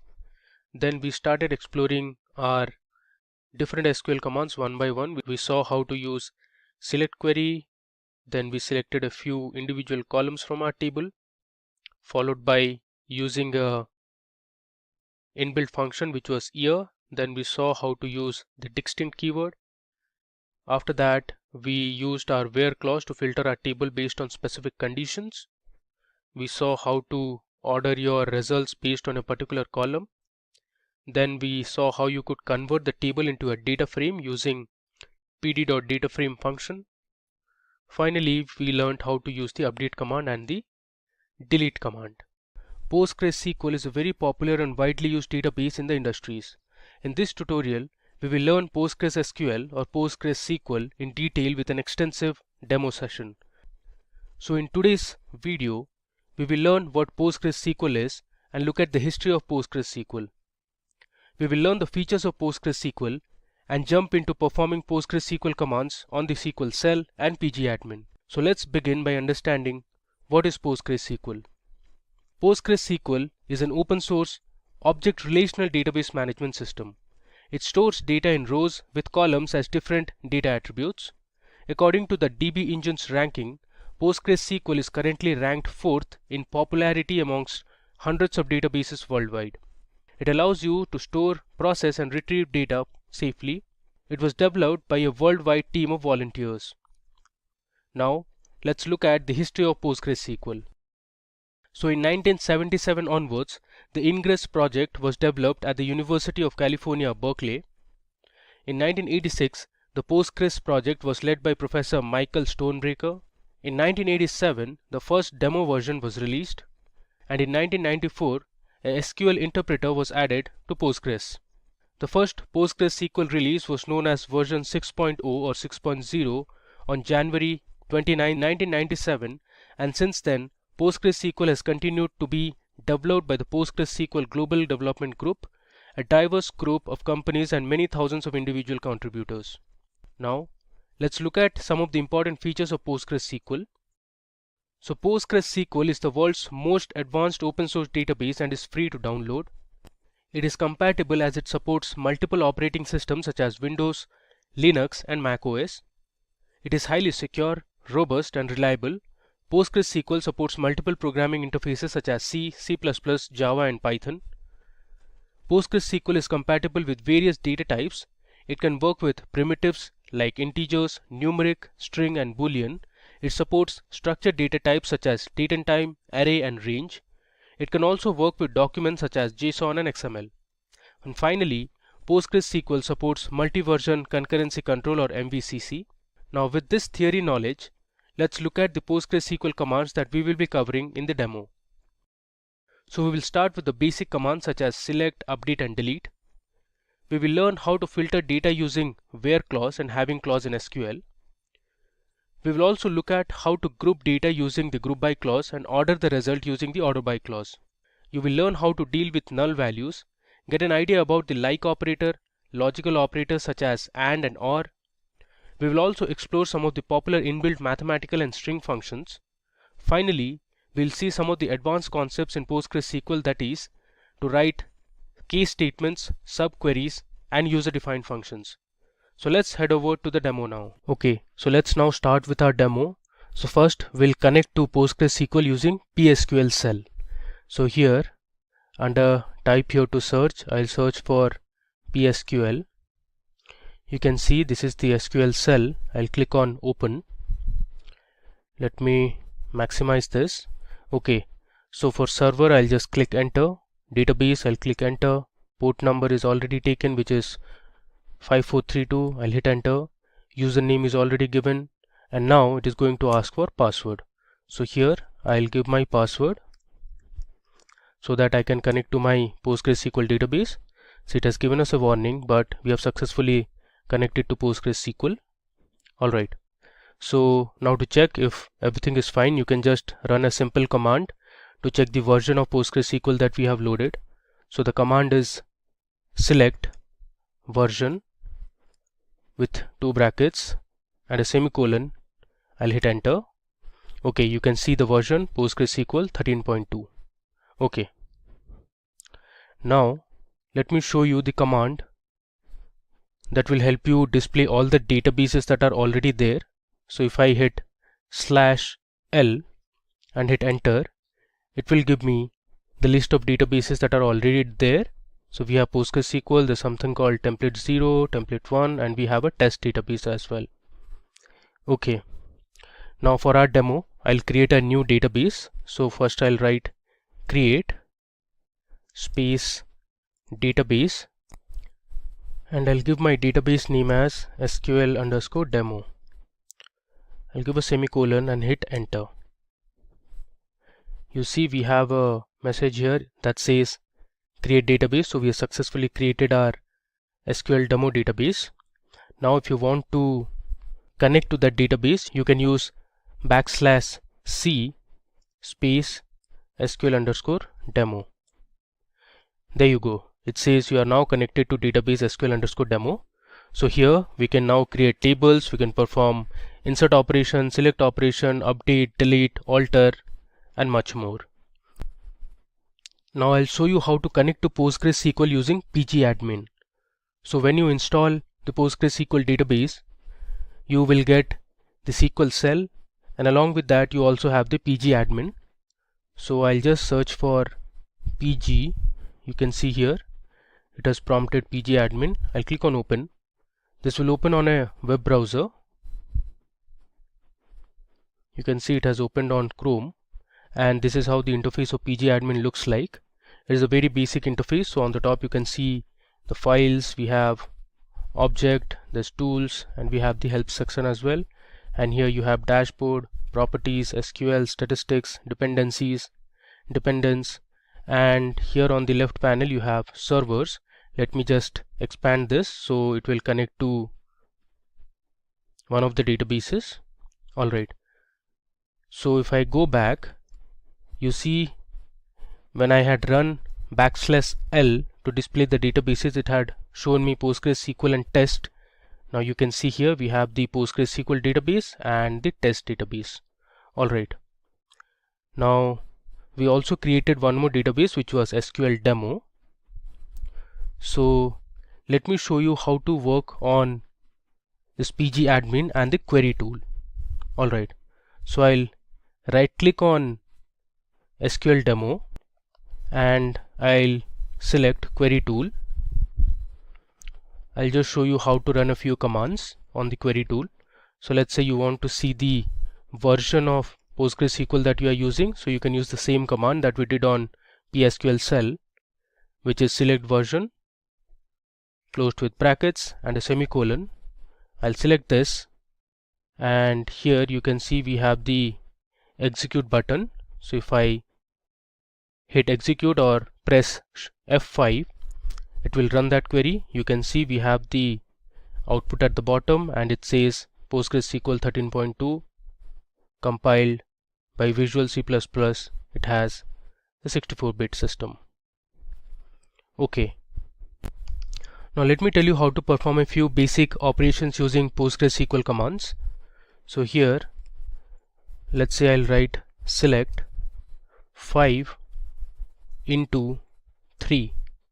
I'll give a semicolon, select this and hit F5. So this will run the query and it returns me the result, that is the product of 5 and 3, which is 15. Similarly, let's edit this. Let's say I'll write 5 plus 3 plus, let's say, 6. I'll select this and hit F5 to run it. It gives me the sum of 5 plus 3 plus 6, which is 14. Now the same task you can do it on this cell as well. Let me show you how to do it here. So let's say I'll write select. Let's say I want to multiply 7 into, let's say, 10. You know the result, it should be 70. If I hit enter, it gives me 70. Now this question mark column question wall will deal with this later. Alright, let me go back to my pgadmin again. Let me do one more operation. Let's say this time I'll write select 5 multiplied by, and within brackets I'll write 3 plus 4. I'll give a semicolon. So what SQL will do is, first it will evaluate the expression that is there inside the bracket, that is 3 plus 4, which is 7, and then it will multiply 7 with 5. Now let me select this and I'll hit execute. So you can see 7 multiplied by 5 is 35. Alright, now we'll go back to our shell, and here I'll show you how to create a table. So we are going to create a table called movies on the cell, that is PSQL cell. So here we will learn how you can create a table and then you can enter a few data into that table. Alright, let me just scroll down a bit. Okay, so my create command goes something like this. So I'll write create table followed by the table name, that is movies. Next, my movies table will have a few columns. Let's say I want the movie ID, After the column name, we need to give the data type. So movie ID, I'll keep it as integer. So integer is one of the data types that is provided by PostgreSQL. Next, my second column in the table would be the name of the movie. So I'll write movie underscore name. So all the variables or the column names should be as per SQL standards. So there shouldn't be any space between the column names. So I have used underscore to make it more readable. So my movie name will be of type varchar or variable character or varying character, and I'll give this size as 40 so that it can hold 40 characters maximum. Next, my third column will have the genre of the movie, so I'll write movie underscore genre. Again, genre is of type varchar. I'll give the size as, let's say, 30.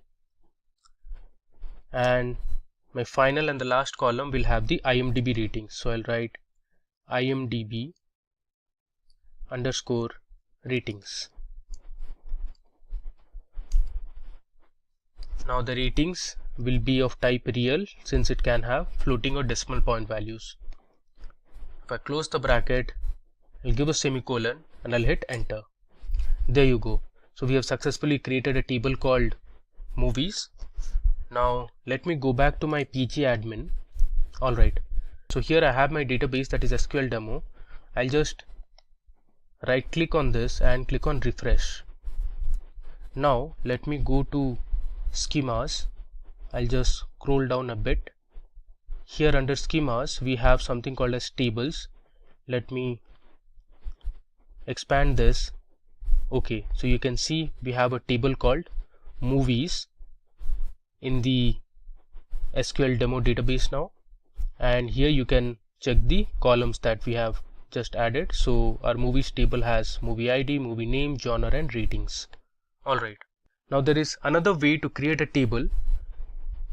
The previous time we created using the SQL cell. Now I'll tell you how to create a table using the PG admin.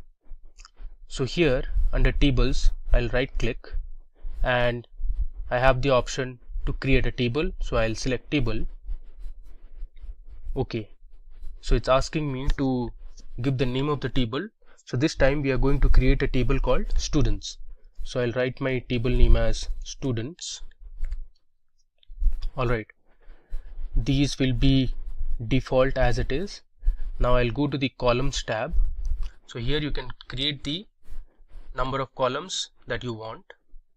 So you can see on the right I have a plus sign. I'll just select this so that I can add a new row.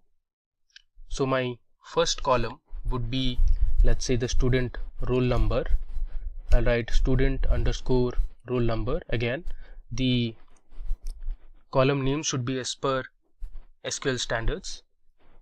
The data type I'm going to select is integer.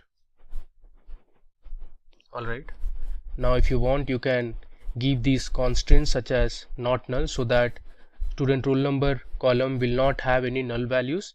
And I'll also check primary key, which means all the values will be unique for roll numbers. Alright, now if you want to add another column, you can just click on that plus sign, and let's say this time I want to give the student name as my second column. So I'll write student underscore name.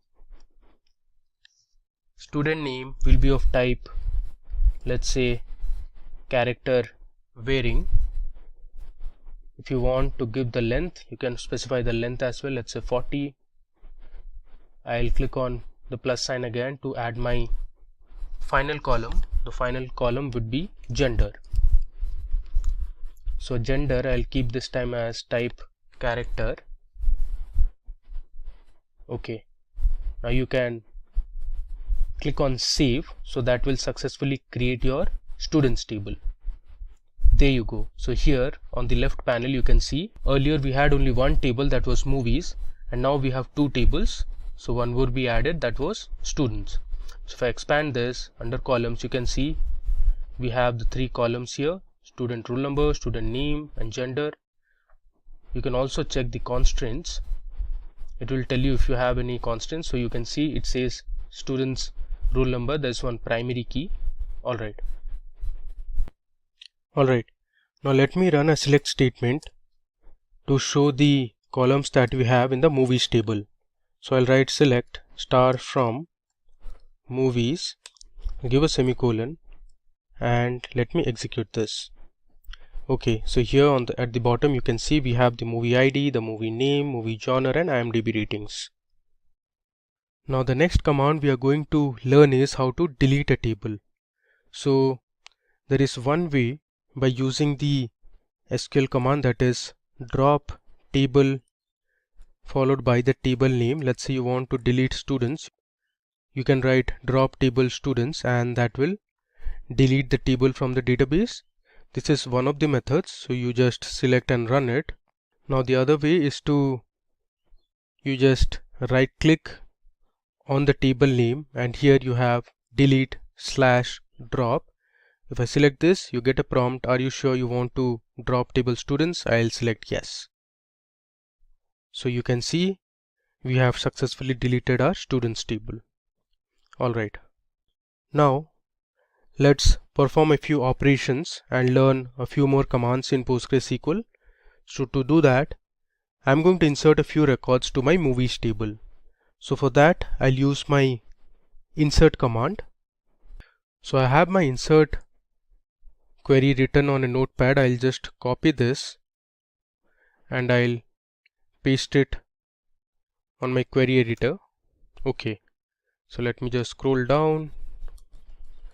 Alright, so here you can see I have used my insert command. So I have written insert into the name of the table, that is movies, and we have the movie ID, the movie name, movie genre, and IMDb ratings, and these are the records or the rows. So we have the first record as movie ID 101. The name of the movie is a very popular movie which is Vertigo. Then we have the movie genre, that is mystery. It is also a romance movie.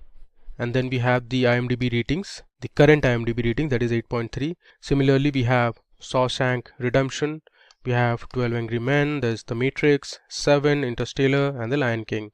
So there are total 8 records that we are going to insert into our movies table.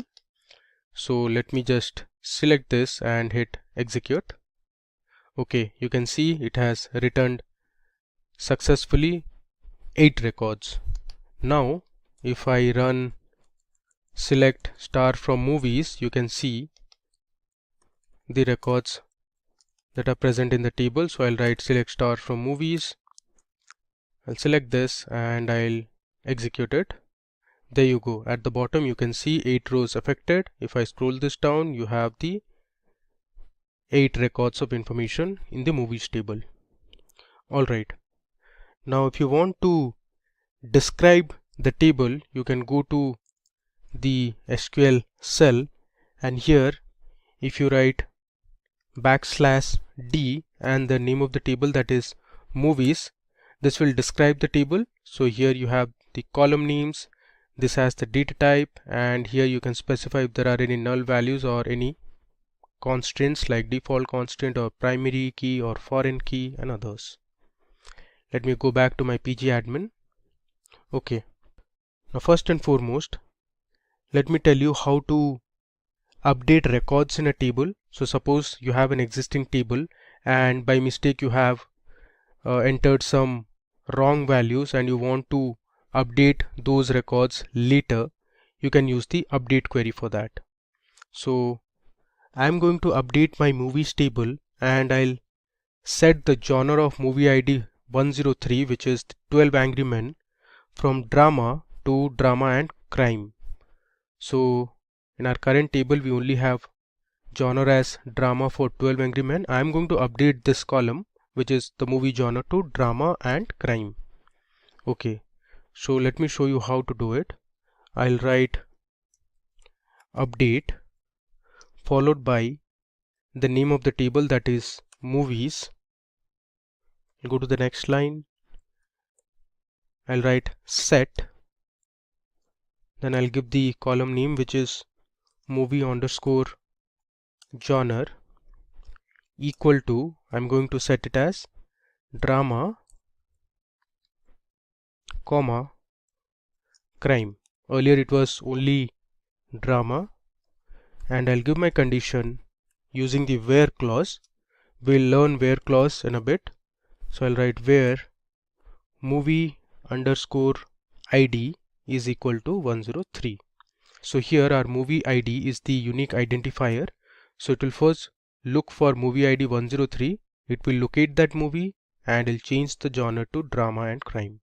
So now you can see the difference. Earlier we had 12 Angry Men as drama as the movie genre. Now if I run this update statement, okay, you can see we have successfully updated one record. Now let me run the select statement again. Okay, so here you can see if I scroll down, there you go. So movie ID 103, movie name 12 Angry Men, we have successfully updated the genre as drama, comma, crime. Okay, now let me tell you how you can delete records from a table. So for that you can use the delete command. So you'll write delete from the table name, that is movies, where let's say I want to delete the movie ID 108, which is the Lion King. So I'll write where movie underscore ID is equal to 108. This is one of the ways to delete this particular movie, or you can give, let's say, where movie name is equal to the Lion King. Let me select this and I'll hit execute. Now if I run my select query again, you see this time it has returned 7 rows and you cannot find movie with movie ID 108, that was the Lion King. So we have deleted it. Alright, next we are going to learn about where clause in PostgreSQL. So to learn where clause, I'll be using the same movie table again. Let's say we want to filter only those records for which the IMDb ratings of the movies is greater than 8.7. So this is my updated table now. I want to display only those records or those movies whose IMDb ratings is greater than 8.7. So we'll display 12 Angry Men, which is 9. Then we are going to display The Dark Knight, which is again 9. And we are also going to display the Shawshank Redemption, which has 9.3. The rest of the movies have an IMDb rating less than 8.7. So we are not going to display those. Alright, so let me show you how to write a where clause. So I'll write select star from movies where I'll give my column name, that is IMDb underscore ratings is greater than, I'll use the greater than symbol, then I'll pass my value, that is 8.7. I'll give a semicolon and let's run it. I'll hit F5. There you go. So we have returned the Shawshank Redemption, The Dark Knight and 12 Angry Men because only these movies had IMDb ratings greater than 8.7. Okay. Now let's say you want to return only those movies which have IMDb ratings between 8.5 and 9. So for that I am going to use another operator called between along with the where clause. So let me show you how to use between with where clause. I'll write select star from movies where my IMDb underscore ratings is between, I'll write 8.5, I'll give an AND operator and 9.0. So all the movies that are between 8.5 and 9.0 ratings will be displayed. So let's select this and I'll run it.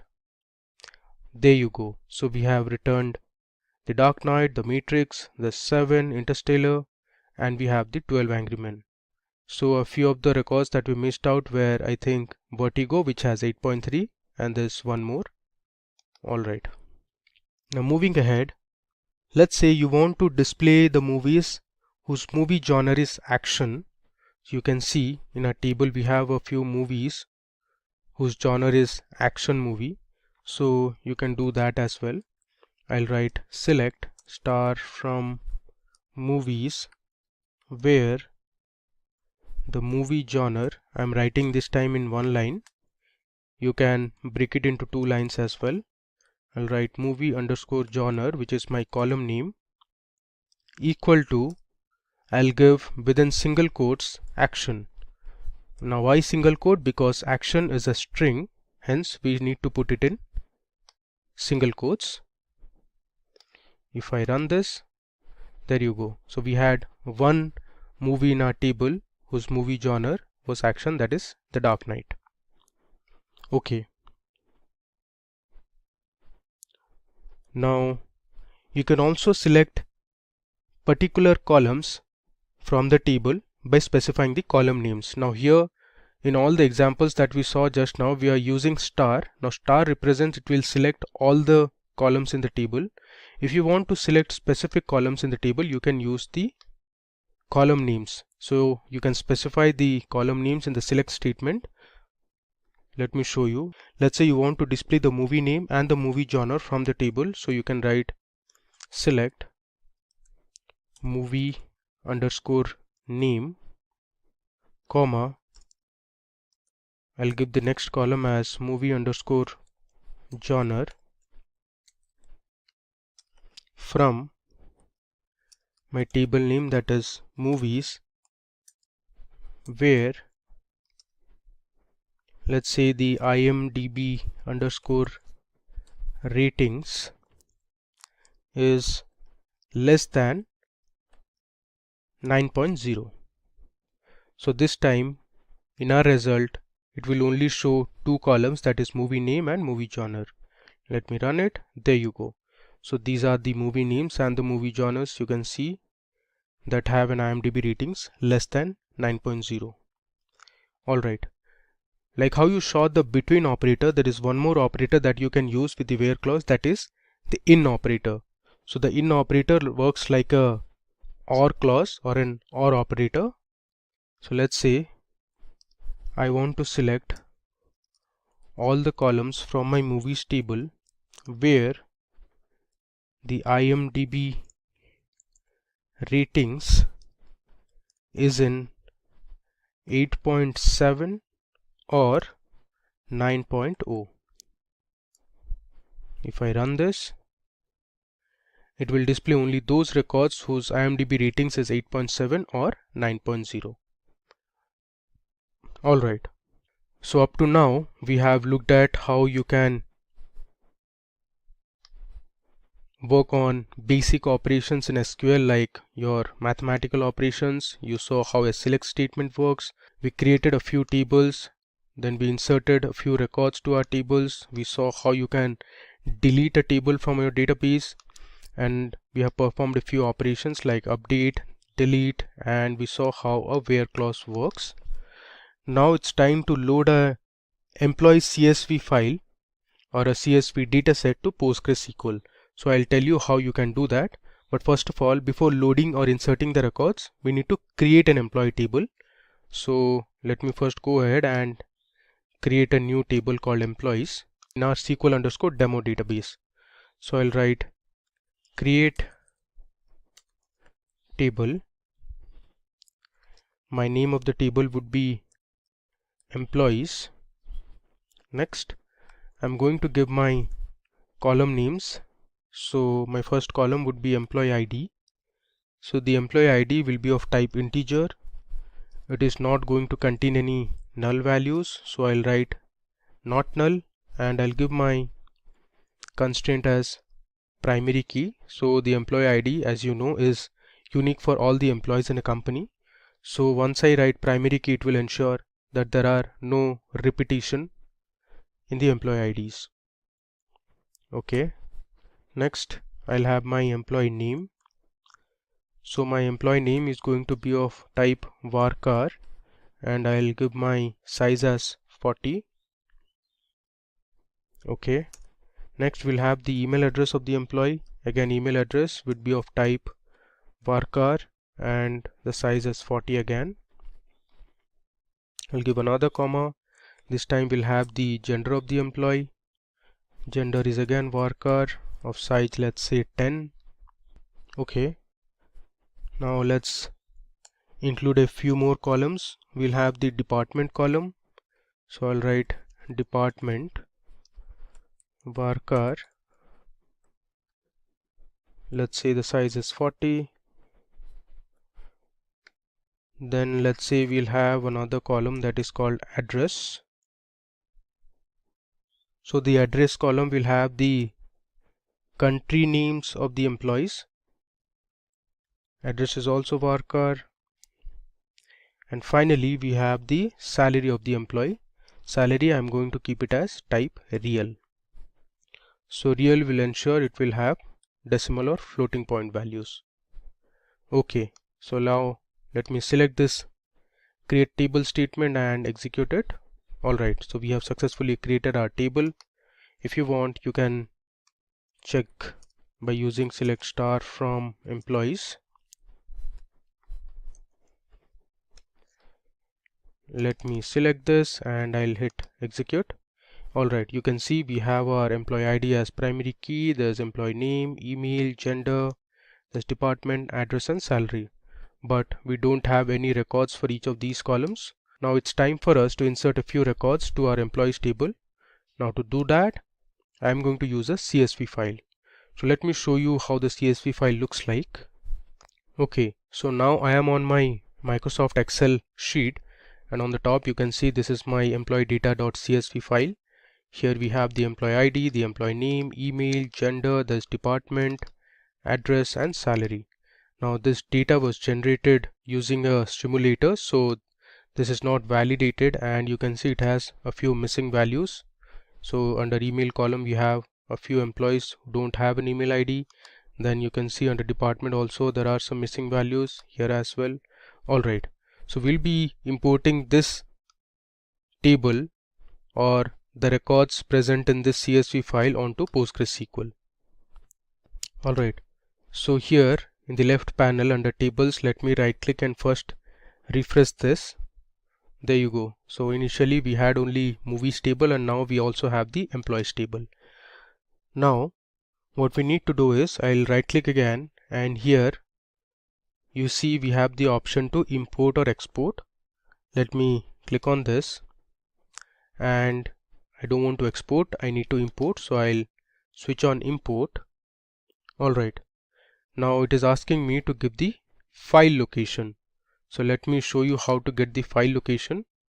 So this is my file location actually. So my Excel file, which was this, is present in my E drive under the data analytics folder. I have another folder called PostgreSQL, and within the PostgreSQL folder I have my CSV file, that is employee data.csv. So I'll just select this.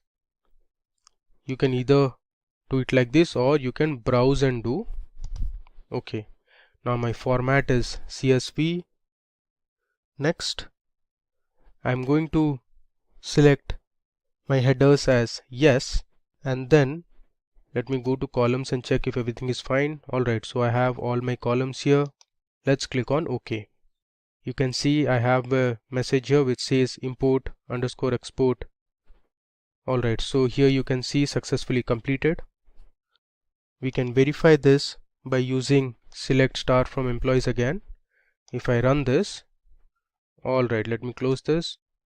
There you go, it says 150 rows affected, which means we have inserted 150 rows of information to our employees table. You can see we have the employee ID, these are all unique. We have the employee name, the email, we have the address and the salary. Let me scroll down so that, okay, you can see we have 150 rows of information. That means we have 150 employees in our table. Okay, now we are going to use this employees table and explore some advanced SQL commands. Now there is an operator called distinct. So say if I write select address from employees, this is going to give me 150 address of all the employees. There's some problem here, I did a spelling mistake. There should be another D. If I run this again, our query will return 150 rows. You can see we have the different country names under address, that is Russia, we have France, there's United States, we have Germany, okay, and I think we have Israel as well. Yeah. Now suppose you want to display only the unique address or the country names, you can use the distinct keyword before the column name. So if I write select distinct address from employee, it will only display the unique country names present in the address column. If I run this, see, it has returned us 6 rows of information. So we have Israel, Russia, Australia, United States, France and Germany. Alright. Now, as I said, there are a few null values which don't have any information. So you can use the isNull operator in SQL to display all the null values that are there. Suppose I want to display all the employee names where the email ID has a null value. So I'll write select star from employees where email is null. So this is another way to use your where clause. If I select and run this, there you go. So you see here, for all these employee names, there was no email ID present in the table. So it has returned us 16 rows of information. So around 10% of employees do not have an email ID, and if you see, a few of them do not have an email ID and also they don't have a department. So if you want to know for those employees which do not have a department, you can just replace where department is null instead of where email is null. Now if I select this, okay, it has returned us 9 rows of information, which means around 5% of employees do not have a department. Moving ahead, now let me show you how the order by clause works in SQL. Now the order by is used to order your result in a particular format, let's say in ascending or descending order. So the way to use is, let's say I want to select all the employees from my table, so I'll write select star from employees order by. I want to order the employees based on their salary, so I'll write order by salary. Let me select and run it. Okay, there is some problem. I made a spelling mistake. This should be employees. Let me run it again. Okay, now if you mark the output, our result has been ordered in ascending order. So all the employees which have salary greater than $45,000 appear at the top, and the employees with the highest salaries appear at the bottom. So this has been ordered in ascending order, which means your SQL or PostgreSQL orders it in ascending order by default. Now let's say you want to display the salaries in descending order so that all the top ranking employees in terms of salary appear at the top. So you can use the DESC keyword, which means descending. If I run this, you can see the difference now. So all the employees with the highest salary appear at the top, while those with the lowest salaries appear at the bottom. So this is how you can use an order by clause. Okay, so now I want to make a change in my existing table. So here if you see, under the address column we only have the country names, so it would be better if we change the name of the address column to country. So I want to rename a column. You can do this using the alter command in PostgreSQL. So let me show you how to rename this column, that is address. So I'll write alter table followed by the table name, which is employees. Then I'm going to use rename column address. I'll write 2 I want to change it to country. If I give a semicolon and hit execute, it will change my column name to country. Now you can verify this. If I run the select statement again, there you go. Earlier it was address column and now we have successfully changed it to country column. Okay, let me come down. Now it's time for us to explore a few more commands. So this time I'm going to tell you how an AND and an OR operator works in SQL. So you can use the AND and OR operator along with the where clause. So let's say I want to select the employees who are from France and their salary is less than $80,000. So let me show you how to do it. I'll write select star from employees where I'm going to give two conditions. So I'll use the AND clause or the AND operator here.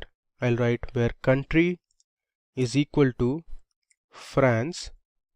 Now mark here I'm not using address because we just updated our table and changed the column name from address to country. So I'll write country equal to France, and my next condition would be my salary needs to be less than $80,000. I'll give a semicolon. Let me run this. Alright, so it has returned 19 rows of information. You can see all my country names are France and the salary is less than $80,000. So this is how you can use or give multiple conditions in a where clause using the AND operator. Now let's say you want to use the OR operator and let's say you want to know the employees who are from country Germany, or the department should be sales. So I'll write select star from employees where country is equal to Germany, and instead of and I'm going to use or, their department should be sales. Okay, now let's see the output. I'll hit F5 this time to run it. Alright, so we have 23 rows of information now. Let me scroll to the right. You can see either the country is Germany or the department is sales. You see one of them in the table. So here for the first record the country was Germany, the second record the department was sales, again for the fourth record the country is Germany. So this is how the OR condition works. So if one of the conditions are true, it will return the result. It need not be that both the conditions should satisfy. Now in PostgreSQL there is another feature that is called limit. So PostgreSQL limit is an optional clause on the select statement. Now this is used as a constraint which will restrict the number of rows returned by the query. Suppose you want to display the top 5 rows in a table, you can use the limit operator. Suppose you want to skip the first 5 rows of information and then you want to display the next 5, you can do that using limit and offset. So let's explore how limit and offset works. I'll write select star from employees. Let's say I'll use my order by clause. I'll write order by salary, let's say in descending, and limit it to 5. This is going to display the top 5 employees which have the highest salary. If I run this, there you go. You see it has given us 5 rows of information and these are the top 5 employees that have the highest salary. Okay, so this is one method of or one way of using the limit clause. Now in case you want to skip a number of rows before returning the result, you can use offset clause placed before the limit clause. So I'll write select star from employees, let's say order by salary descending. This time I'm going to use limit 5 and offset 3. So what this query will do is it will skip the first 3 rows and then it will print the next 5 rows. If I run this, there you go. So this is how the result looks like. Okay. Now there is another clause which is called fetch. Let me show you how that works. I'll copy my previous SQL query. I'll paste it here. And here, after descending, I'm going to write fetch first 3 row only. So my fetch is going to give me the first 3 rows from the top. There you go. It has given us the first 3 rows and you can see the top 3 employees that have the highest salary since we ordered it in descending order of salary. Alright. You can also use the offset along with the fetch clause. I'll copy this again and let me paste it here. Now after descending I am going to write offset, let's say 3 rows, and fetch first 5 rows only. So what this SQL query is going to do is it will skip the first 3 rows of information and then it is going to display the next 5 rows. It is going to work exactly the same as we saw for this query. Let me run it. There you go. So these are the first 5 rows of information after excluding the top 3 rows. Alright. We have another operator that is called as like in PostgreSQL. So like is used to do pattern matching. So suppose you have a table that has the employee names. You forgot the full name of an employee, but you remember the few initials. So you can use the like operator to get an idea as to which employee name it is. Now let's explore some examples to learn how the like operator works in PostgreSQL. So suppose you want to know the employees whose name starts with A. So for that you can use the like operator. Let me show you how to do it. So I want to display the employee name and let's say I want to know their email IDs from the table name that is employee, where since I want to know the employees whose name starts with A, so I'll write employee name like. Now to use the pattern is within single quotes I'll write A and then followed by percentage. Now this means the employee name should have an A in the beginning and percentage suggests it can have any other letter following A, but in the beginning or the starting should be A. If I run this, so there is an error here. The name of the table is employees and not employee. Let's run this again. There you go. You can see there are 16 employees in our table whose name starts with A. You can see this column employee name, all of them have a letter A in the beginning. Okay, now let me just copy this command or the query. I'll paste it here. Let's say this time you want to know the employees whose name starts with S. So instead of A I'll write S. So this means the starting letter should be S and followed by it can have any other letter. If I run this, so there are 10 employees in the table whose name starts with S. Okay, let's copy the query again, and this time I want to know the employees whose name ends with D. Now the way to do it is instead of a percentage I'll write this time percentage D, which means at the beginning it can have any letter, but the last letter in the string or in the name should be ending with D. Now let me copy and run this. So there are 13 employees in the table whose name ends with a D. You can see it here.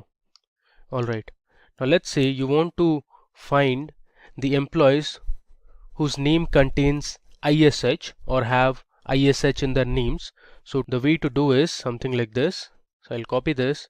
Now here, instead of a percentage, I'll replace this with percentage ISH percentage.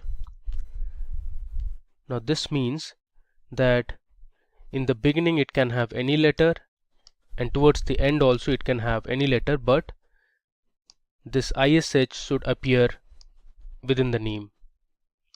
Let me run and show it to you. Okay, so there is one employee whose name contains ISH. You can see here there is an ISH in the last name of the employee. Alright, now suppose you want to find the employee name which has U as the second letter. It can have any letter in the beginning, but the second letter of the employee name should have U.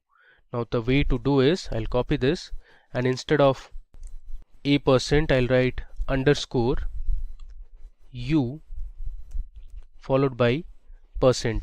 Now this underscore, you can think of a blank that can take any one letter. So the beginning can start with A, B, C, D, or any of the 26 alphabets we have. Then it should contain U as the second letter, followed by any other letter or letters. Let me run this. Okay, so there are 10 employees in the table whose name has a U as the second letter. You can see these. Okay, now moving ahead, let me show you how you can use basic SQL functions or inbuilt functions. So we'll explore a few mathematical functions now. So let's say you want to find the total sum of salary for all the employees. So for that you can use the sum function that is available in SQL. So I'll write sum, and inside the sum function I'll give my column name, that is salary, from my table name, that is employees. Let's see the result. This will return one unique value. There you go. Now this is the total salary. Since the value is very large, it has given in terms of E. Now one thing to note here is, if you see the output, the column says sum real. So this output column is not really readable. So SQL has a method which can fix this, that is called an alias. So since we are doing an operation of summing the salary column, we can give an alias to this operation by using the as keyword. So if I write sum of salary as, let's say, total salary, then this becomes my output column. You can see the difference if I run this. Okay, you can see now in the output we have the total salary. Now this is much more readable than the previous one. So this is a feature in Excel where you can use or give alias names to your columns or your results. Now similarly, let's say you want to find the average of salary for all the employees. Now SQL has a function called AVG which calculates the mean or the average salary. If I write AVG, and I can edit my alias name as well. Let's see, I'll write mean salary. Let's run it. You can see the average salary for all the employees. It's around $81,000. Okay, now there are two more important functions that SQL provides us, which is max and minimum. So if I write select maximum or max, which is the function name of salary, as, let's say, instead of total I'll write maximum. So this will return me the maximum salary of the employee. Let's run it and see what is the maximum salary that is present in the salary column. Alright, so we have $1,19,616 as highest salary of one of the employees.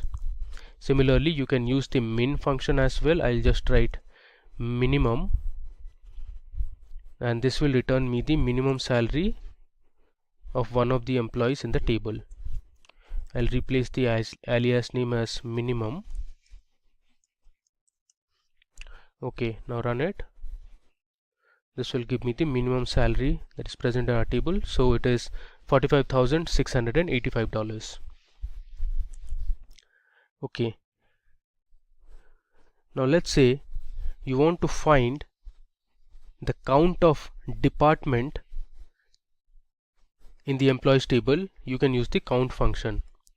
So if I write select count, let's say I want to know the distinct department names, I can write inside the count function distinct department as total departments from employees.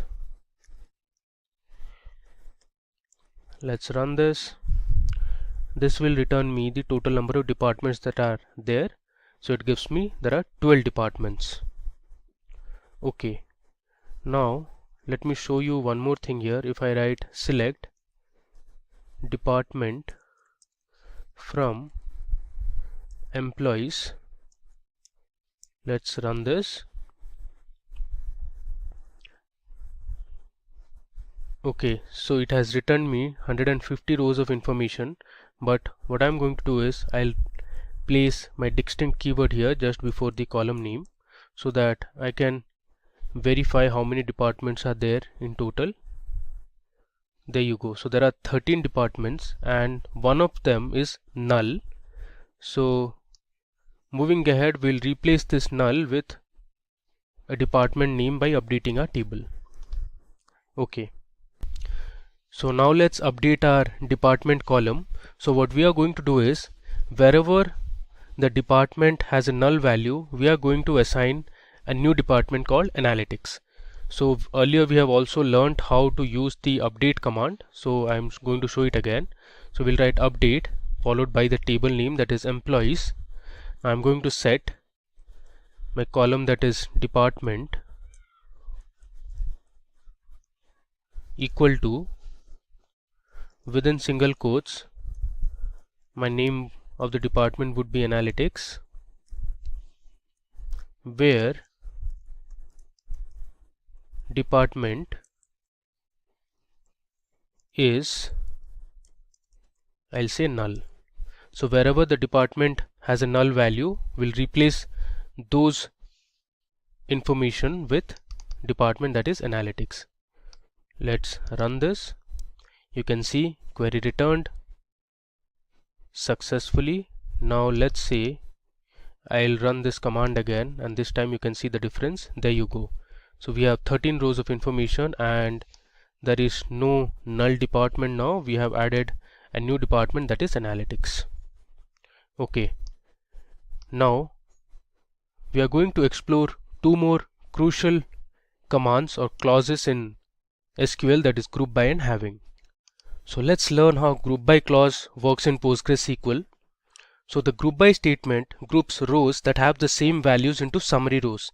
For example, you can find the average salary of employees in each country or city or department. So the group by clause is used in collaboration with the select statement to arrange identical data into groups. So suppose you want to find the average salary of the employees based on countries, you can use the group by clause. So let me show you how to do it. I'll write select. I want the countries and the average salary for each country. So I'll use the average function, that is avg, and inside the function I'll pass my column, that is salary. I'll give an alias name as, let's say, average underscore salary from my table name, that is employees. Next I'm going to use my group by clause. So I'll write group by. Since I want to find the average salary for each country, so I'll write group by country name. Let's give a semicolon and let me run it. I'll use F5. There you go. So here on the left you can see the country names. We have Israel, Russia, Australia, United States, France and Germany, and on the right, the second column, you can see the average salary for each of these countries.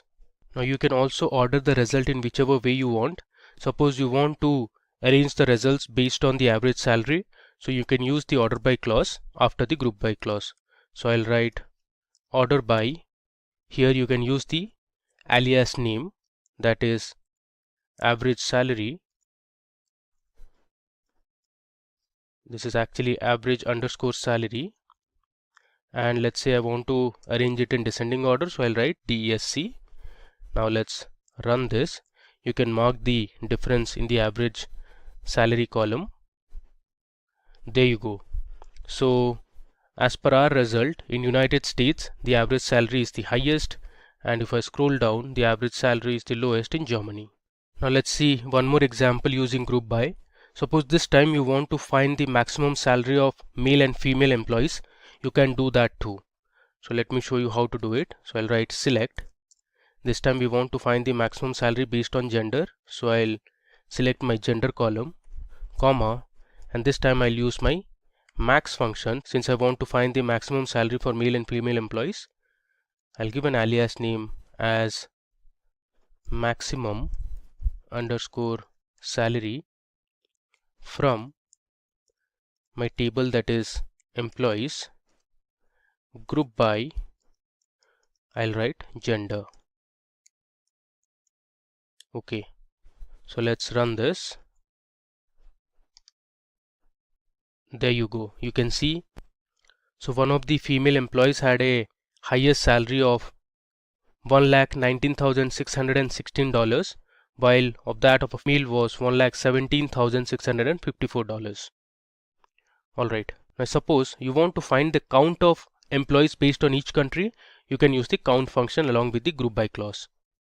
So I'll write the select statement, select, since I want to count the employees based on each country, so I'll first select my country column and then I'm going to use the count function.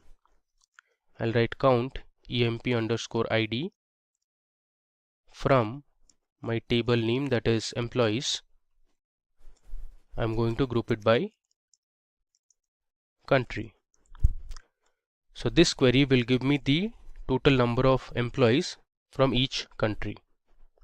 You can see here Israel there are 4 employees, in Australia there are 4 employees, in Russia we have 80 employees, in France there were 31, in United States we have 27, so on and so forth. Now let me scroll down. Okay, now it's time to explore one more clause, a very important clause that is used in PostgreSQL, that is having. So the having clause works like the where clause. The difference is that where clause cannot be used with aggregate functions. The having clause is used with the group by clause to return those rows that meet a condition. So suppose you want to find the countries in which the average salary is greater than $80,000. So you can use the group by clause and the having clause to get the result. So I'll write my select statement as select country, comma, I want the average salary, so I'll write avg of salary. I can give an alias name as average salary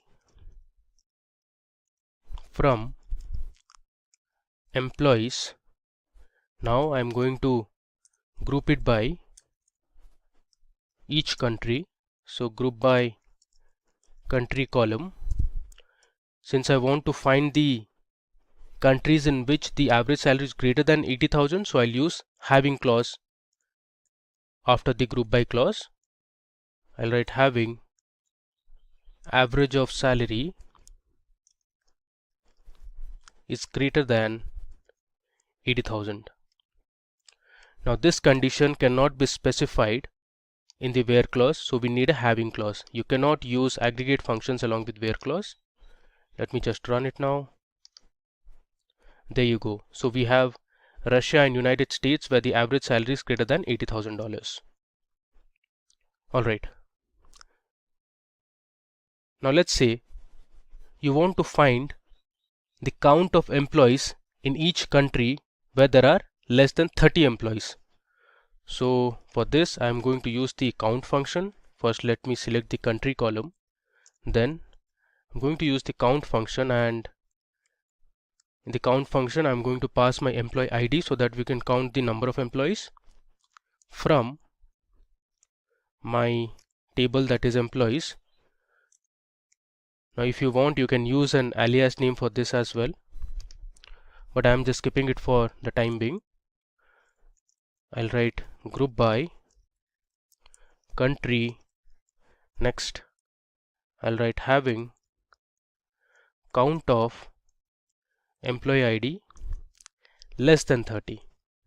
So this will return me the countries in which there are less than 30 employees.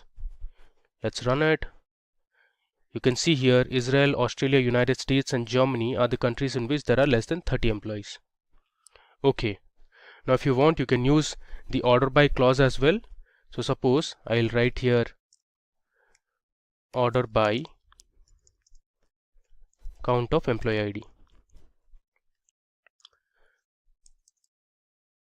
So what this will do is it will arrange my result in ascending order of employee ID count.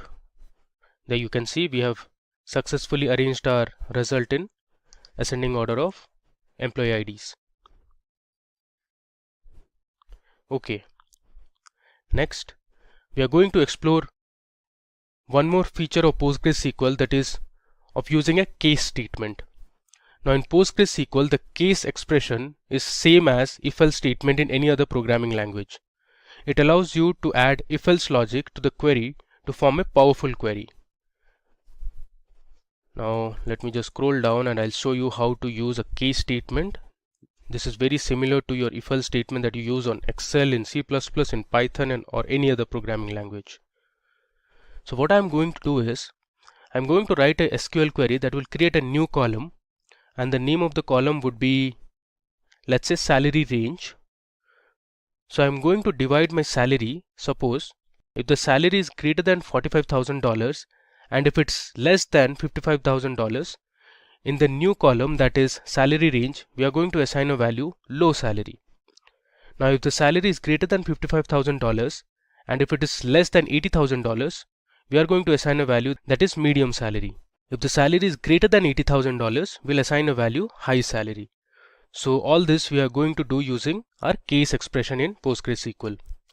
So I'll start with my select statement, but before that let me show you how to write a comment in PostgreSQL. So you can write a comment by giving a double dash. Comments are very helpful because they make your codes or the scripts readable. I'll write case expression in PostgreSQL. Similarly, if you want, you can go to the top and let's say here you can write with double dash having clause. Okay, let's come down. So I'll write my select statement as select. I want the department, the country and the salary column. I'll give a comma and I'll start with my case statement. I'll write case when my salary is greater than 45,000 and my salary is less than 55,000, then the result would be, within single quotes, I'll write low salary. So this is exactly like an if-else condition. Next, I'll write another case when salary is greater than 55,000 and salary is less than, let's say, 80,000, then the result would be medium salary. And finally, I'll give my last condition, that is when salary is greater than 80,000, then the result will be high salary. Let me write this in a single line, then high salary. Now one thing to remember, in PostgreSQL the codes are insensitive, so you can write your select statement in capital, in lowercase, or in sentence case. Similarly, I can write case as small c, or you can write as capital C. Alright, now moving ahead, after this I am going to write end. I'll give an alias name as salary range. Now this is going to be my new column in the output. Let me just come down. After this we need to give our table name from employees. I'll order it by salary descending. Okay, so what I'm going to do here is I'll first select department, country and salary column from my employees table, and then I'm creating a new column that is salary range, and I'm specifying the range. So I have three conditions here: for low salary, for medium salary and high salary.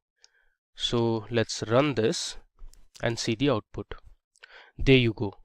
Here you can see we have added a new column known as salary range, and we have ordered our salary in descending order, so all the highest salaries appear at the top. If I just scroll down, you can see we have medium salaries here, and if I scroll down further, you can see these low salaries.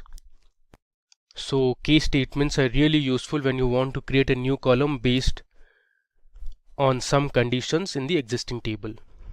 Alright, now moving ahead, we are now going to see how to write subqueries in PostgreSQL.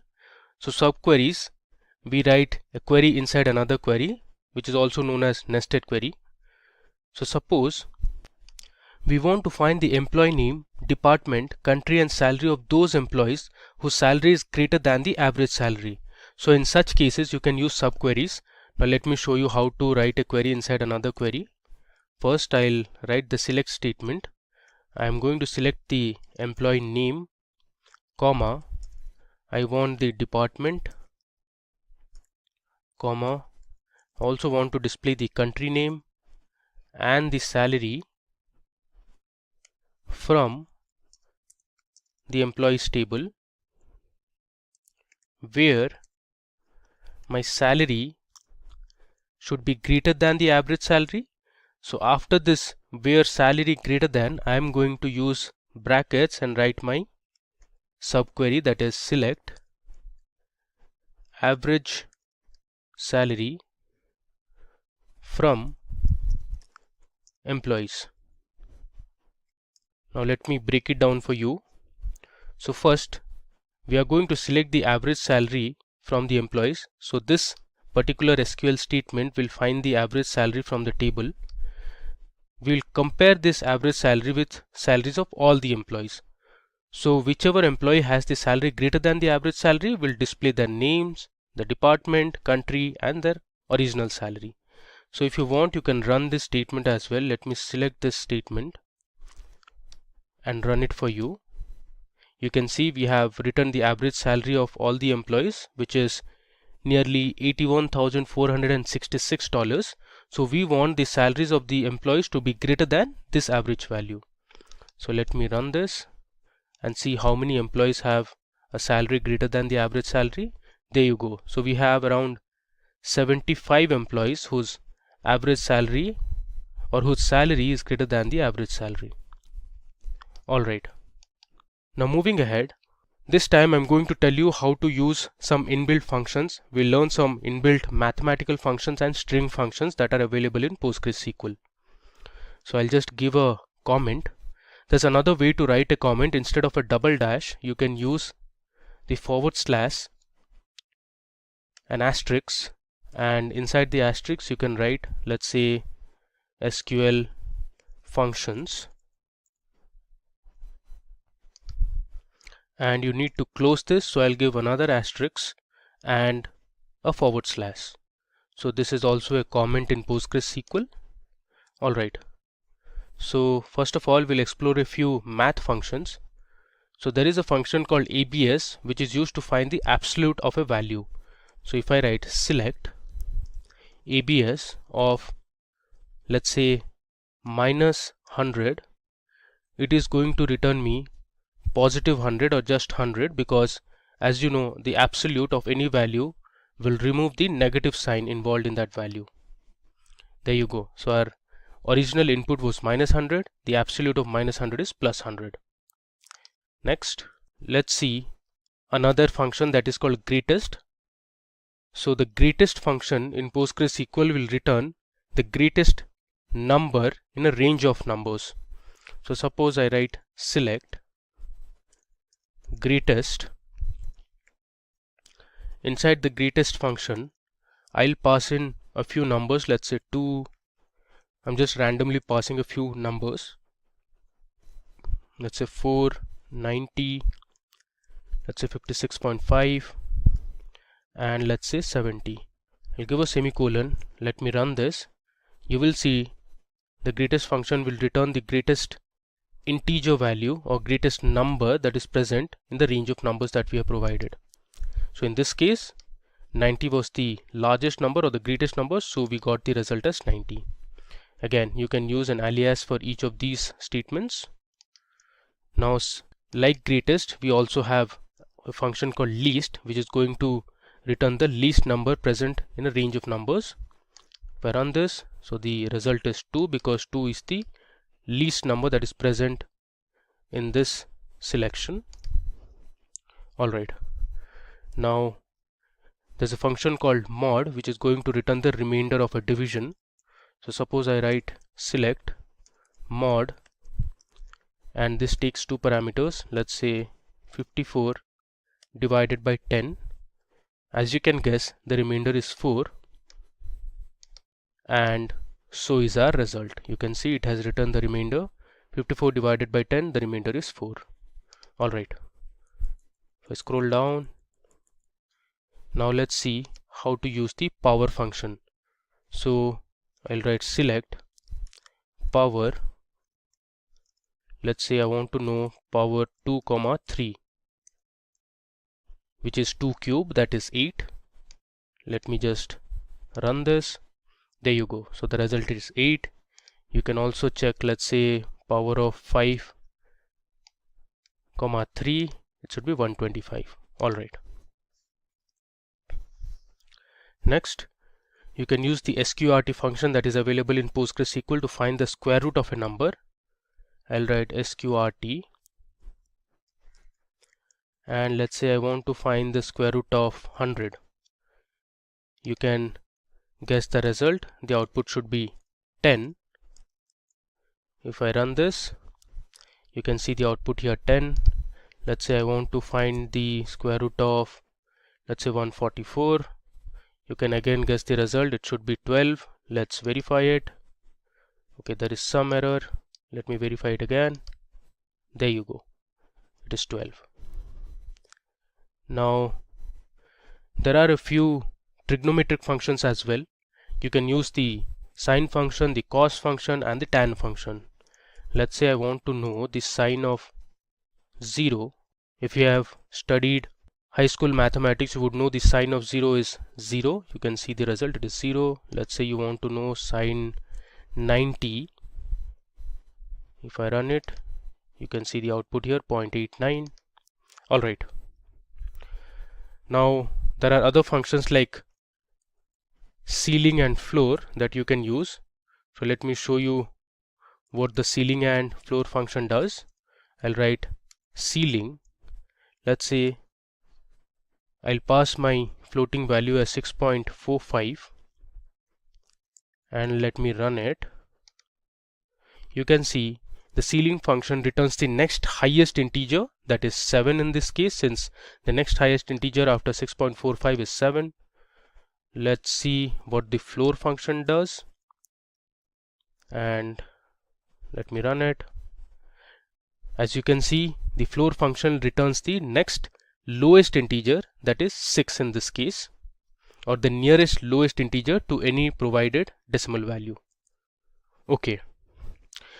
Now that we saw how to use mathematical functions, there are a few string functions available in PostgreSQL. So let's explore them as well. I'll write string functions. Okay. Let's scroll down. Cool. There's a function called character length that gives you the length of a text string.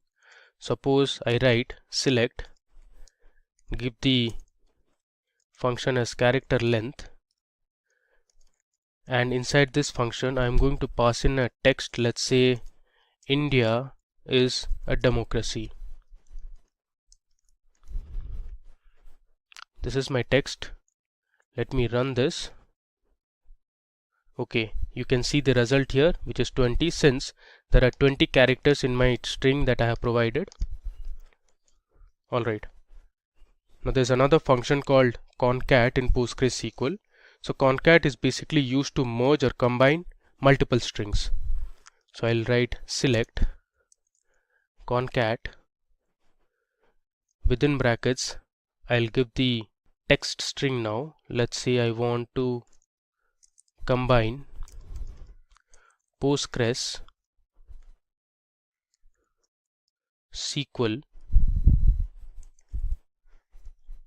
I'll give a space, comma, I want to merge PostgreSQL is, I'll give another comma and write my final word, that is interesting. Now what we have done is, inside the concat function we have passed in separate strings, and now using the concat function we want to merge the three strings. Let's see what the result is. I'll run it.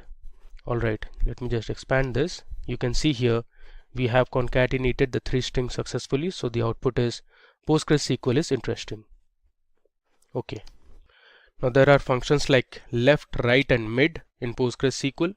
So what the left function does is, it will extract the number of characters that you specify from the left of a string.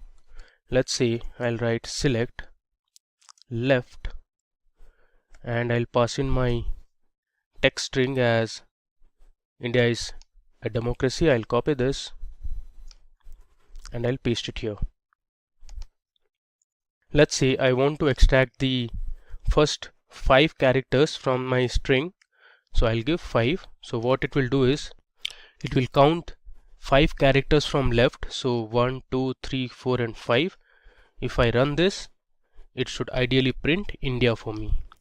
There you go, it has printed India for us.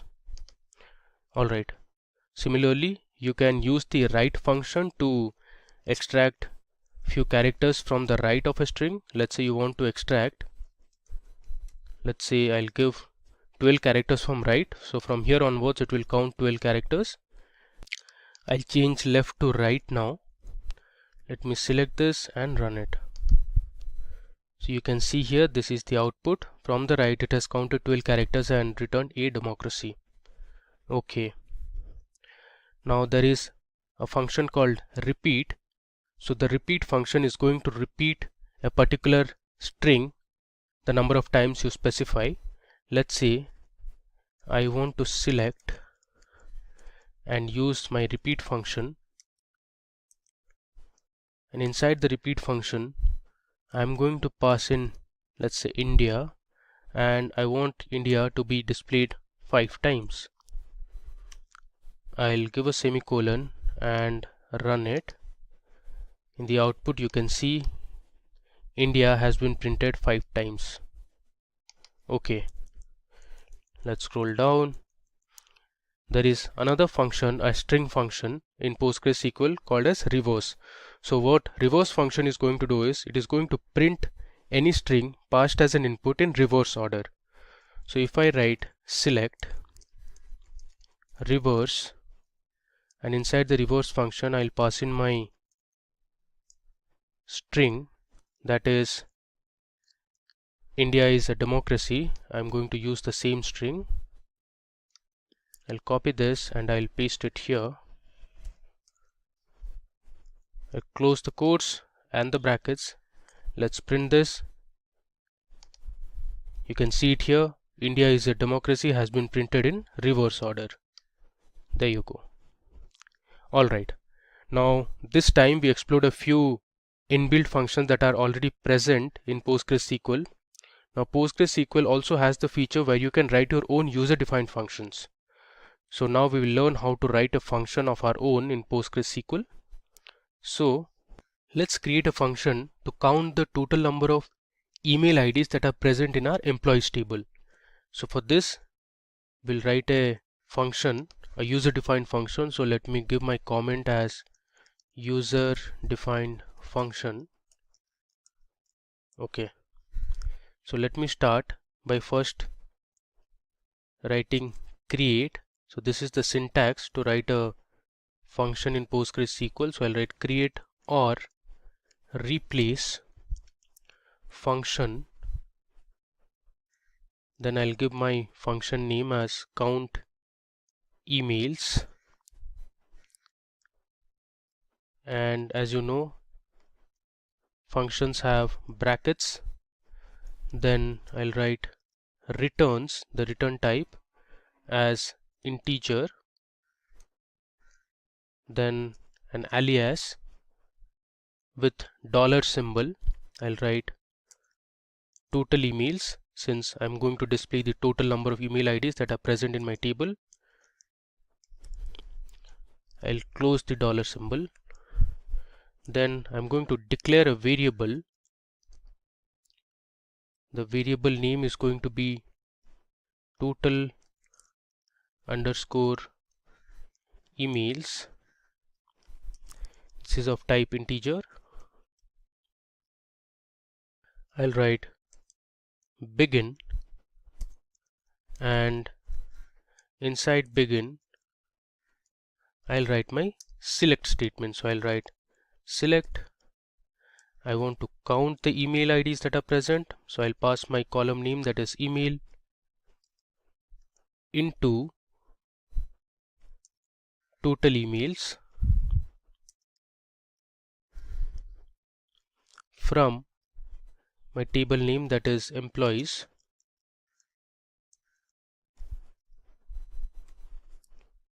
I'll give a semicolon, and then we'll write return total emails. As you know, user-defined functions often return a value, so hence we have mentioned the return statement as well. And now I'm going to end my function. Then the next syntax would be, let me just scroll down. Okay, so here I'll give my dollar symbol again, followed by total underscore emails. Next, I'll write my language PostgreSQL. So the way to mention is PL PG SQL. Let's give a semicolon and end it. So this is my user-defined function that I have written. So I created a function with the function name count underscore emails, and this would return integer as an alias, which is total underscore emails. We declared that variable as an integer. Then we started with a begin statement that has my select statement, where I am selecting the count of email IDs that are present in the employees table, and I am putting the value into total underscore email. So I have used the into keyword, and this returns the result as total underscore emails, and I have ended. Let's run this. Okay, there is some problem. There is an typo, so this should be integer. Okay, let me run it once again. There you go. So you've successfully created a user-defined function. Now the final step is to call that function. Now to call this function, I'm going to use my select statement and the function name, that is count underscore emails. I'll give a semicolon. Let's execute this. There you go. So here you can see there are 134 email IDs present in our employees table. Now one thing to mark is there are total 150 employees in the table, but out of them 134 employees have email IDs, the rest of them don't have, so they would ideally have null values. Alright, so that brings us to the end of this demo session on PostgreSQL tutorial. Let me go to the top. We have explored a lot. So we started with checking the version of PostgreSQL. Then we saw how to perform basic mathematical operation, that is to add, subtract, multiply. Then we saw how to create a table that was movies. We inserted a few records to our movies table. Then we used our select clause.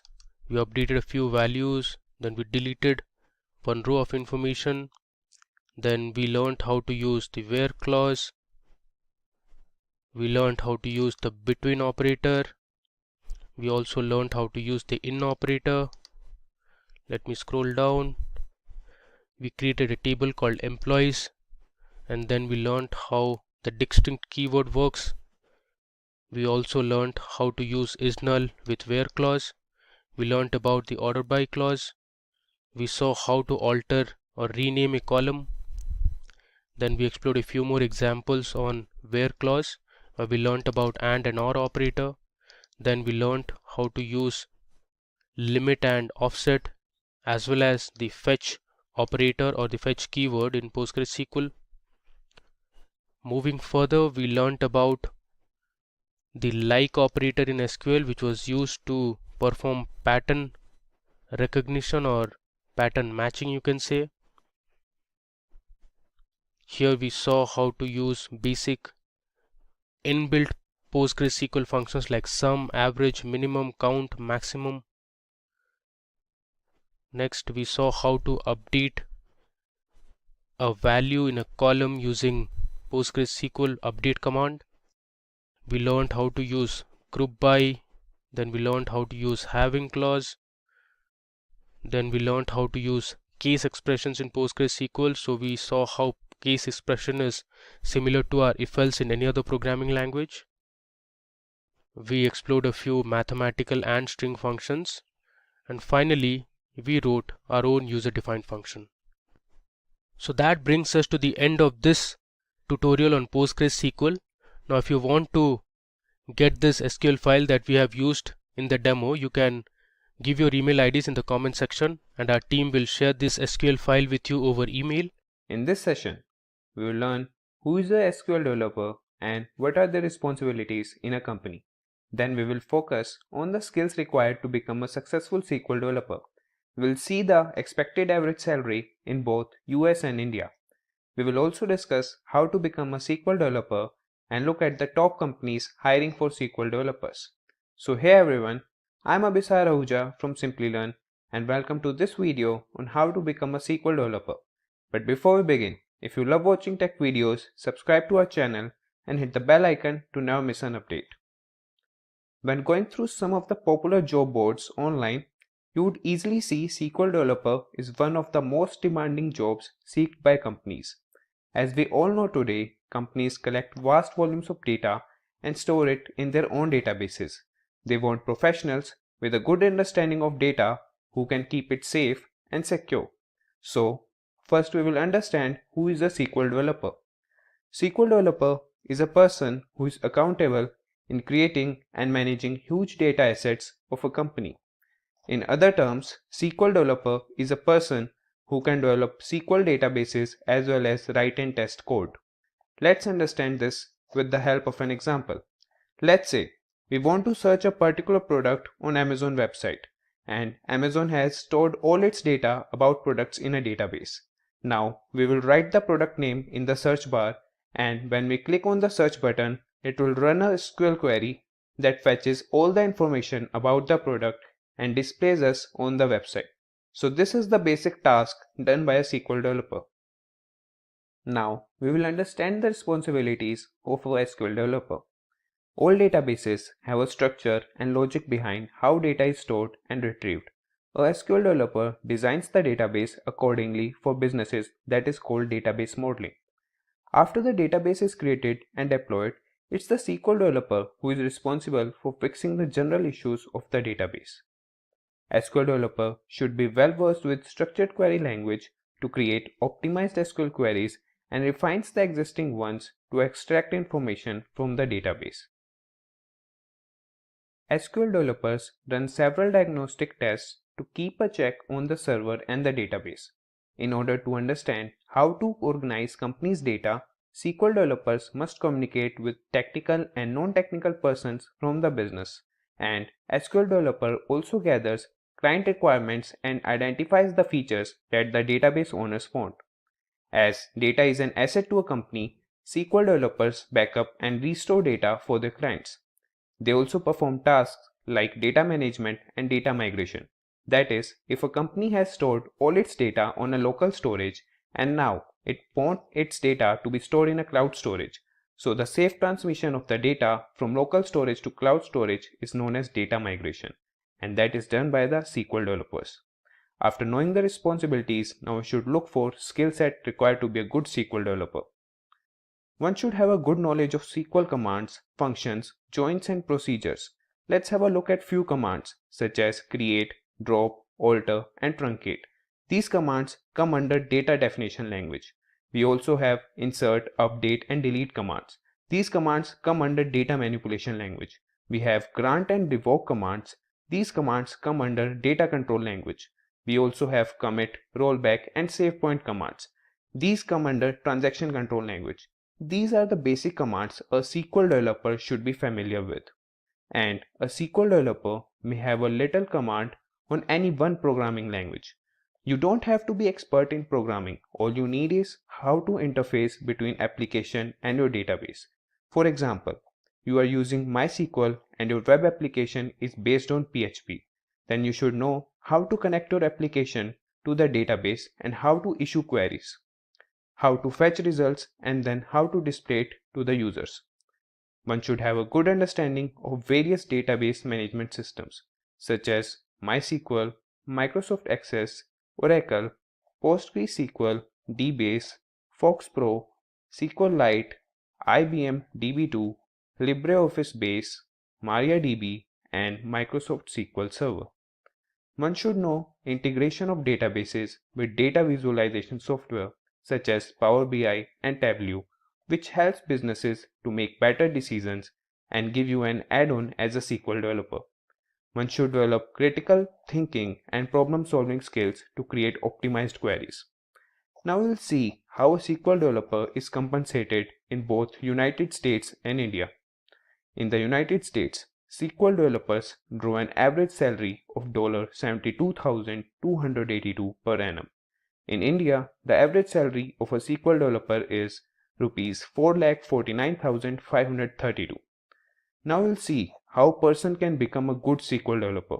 For that, one should have a good command on structured query language and know how to interact with database management system and can issue queries to get the desired result. Earning industry-recognized SQL developer certifications such as Microsoft Certified Professional Developer (MCPD) or Oracle PL/SQL Developer Certified Associate, which usually require a passing score on an exam. And it's important to accumulate as much practical experience as possible. Start by designing, creating, and querying small databases connected with your hobbies and interests.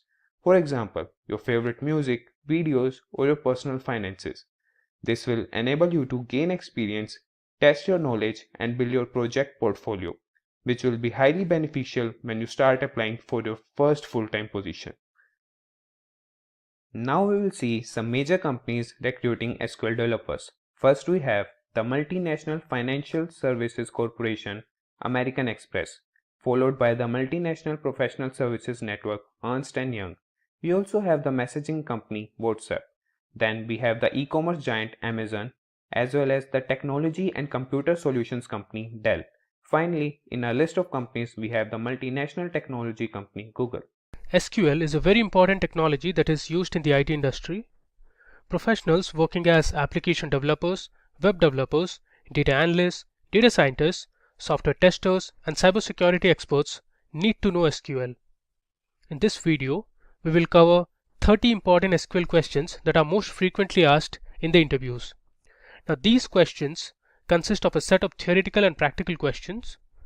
So we will use different commands, functions, joins, and other functionalities in Excel to solve the problems. So let's get started with the first question. So the first question is to state the difference between where and having clause in SQL. Now where and having are very widely used in SQL to solve specific problems. Now let's look at the difference one by one. So where clause is used to filter the records from the table based on the specified condition and can be used without the group by clause. On the other hand, having clause is used to filter the records from groups based on specified conditions. Now where clauses cannot have aggregate functions, so you cannot use sum, count, average, min and maximum functions in the where clause. While in the having clause, you can operate on aggregate functions, and those aggregate functions are used to filter values from a group. Now where clause is implemented on rows or at row level. So for each row of data, you have the where condition applied. Now having clauses are implemented on columns, so for each column of data, you have the having condition applied. Now another important difference between where and having is that the where clause is executed before the execution of the group by clause and after the execution of the from clause. On the other hand, the having clause is executed after groups are created. Now we will learn more about where and having and understand the usage better when we tackle practical problems in this video. Now moving to our next question, which is how is drop different from truncate? So drop and truncate are two different commands. So drop command is used to drop the whole table, removing the table definition and its contents, while truncate deletes all the rows from the table. Now we can drop the whole table structure in one go, so the view of the table does not exist. By using the truncate command, the existence of all the rows in the table is lost, but the view in the table exists. Now integrity constraints will be removed in drop command, while the integrity constraints will not be removed when you use the truncate command. Now moving to our third question. Now this is a practical question. So we will be using a table which is present in my MySQL database. So the table name is called employees, and I want to find the lowest salary of the employees in each department. You can see here, this is how my employees table looks, and the output query would be something like this. So here, since I want to find the lowest salary of the employees, so I'm using a min function to find the lowest salary in the table, and then I'm grouping all the employees and the results by department. So let's do this on MySQL Workbench.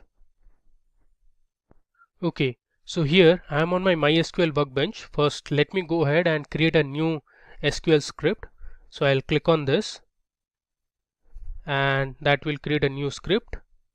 Okay, so here we'll write our commands.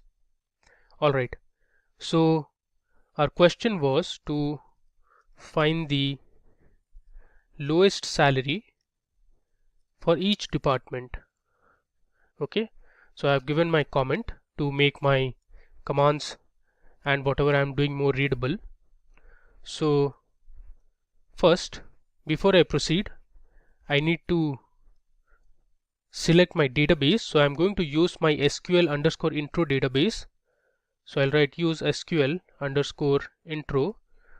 Now this database has a lot of tables that we'll be using in this interview questions video. I'll run it. Okay, we are in our SQL intro database.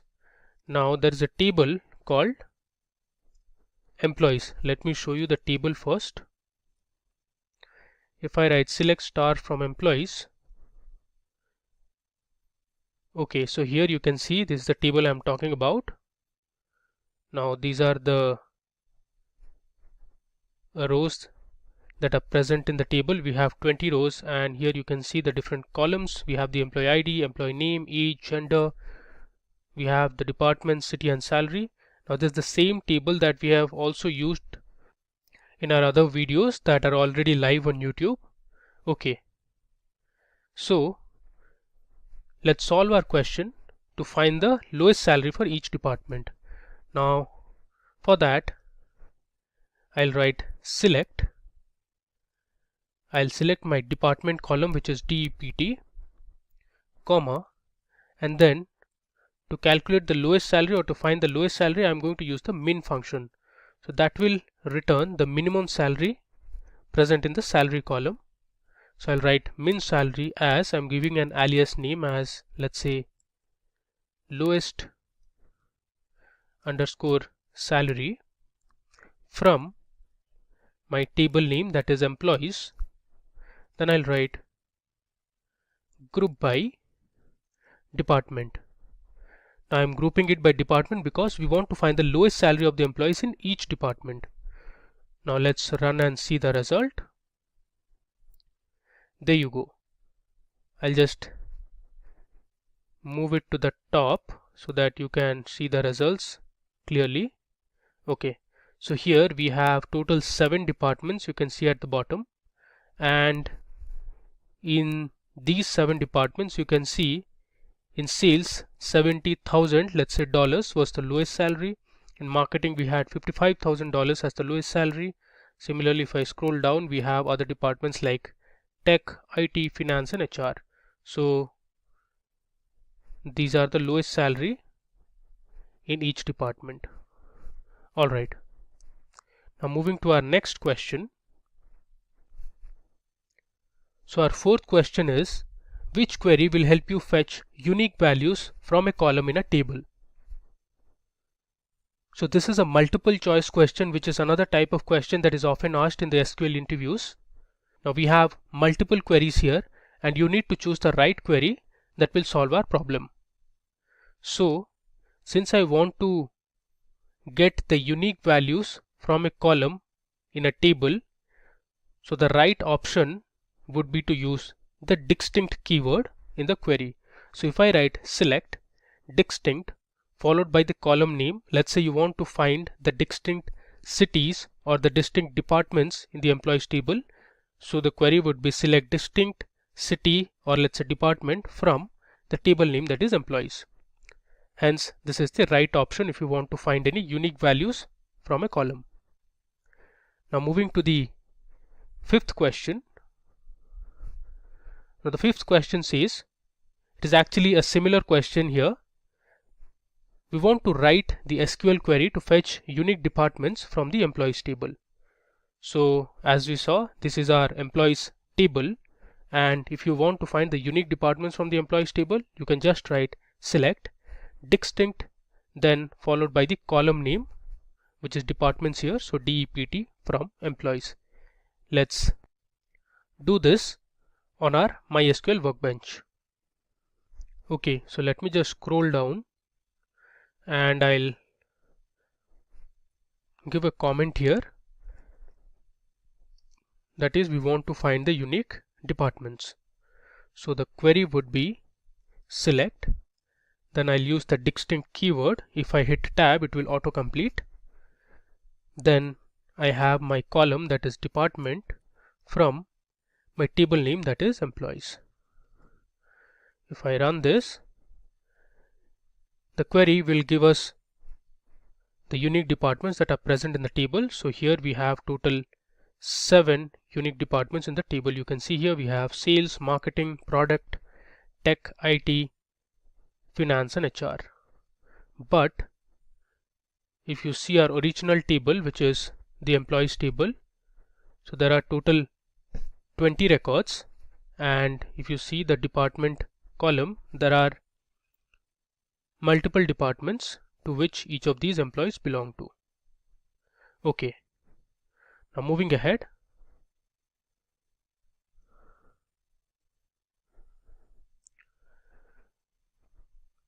Now the sixth question is to write an SQL query to fetch the unique values of departments and print their length. Now this question consists of 2 parts. First, we need to fetch the unique values of departments that we saw in our fifth question, and then we want to print the length of each of the departments. So for that, I'm using the distinct keyword to find the unique departments, and then I'm using the inbuilt length function that is present in MySQL to find the length of the department, and then I'm using an alias, that is length underscore department from employees. So let's say this on our workbench. Okay, so let me give a comment. I'll say unique departments and length. Okay, so the query would be, I'll write select distinct department, and then let me just scroll down. I'll give a comma and use my inbuilt length function. See, I'm hitting tab to autocomplete, and inside the length function I'll give my column name, that is department. I'll give an alias as department underscore length from my table, that is employees. This is pretty simple.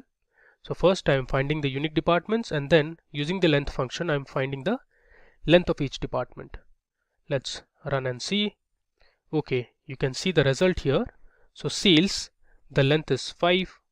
Marketing, the length of marketing is 9. So basically you're counting the number of characters that are present in each of the departments.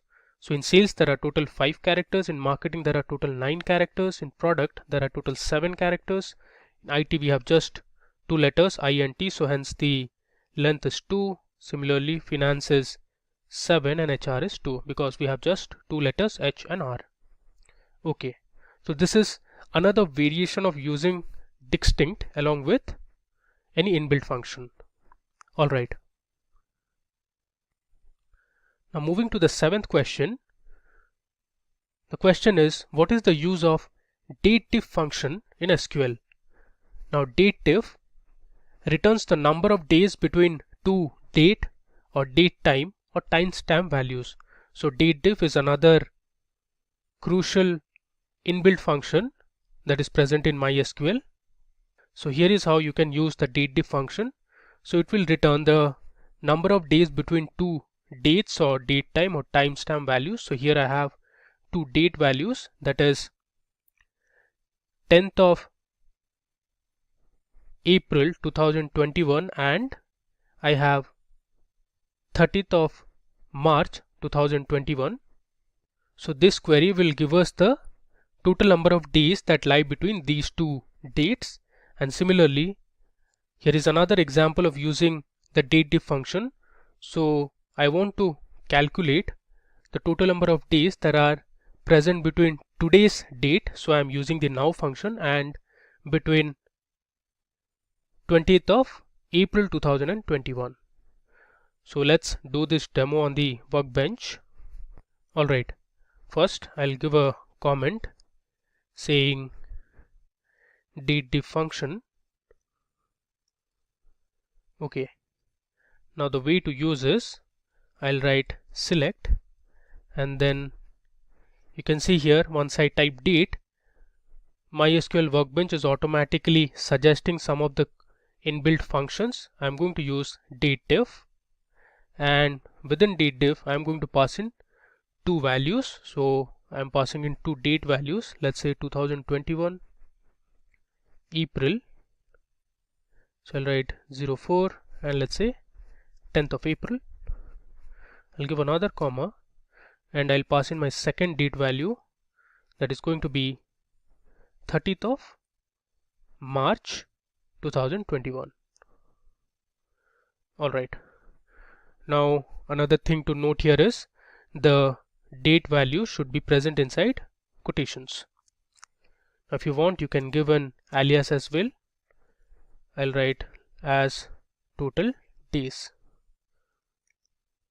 Let's run it. There you go. It has given us the output as 10. So there are total 10 days between 31st of March to 10th of April. Now let's see another example. I'll write select dateDiff and we'll pass in my now function. So the now function returns the current date, that is today's date, and I'll give another date value, let's say 2021 April 20th. Now we'll see the results. If you want, you can give an alias name so that the output is more readable here. I'll run it. Okay, so between today's date and my previous date, that was 20th of April, there are total 49 days. So today's date is actually 8th of June. So between 20th of April and 8th of June, there are total 49 days. Alright, now moving ahead.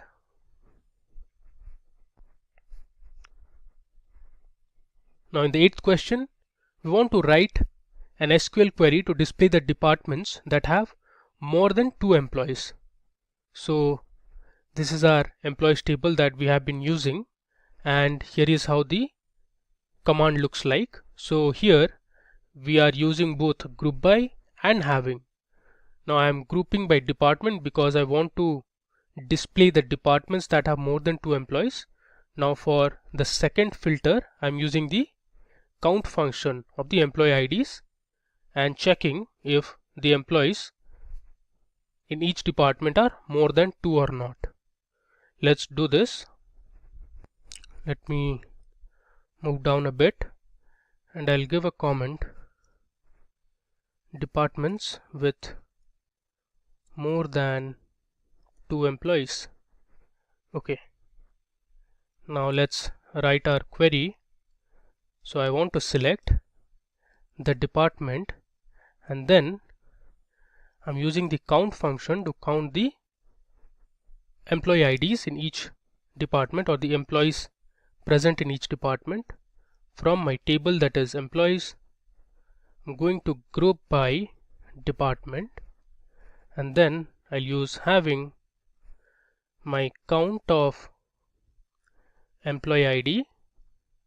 This should be greater than 2. So our query will return only those departments which have more than 2 employees. Let's run and see. There you go. So we have total 4 departments, that is sales, product, tech and IT, where we have more than 2 employees. You can see here sales has 4 employees, product has 3, tech has 4 and IT has 3. The rest other departments like finance, HR and others have less than 2 employees. Now if you want, you can give an alias as well. Let's say as total employees. Okay, let me run it again, and here you can see I have the column name as total employees. Okay, so moving ahead, the 9th question, we want to display the details of the employees for all the departments except marketing. Now here I have my employees table. Now if I were to display all the details of the employees apart from marketing department, I can give a condition like where department not equal to marketing. So this is the way how you write not equal to. So you use the less than and greater than symbol. Another way to do is use the exclamation mark and give equal to. So this means select all the employees where department is not equal to marketing. Now let's do this.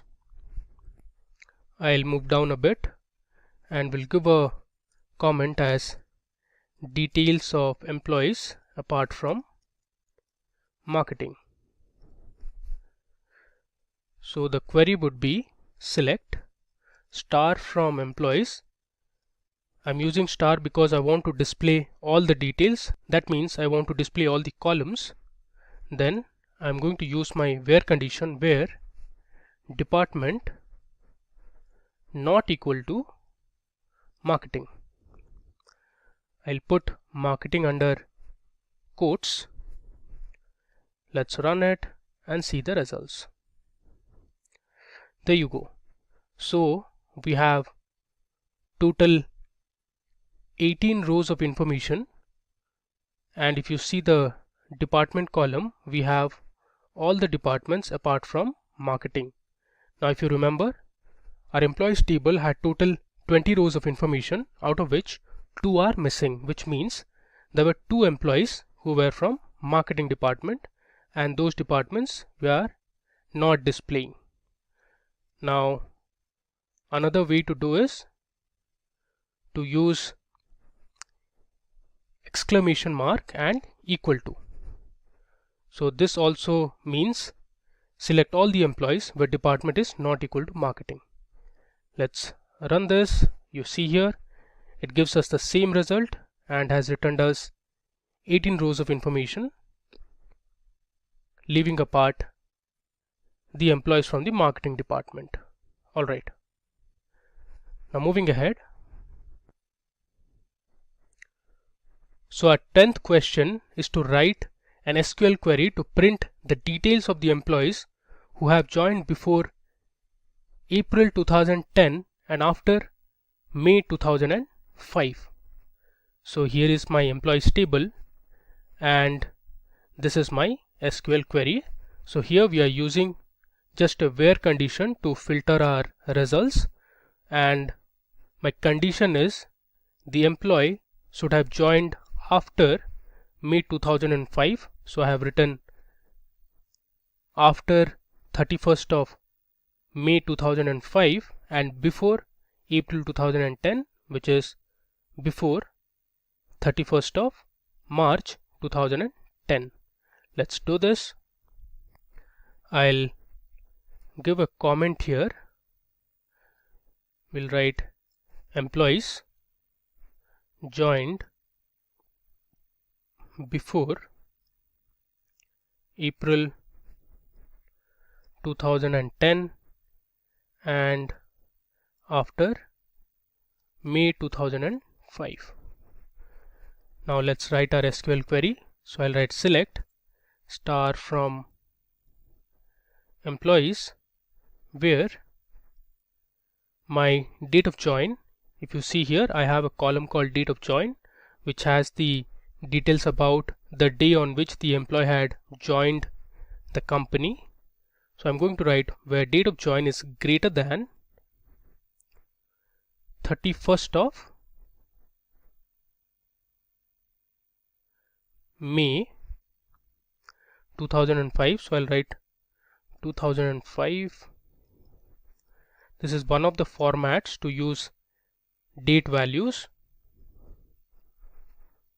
So this is the year value, this is the month value, and this is the day value. And my date of join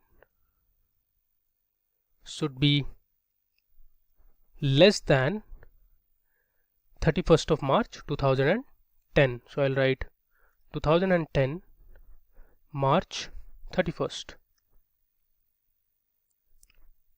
I hope you were able to understand this. Date of join greater than 31st of May 2005 means after May 2005, and date of join less than 31st of March 2010, this means employees joined before 2010 April. Let's run it. Okay, so we have total 3 employees in our table. You can see the date of join, and all of them have joined after May 2005 and before April 2010. Okay. Now moving ahead to the 11th question. So here we want to find the employee with the third highest salary from the table. So I have my employees table here, and my command would look something like this. So here we are going to explore how to write subqueries in SQL. So I'm using a subquery here where I'm trying to find the employees who have the top 3 salaries, or the top 3 employees who have the highest salaries, and from that I'm going to filter out my third highest salary employee. So let's do it on our workbench. Okay, so I'll come down and let me give a comment as third highest salary. Okay, so let me first write down my SQL query and then I'll explain. So I'll write select star from. After that I'll start a bracket and write my inner query. So I'll write select star from employees order by salary descending. Then I'll use my limit keyword and I'll write limit 3 as I'll give an alias name, let's say T, and then I'm again going to use my order by salary limit 1. Okay, now let me explain you the flow. So first let me run the inner query. I'll select my inner query and I'll run it. So the inner query returns my top 3 employees who have the highest salary, and this is ordered in descending order since I used salary descending. Now let me just use this. Okay, now you can see it clearly. So these are my top 3 employees who have the highest salary. So Joseph has the maximum salary, followed by Angela, and then we have Jack. Now from this I want to return only the record for Jack, because Jack is the employee who earns the third highest salary. So for that I am going to use the result returned by my subquery or the inner query, and on top of this I'm going to order the salary and say limit equal to 1. So I'm again ordering this salary in ascending order. So what will happen? Jack will appear at the top, Angela will be at the second place, and Joseph will come to the third place. And from there I'm using limit 1 so that I can only get the record for Jack. Now if I run the entire query, you see the result. I have my employee name as Jack, who earns the third highest salary. Okay. Now moving ahead to the 12th question. The question is to print all the alternate records in a table. So here is my employees table, and from this table I am going to print all the alternate records. For example, I am going to print my employee ID 101, then I am going to skip 102 and print 103, followed by 105, 107, 109. So all the employee IDs that have an odd value. And you can look at this example in another way of displaying the employees which have an employee ID of even numbers. So 102, 104, 106 and so on. Now the way to do is, either you can use a simple select clause and say employee ID percentage or modulus 2 equal to 0, which means I want to filter only those employees which have an even employee ID. Else what you can do is you can use a CTE, as you can see here. So CTE, or the common table expression, is a temporary named result set that you can reference within a select, insert, update or delete statement. Now it is used to simplify complex joins and subqueries and to provide a means to query hierarchical data. Now let's write this query on our workbench and see how it works. But before that, let me explain you. I am using a few new functions such as row number. This will create a row number for each of the rows or the records present in my table. And then from this CTE I am going to use my filter clause or the where clause, where rn, which is row number, percentage 2 equal to 1. So this will return only the odd records from the table. Let's see how to do it. Okay, so I'll give a comment, print alternate records. Okay, now I'll start with my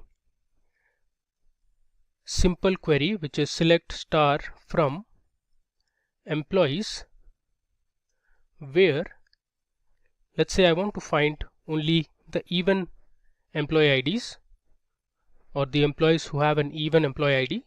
So I can use employee ID percentage 2 equal to 0.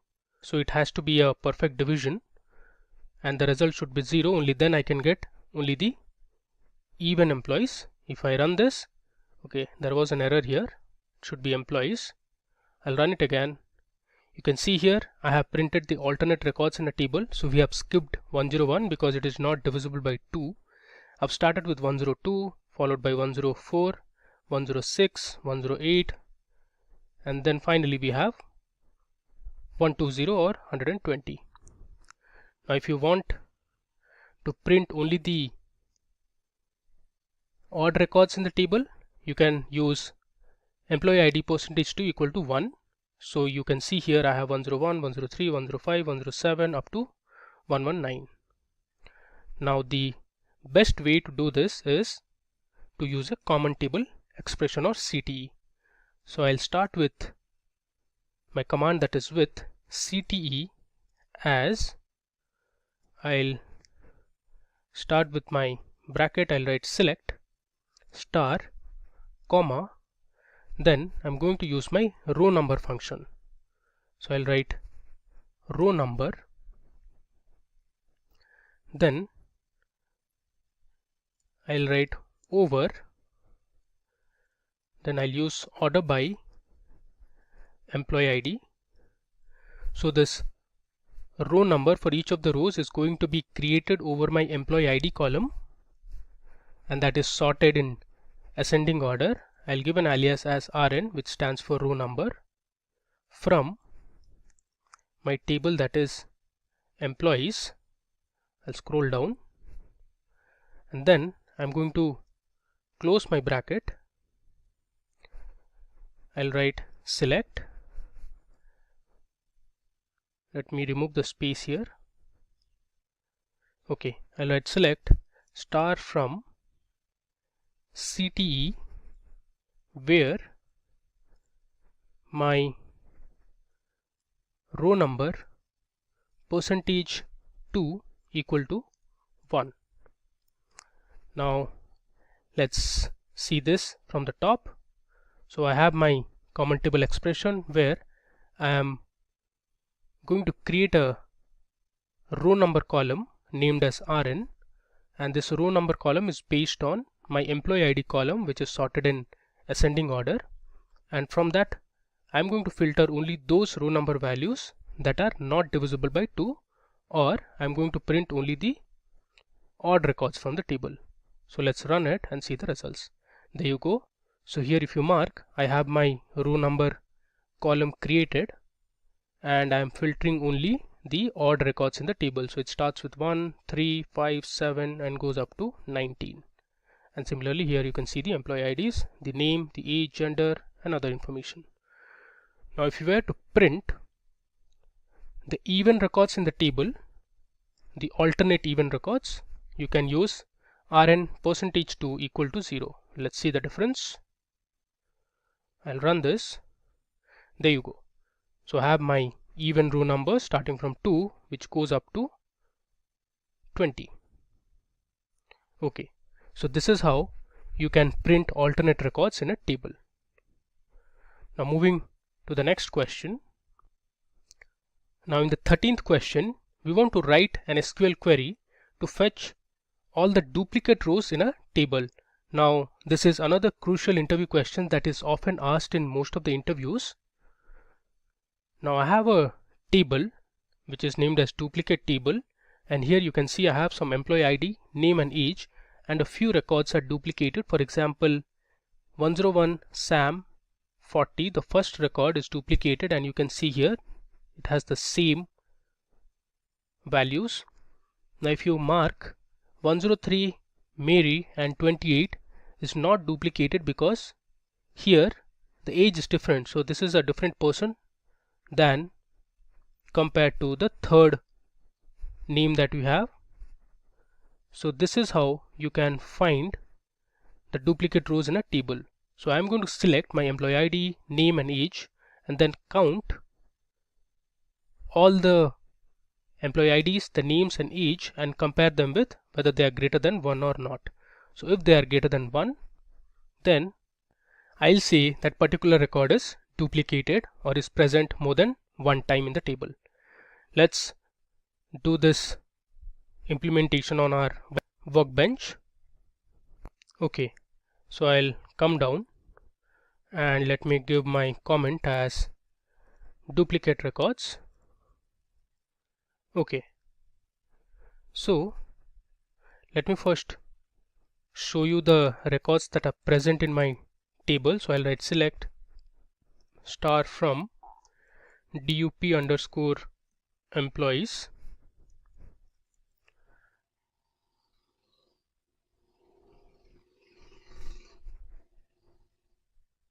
I'll run it. Okay, you can see here I have my table that we saw in the slides. So employee ID 101 with name Sam and age 40 is duplicated. So we want to find this duplicate record. The way to do is I'll write select e_id, which is employee ID, comma name, comma age, comma I'm going to count all of them. So I'll write count star as duplicate count. This is my alias name from my table, that is dup_employees. I'll say group by employee ID, name and age, and then I'm going to use my having clause saying having count of employee ID is greater than 1 and count of name should also be greater than 1 and my count of age should also be greater than 1. Let's run it and see the results.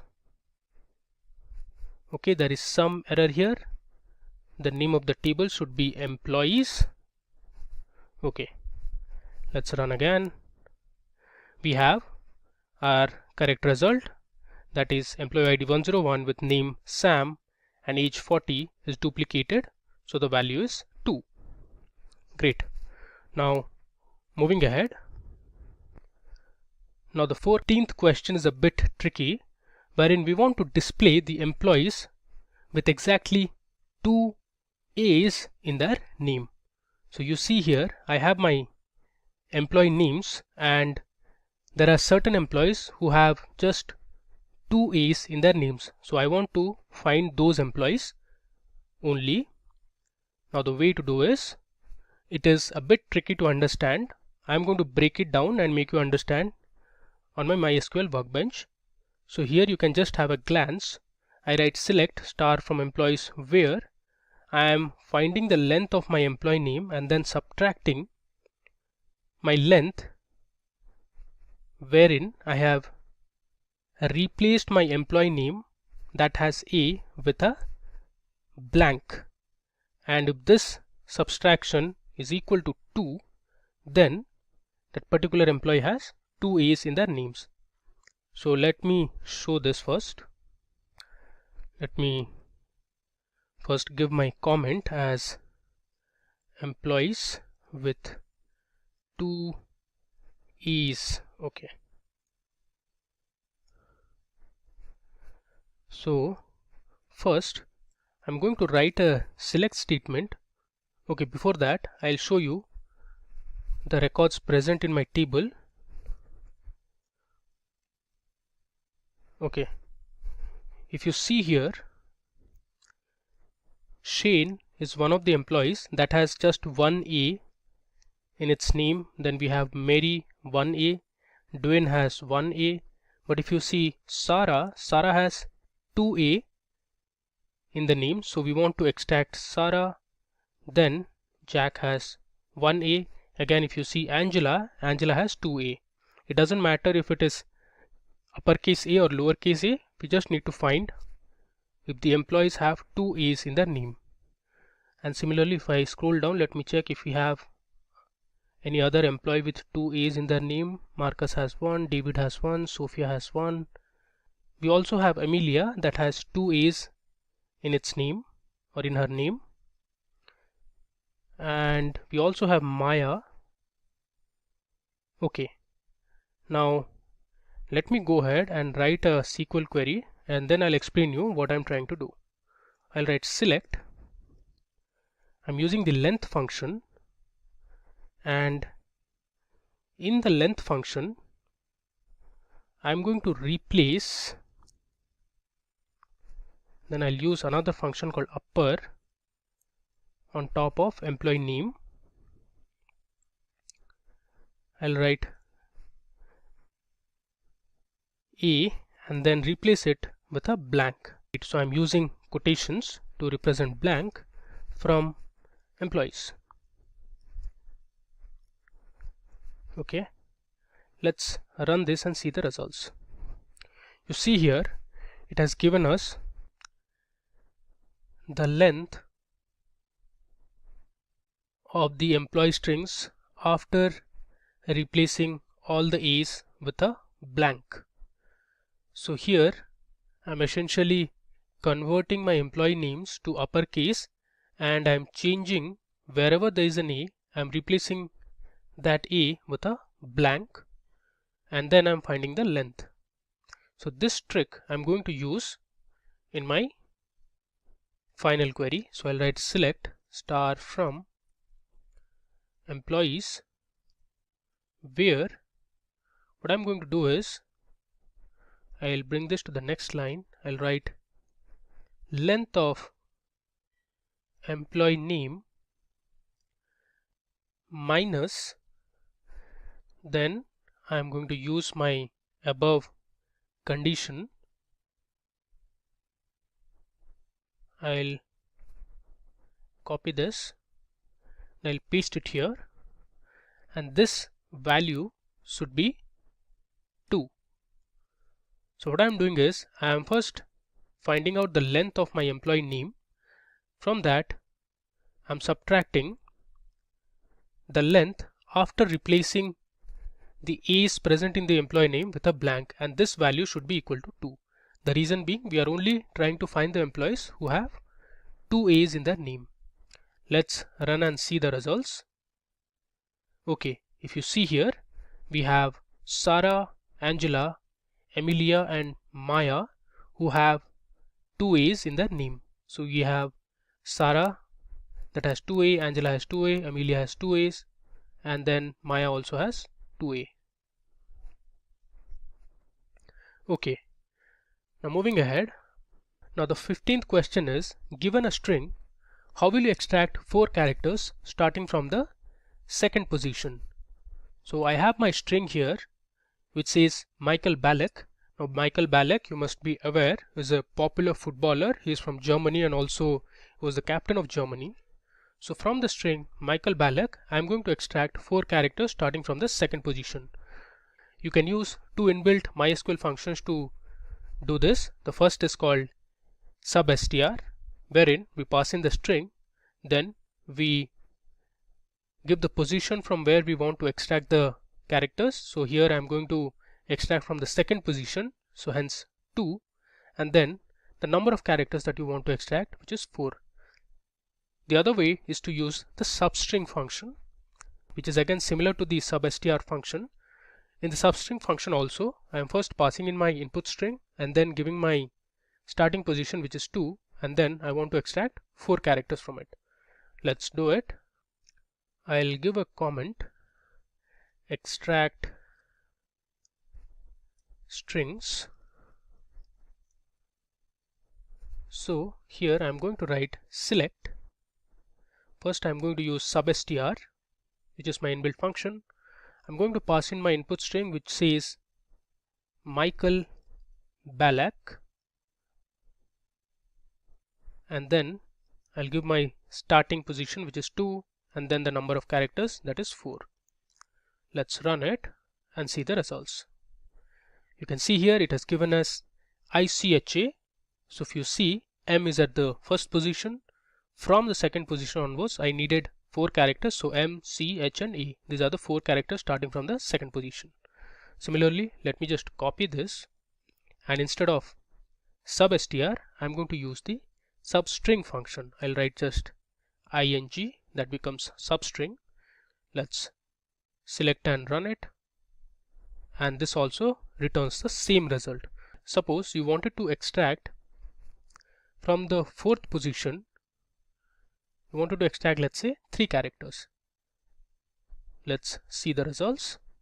It gives us H, A and E. If you see here, M is the first position, I is at the second position, C is at the third position, H starts from the 4th position. So H, A and E are the next 3 characters starting from the 4th position. So hence this is the result. Alright, now moving ahead. Now my 16th question is on How does self join work? So self join joins a table to itself. So the table must contain a column X that acts as the primary key and a different column, let's say Y, that stores values that can be matched up with the values in column X.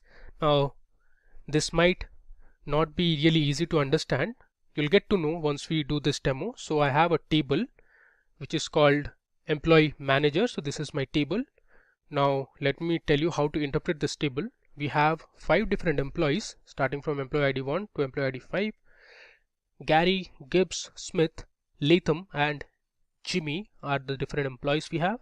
You have their salaries, and now you have the employees reporting to which manager. Now if you see here, Gary's manager ID is 3. So if you see our table, at 3 we have Smith. So Gary is reporting to 3, or in other words, Smith has a employee under him who is Gary. Similarly, Gibbs is reporting to manager ID 1 or employee ID 1, which is Gary. So Gibbs manager is Gary. Similarly, if you see for Smith, Smith is reporting to the person with manager ID 4 or employee ID 4. We have Latham. So Latham has one employee under him who is Smith. Now Latham in our table has no managers. Then we have Jimmy who's reporting to the employee ID 3 who is Smith. Okay. Now I want to use this table and return the name of the manager for each employee. To do that, I'm going to use my self join. So here I'm using a self join to join both the tables. Here both the tables mean I'm using the same table twice. So I have written select e.employee ID, e.employee name, then we have e.manager ID. Then I'm using another alias for managers. So m.employee name as manager underscore name from employee underscore manager as e. This join means self join employee underscore manager as m on e.manager ID equal to e.employee ID. So this is my common column, that is employee ID and manager ID. Let's do it. Alright, I'll give a comment here saying self join, and I'll start with my self join. I'll write select. Let me first display my table. I'll write select star from, and my table name is emp underscore manager.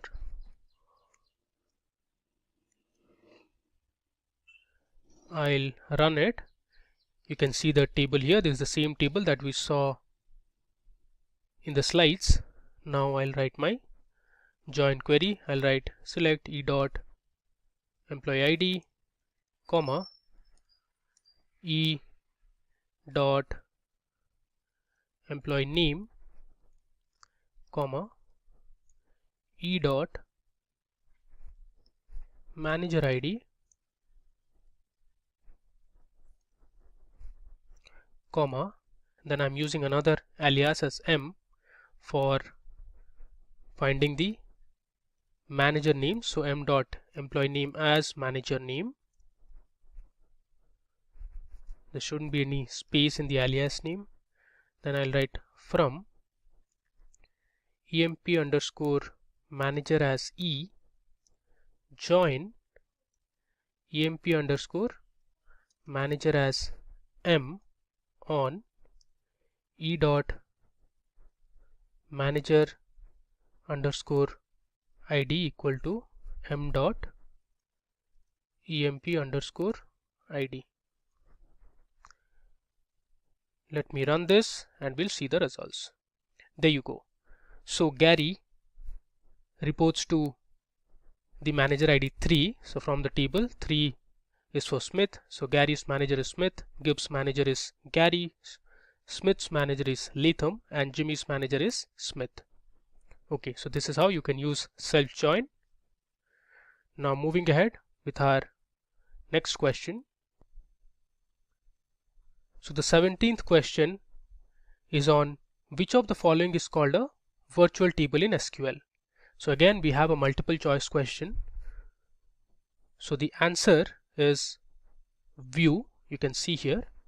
So view is a virtual table that has rows and columns as they are in a real table in the database. Now we can create a view by selecting fields from one or more tables present in the database. Next, moving to the 18th question. So here we want to write an SQL query to fetch the list of employees with the same salary. Again, I'm going to use a self join here, wherein I'll join the same employees table, and this is how my query would look like. So I'm selecting distinct employee ID, so e.employee ID, e.employee name, e.salary from employees. Then I'm joining employees as e on employees e1, where e.salary equal to e1.salary, because I want to fetch the list of employees with the same salary, and I'm ensuring that the employee IDs from both the tables are different. Let's do it. I'll give a comment here and write employees with same salary, and I'll start with my query. I'll write select distinct e dot employee ID, comma, I'll write e dot employee name, comma, e dot salary from employees as e, then employees as e1, where e dot salary equal to e1 dot salary and e dot employee ID is not equal to e1 dot employee ID. I'll give a semicolon and let's print the results. You see here we have Amelia, Bela, Shane and Sarah who have the same salary. So Amelia and Shane have the same salary of $55,000. Bela and Sarah have the same salary of $72,000. Okay. Now moving to the 19th question. So the question is to write an SQL query to print one row twice in results from a table. So I have a table here called employees, and I want to print one row twice in the results. So to solve such kind of problems, you need to use the union all operator in SQL. So union all combines the result sets of two or more select statements. It does not remove duplicate rows. Between the various select statements, all the rows are returned. So let's say I want to print the employee name and department for those employees who are from the HR department. Now to do this, we can use the union all operator. You can see it here. So I'm selecting my employee name, the department from my table employees as E. Then I'm giving my where clause where e.department equal to HR, and then I'm using the union all operator. Then I'm again selecting my employee name, department from employees with another alias as E1, where E1 dot department equal to HR. So let's do this. Okay, so I'll give my comment as print row twice. Okay, now I'll start with my query. I'll write select my employee name, comma, the department from my table that is employees as E. Then I'll use where e dot department equal to HR. Then I'm going to use the union all operator. So the union all will combine the result set of two or more select statements. Then I'm going to write select emp underscore name, comma, my department from employees as E1, where E1 dot department equal to HR. I'll give a semicolon. Now let's run it. There you go. You can see here Marcus and Sophia are from the HR department and we have printed them twice in our results. Coming to the next question. The question is, using the num table, write a query to add 10 when number is 0, 20 when number is 1, else print the number itself. So you can see here I have my table called num and it has just one column, which is num ID or number ID. We have some numbers here, and from these numbers I want to add 10 if the number is 0, 20 if the number is 1, else I would print the number itself. So to answer this question, we'll use the case statement in SQL. So the case statement is SQL's way of handling if-then logic. The case statement is followed by at least one pair of when and then statements. So here you can see I have my case statement. I'm writing when case, my column name n_id equal to 0, then add plus 10. If it is 1, then add plus 20, else we'll just return the number ID. Now let's do this. Okay, I'll give a comment saying using case statements. Okay, first of all, let me display the values present in my NUM table. You can see here this is my table and there are total 12 rows of numbers. Now let's start with our query. I'll write select n_id, comma, then I'm going to write my case statement. So I'll use the keyword as case when n_id equal to 0. I'll use then n_id plus 10. I'll write when n_id equal to 1, then n_id plus 20, else I'll just print NID. Now I'll end my case statement. I'll write end as an alias name, let's say num_add from my table, that is num. Let's run and see the results. Okay, you can see here my first number was 0. So since it was 0, we have added numID or NID plus 10. So the result is 10.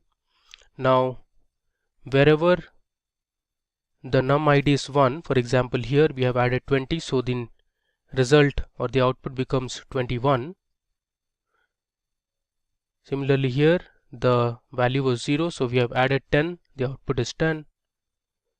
And you see here again, here we had another 1, so we added 1 to 20, so the result becomes 21. And for the rest of the numbers, for example 3, we had 2, the values are the same. Okay, now moving ahead. So we have a table called num1, and using this table we want to write a query to find the sum of all positive values and the negative values. So let's see the table first. So this is my table, which is num1. You can see here we have a list of integers and there are positive as well as negative integers.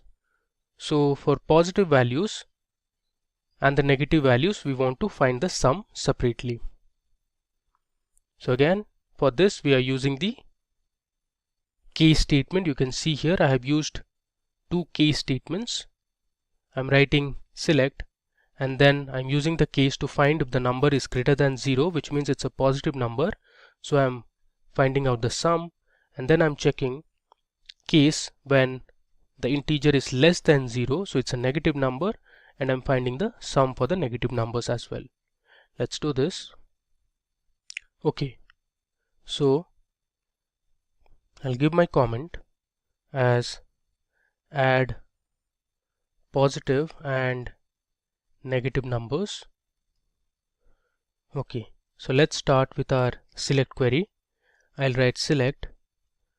I'll use the sum function, and inside the sum function I'll use my case statement. So I'll write case when num underscore integer.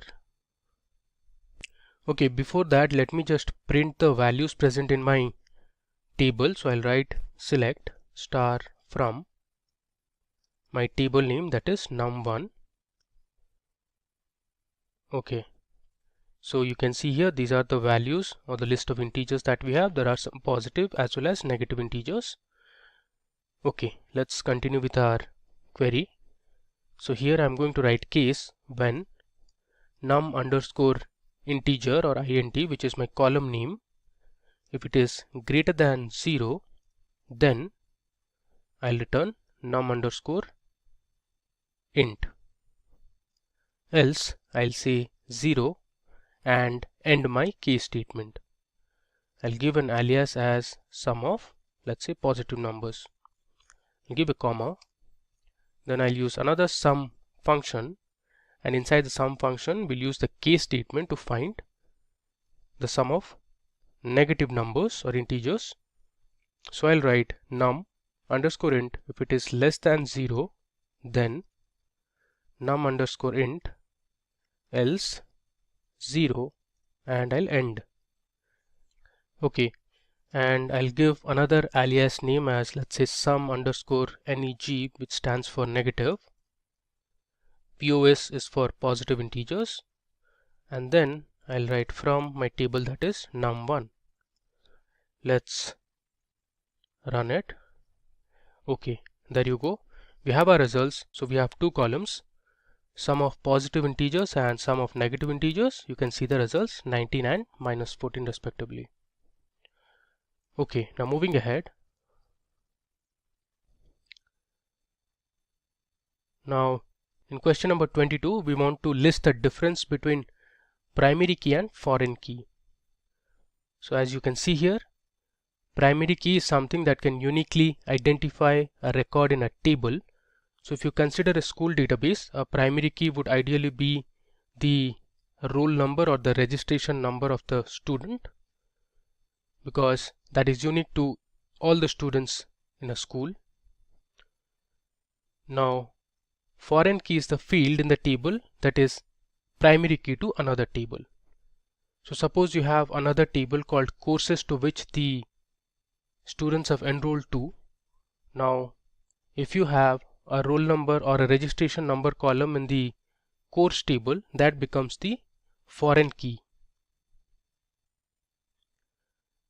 Now the other difference is primary key don't accept or cannot accept null values, while foreign key can accept null values.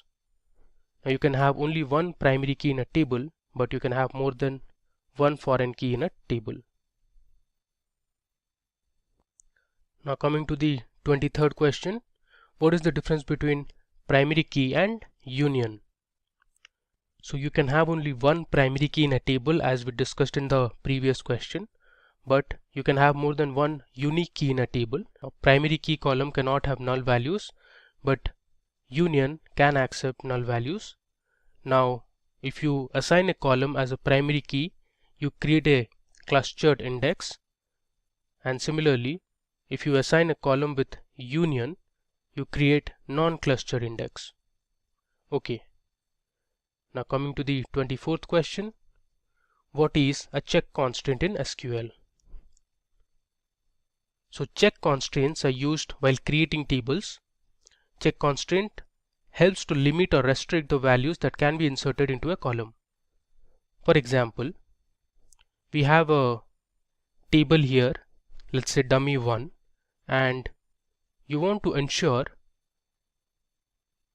that every time you insert the age of people or persons in the table, you want to make sure that age should be always greater than 0. Reason being, a person cannot have, or an animal cannot have, or a tree cannot have a negative age. Similarly, you can set a constant for the salary column in a table to ensure that it is always greater than 0, because you cannot earn a negative salary, or it cannot be less than 0. Now we are going to create a dummy table on my MySQL workbench and see how check constraints can be applied. Okay, so let's give our comment as check constraints. Alright, so I'm going to create a table called dummy, let's say underscore SQL. Now this table will have a few columns. First we have, let's say, EID, which stands for employee ID.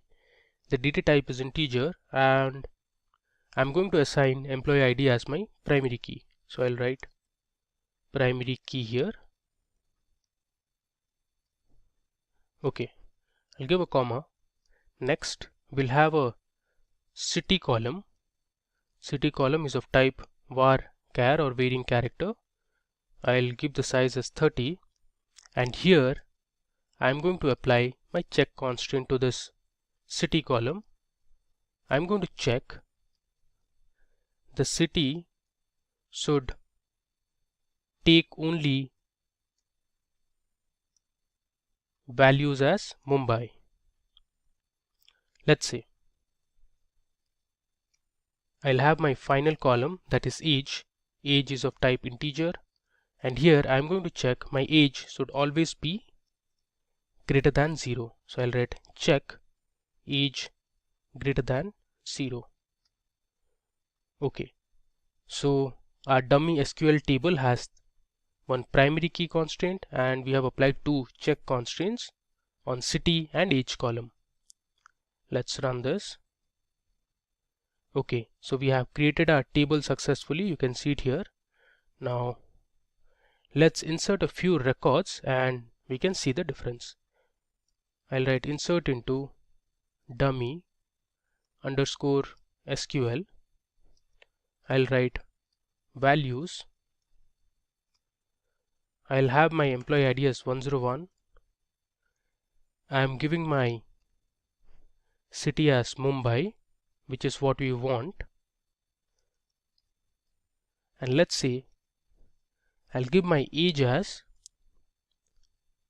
10. Now this should perfectly work because my city is Mumbai and my age is greater than 0. So I should be able to insert this record successfully. You can see here I have inserted this record to the table. I'll write select star from dummy SQL so that you can check. Let's run it. There is some mistake. I should write from. Okay, let's run it. You can see it here. We have one record or one row returned. Now let's say we'll insert another record, and this time I'm going to give my employee ID as 102 because it has to be unique. And this time instead of Mumbai, I'm going to give my city as, let's say, Delhi. So I'm not following my check constraint where I am supposed to give only Mumbai. I'm purposely giving Delhi here to see the difference. If I run this, let's say we'll have age is 40, which is greater than 0. Let's run it. You see here we get an error saying check constraint dummy underscore SQL underscore check is violated. Similarly, let's say I'll change this to Mumbai again, and instead of 40, let's say I'll give us minus 30. So your age can never be in negative numbers. If I run this, I get the same error. My check constraint has been violated because age should be greater than 0. Okay, so this is how you can use check constraints in SQL. Now coming to the 25th question. So given two tables A and B, we want to write a query to fetch values in table B that are not present in table A. Now to answer this question, you can use the left join. So what left join does is, it returns all the rows from the left table and only matching rows from the right table. And I've used my condition as a.id, which is in the right table, should be null. Let's write this query on the workbench. Okay, so I'll give my comment using left join. First of all, let me display my tables. I'll write select star from A, where on this I have the IDs. There are total 5 IDs in table A. Similarly, I'll copy this and we'll see the values that are present in table B. So again, I have 5 values. There are a few non-matching values as well. So I want to return those non-matching values that are not present in table A. So for that, I'll write select ID from table B. I'll use left join A using my ID column. This is another way to give the condition, or you can use the on operator. Then I'll give where a.id is null. Let's run and see the results. There you go. So 150, 275 are not present in table A but are present in table B. Okay. Now moving ahead. So now we'll look at the last set of 5 questions. So these questions are based on the popular Northwind sample database provided by Microsoft. Now there are several tables in this database. So we have an order table, customers, employee, products, a region table and others. We'll use our Microsoft SQL Server to solve the 5 questions. So my next question, which is based on Microsoft SQL Server, the question is, using the Northwind database, find the customers who don't have any orders. Okay, so I am on my Microsoft SQL Server Management Studio. So this is how the interface looks like, and here you can see I have a list of databases. Now to solve the last 5 questions, I'm going to use the Northwind database. If I expand this, I'll click on the plus sign. You can see there are a lot of tables that are already present in the database. You can see here we have customers, employees, employee territories, order details, orders, products, region, shippers, suppliers, territories and more. Okay, let me just collapse this.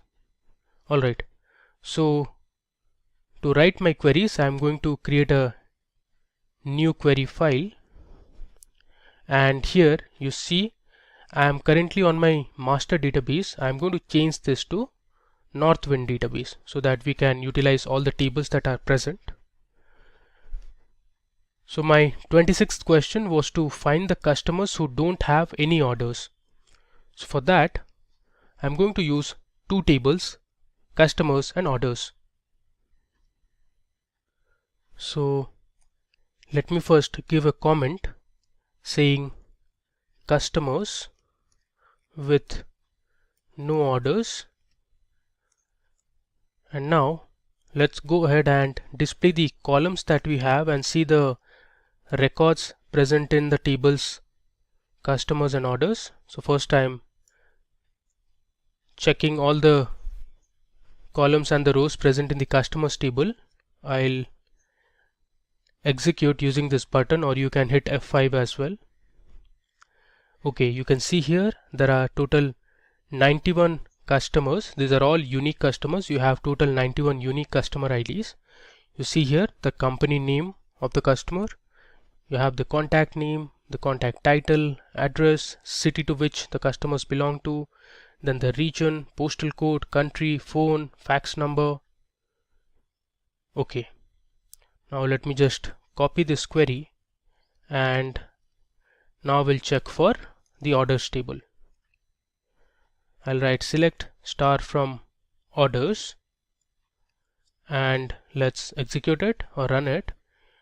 Okay, so there are total 830 rows of information. So there were total 830 orders or order IDs. We have the customer ID. Now this customer ID is actually the foreign key for the orders table, but for the customers table, customer ID is the primary key, and in the orders table, order ID is the primary key. We also have the employee ID. Again, this employee ID is the foreign key for this orders table. We have the order date, we have the required date, ship via, which means by which medium the order was shipped. We have the freight charges, ship name, and ship address as well. Then you have the city from which the item was shipped, the region, postal code, and the country. Okay, now let me use the distinct keyword. I'll write select distinct. I want to find the distinct customer IDs from my customers table. Let's run and see how many unique customer IDs we have. So there are total 91 customer IDs or customers. Now let's check for the orders table. Let's run it and see the difference now. If you see here, there are total 89 customer IDs in the orders table, which means there are 2 customers missing from the orders table, and that implies those 2 customers don't have any orders. So to get the result, I will use 2 different queries to derive at the same output. So I'm going to select my customer ID from my table, that is customers. I'm going to use where my customer ID, and then I'm going to use the not in operator. I'm going to use a subquery select customer ID from my orders table. Close the bracket and I'll give a semicolon. Now what this query essentially does is, it is first going to find all the customer IDs that are present in my orders table, and in the outer query we are only going to return the customers that are present in both the tables, and we are going to exclude those customers which are not present in the orders table. So let's run and see the results. We should get 2 customer IDs. There you go.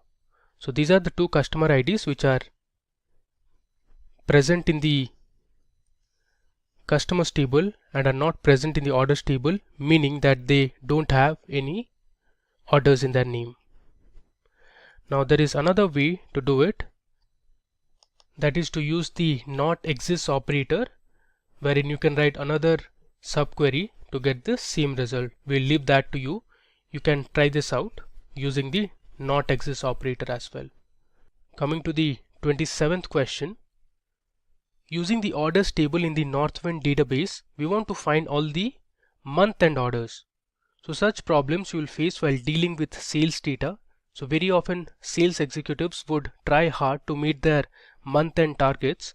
We want to display all the orders made on the last day of the month. So let's solve this question on our Microsoft SQL Server. Okay, so let me first give my comment for the 27th question. So the question is to find all the month-end orders. So I'll just write month-end orders. Okay, now to get the month-end orders, we are going to use a built-in EO month function which stands for end of month. So let's start with the query. I'll write select we are going to select the employee ID, comma, I also want the order ID and we want the order date from my table that is orders. I'll then give my where clause. I'll write where my order date equal to, and I'll use my inbuilt function that is end of month.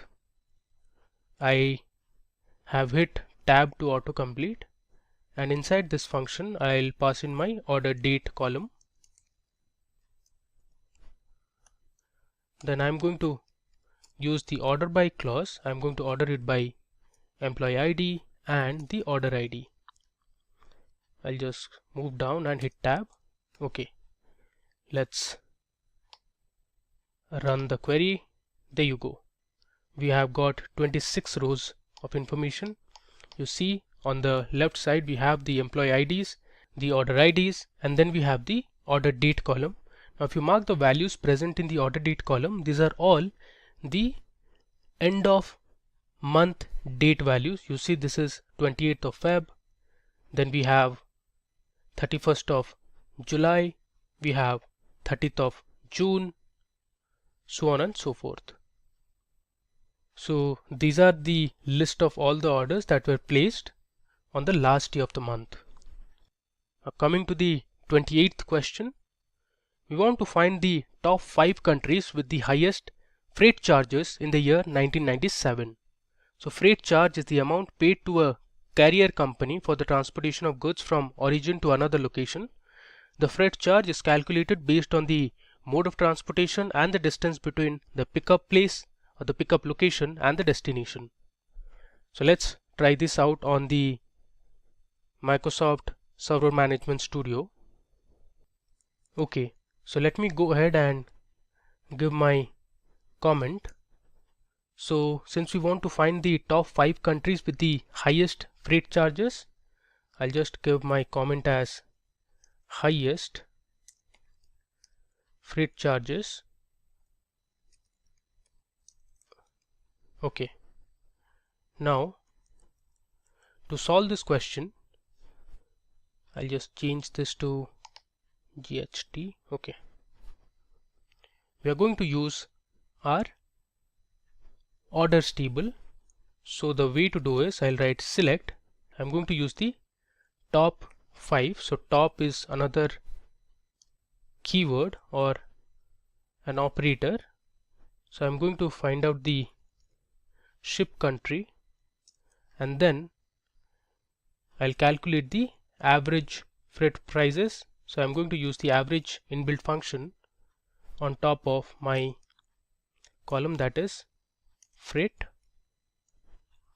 I'll give an alias as, let's say, average freight. There should be no space. I'll give a underscore. I'll write from my table that is orders. I'll use my where clause where, and then I'm going to find the year from my order date column, and this year should be 1997. I'm going to group it by my ship country and I'll use order by my alias name that was average freight, and in descending order I'm going to sort it. Let's see the top 5 shipping countries who have the highest freight charges. These are the results. You have Austria, Switzerland, Sweden, Canada and Ireland, and here you can see the average freight prices sorted in descending order. Okay, now moving ahead to the 29th question. So here we want to display the total number of products in each category. So we have two different tables, products and categories. So both these tables we are going to use to find a solution to this problem, that is to display the total number of products in each category. So first let me give my comment. to display the total number of products in each category, I'll just write print total products. Okay, so to solve this problem, we are going to use our two tables. So let me first display the rows and columns from both the tables. The first table is products. Okay, it is products. Let's run this and see the columns that we have in this table. Okay, so you have the product ID, which is the primary key. You have the product name. So there are total 77 different products. Okay, and then you have the supplier ID, you have the category ID. So these two columns are the foreign key columns. You have the quantity per unit, unit price, units in stock, units in order, and if you want to reorder some product to fill in the stocks, so you have information for that as well, and if the product has been discontinued or not. I'll copy this and let's see what rows and columns we have in my categories table. Okay, let me execute this. Okay, so we have total 8 categories of products. You can see beverages, we have dairy products, meat or poultry, you have produce, seafood. These are the description. Okay, now to find the total number of products in each category, I'll write my query as select. I'll write category name, comma, count star. I'll give this an alias name as total products, give an underscore and write products from my first table, that is products, give an alias as P. I'm going to use an inner join with my categories table, and I'll give my alias as C on my common key column, that is P dot category ID is equal to C dot category ID. Then I'm going to group my results based on the category names. So I'll write category name and we'll use the order by clause. I'll write order by count star as descending. So let's see the total number of products that we have in each category. So this shouldn't be as descending, should be just count star descending. Okay, I'll select and run it. There you go. So here on the left hand side you have the different category names, and on the right you have the total number of products that belong to each of the categories. Alright, now moving on to the final question. So the last question is to use the Northwind database, and using this database we want to find the list of late orders for all the employees. So this is a real world problem that often occurs. So the shipment of your orders might get delayed due to logistic issues, or if the products are not available on time. There can be various other reasons as well. So here we want to find those orders for the employees where the required date is less than the shipment date. So we are going to use two different tables, that is orders and employees. Okay, now let me give my comment for the final query that we are going to write in this interview questions tutorial. So using the orders table, I want to find the list of orders for all the employees. So I'll just give list of late orders, not just orders, for employees. I write EMPS, which stands for employees. So here I'm going to use two tables, orders and employees. Orders table we have already seen. Let's see the rows and columns that are present in the employees table. I'll write select star from employees and let me run it. Okay, so there are total 9 employees we have. So we have the employee ID. This is the primary key column which goes from 1 to 9. We have the last name of the employee, the first name of the employee. We have the title. Then we have the title of courtesy, whether doctor, Mr., Mrs. We have the birthday of the employee, the hire date or the date of join. You have the address, city, region, postal code, and other information. Alright, so let's see how you can join the orders table and the employees table to get the list of late orders. And we must remember that late orders are those where the required date is less than equal to the shipped date. So I'll start with select e dot, I'll write employee ID, comma, I want the first name,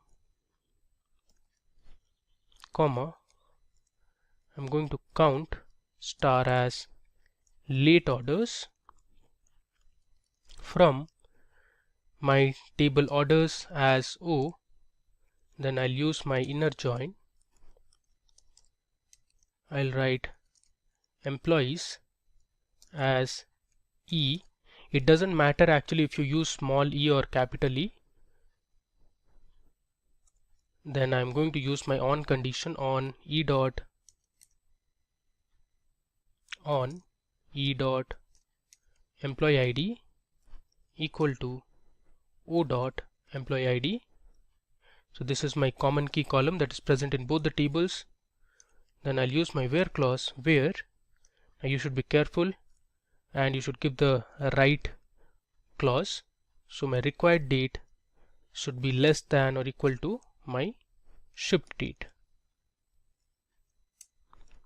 So this is my condition, and then I'm going to group by e dot employee ID, comma, e dot first name, and then I'll use my order by clause, order by my alias name that was late orders, and I'll arrange it in descending order. So let's run this and see our result. Okay, so you have the employee IDs on the left, then you have the first name of the employee IDs, and then you have the late orders for each of these employees. So if you see here, employee ID 4 has the highest number of late orders, followed by employee ID 3 and 8 as well as 9 who have 5 late orders. Then we have the employee ID 2 which has 4 late orders. Even employee ID 7 has 4 late orders. Employee ID 5, that is Steven, has only 1 late orders. So we are done with our demo section and we have covered all our 30 questions, out of which 25 questions were based and used on MySQL Server. And to address the last 5 questions, we used our Northwind database that had a lot of tables. You can see it here, and using those tables we solved some interesting questions.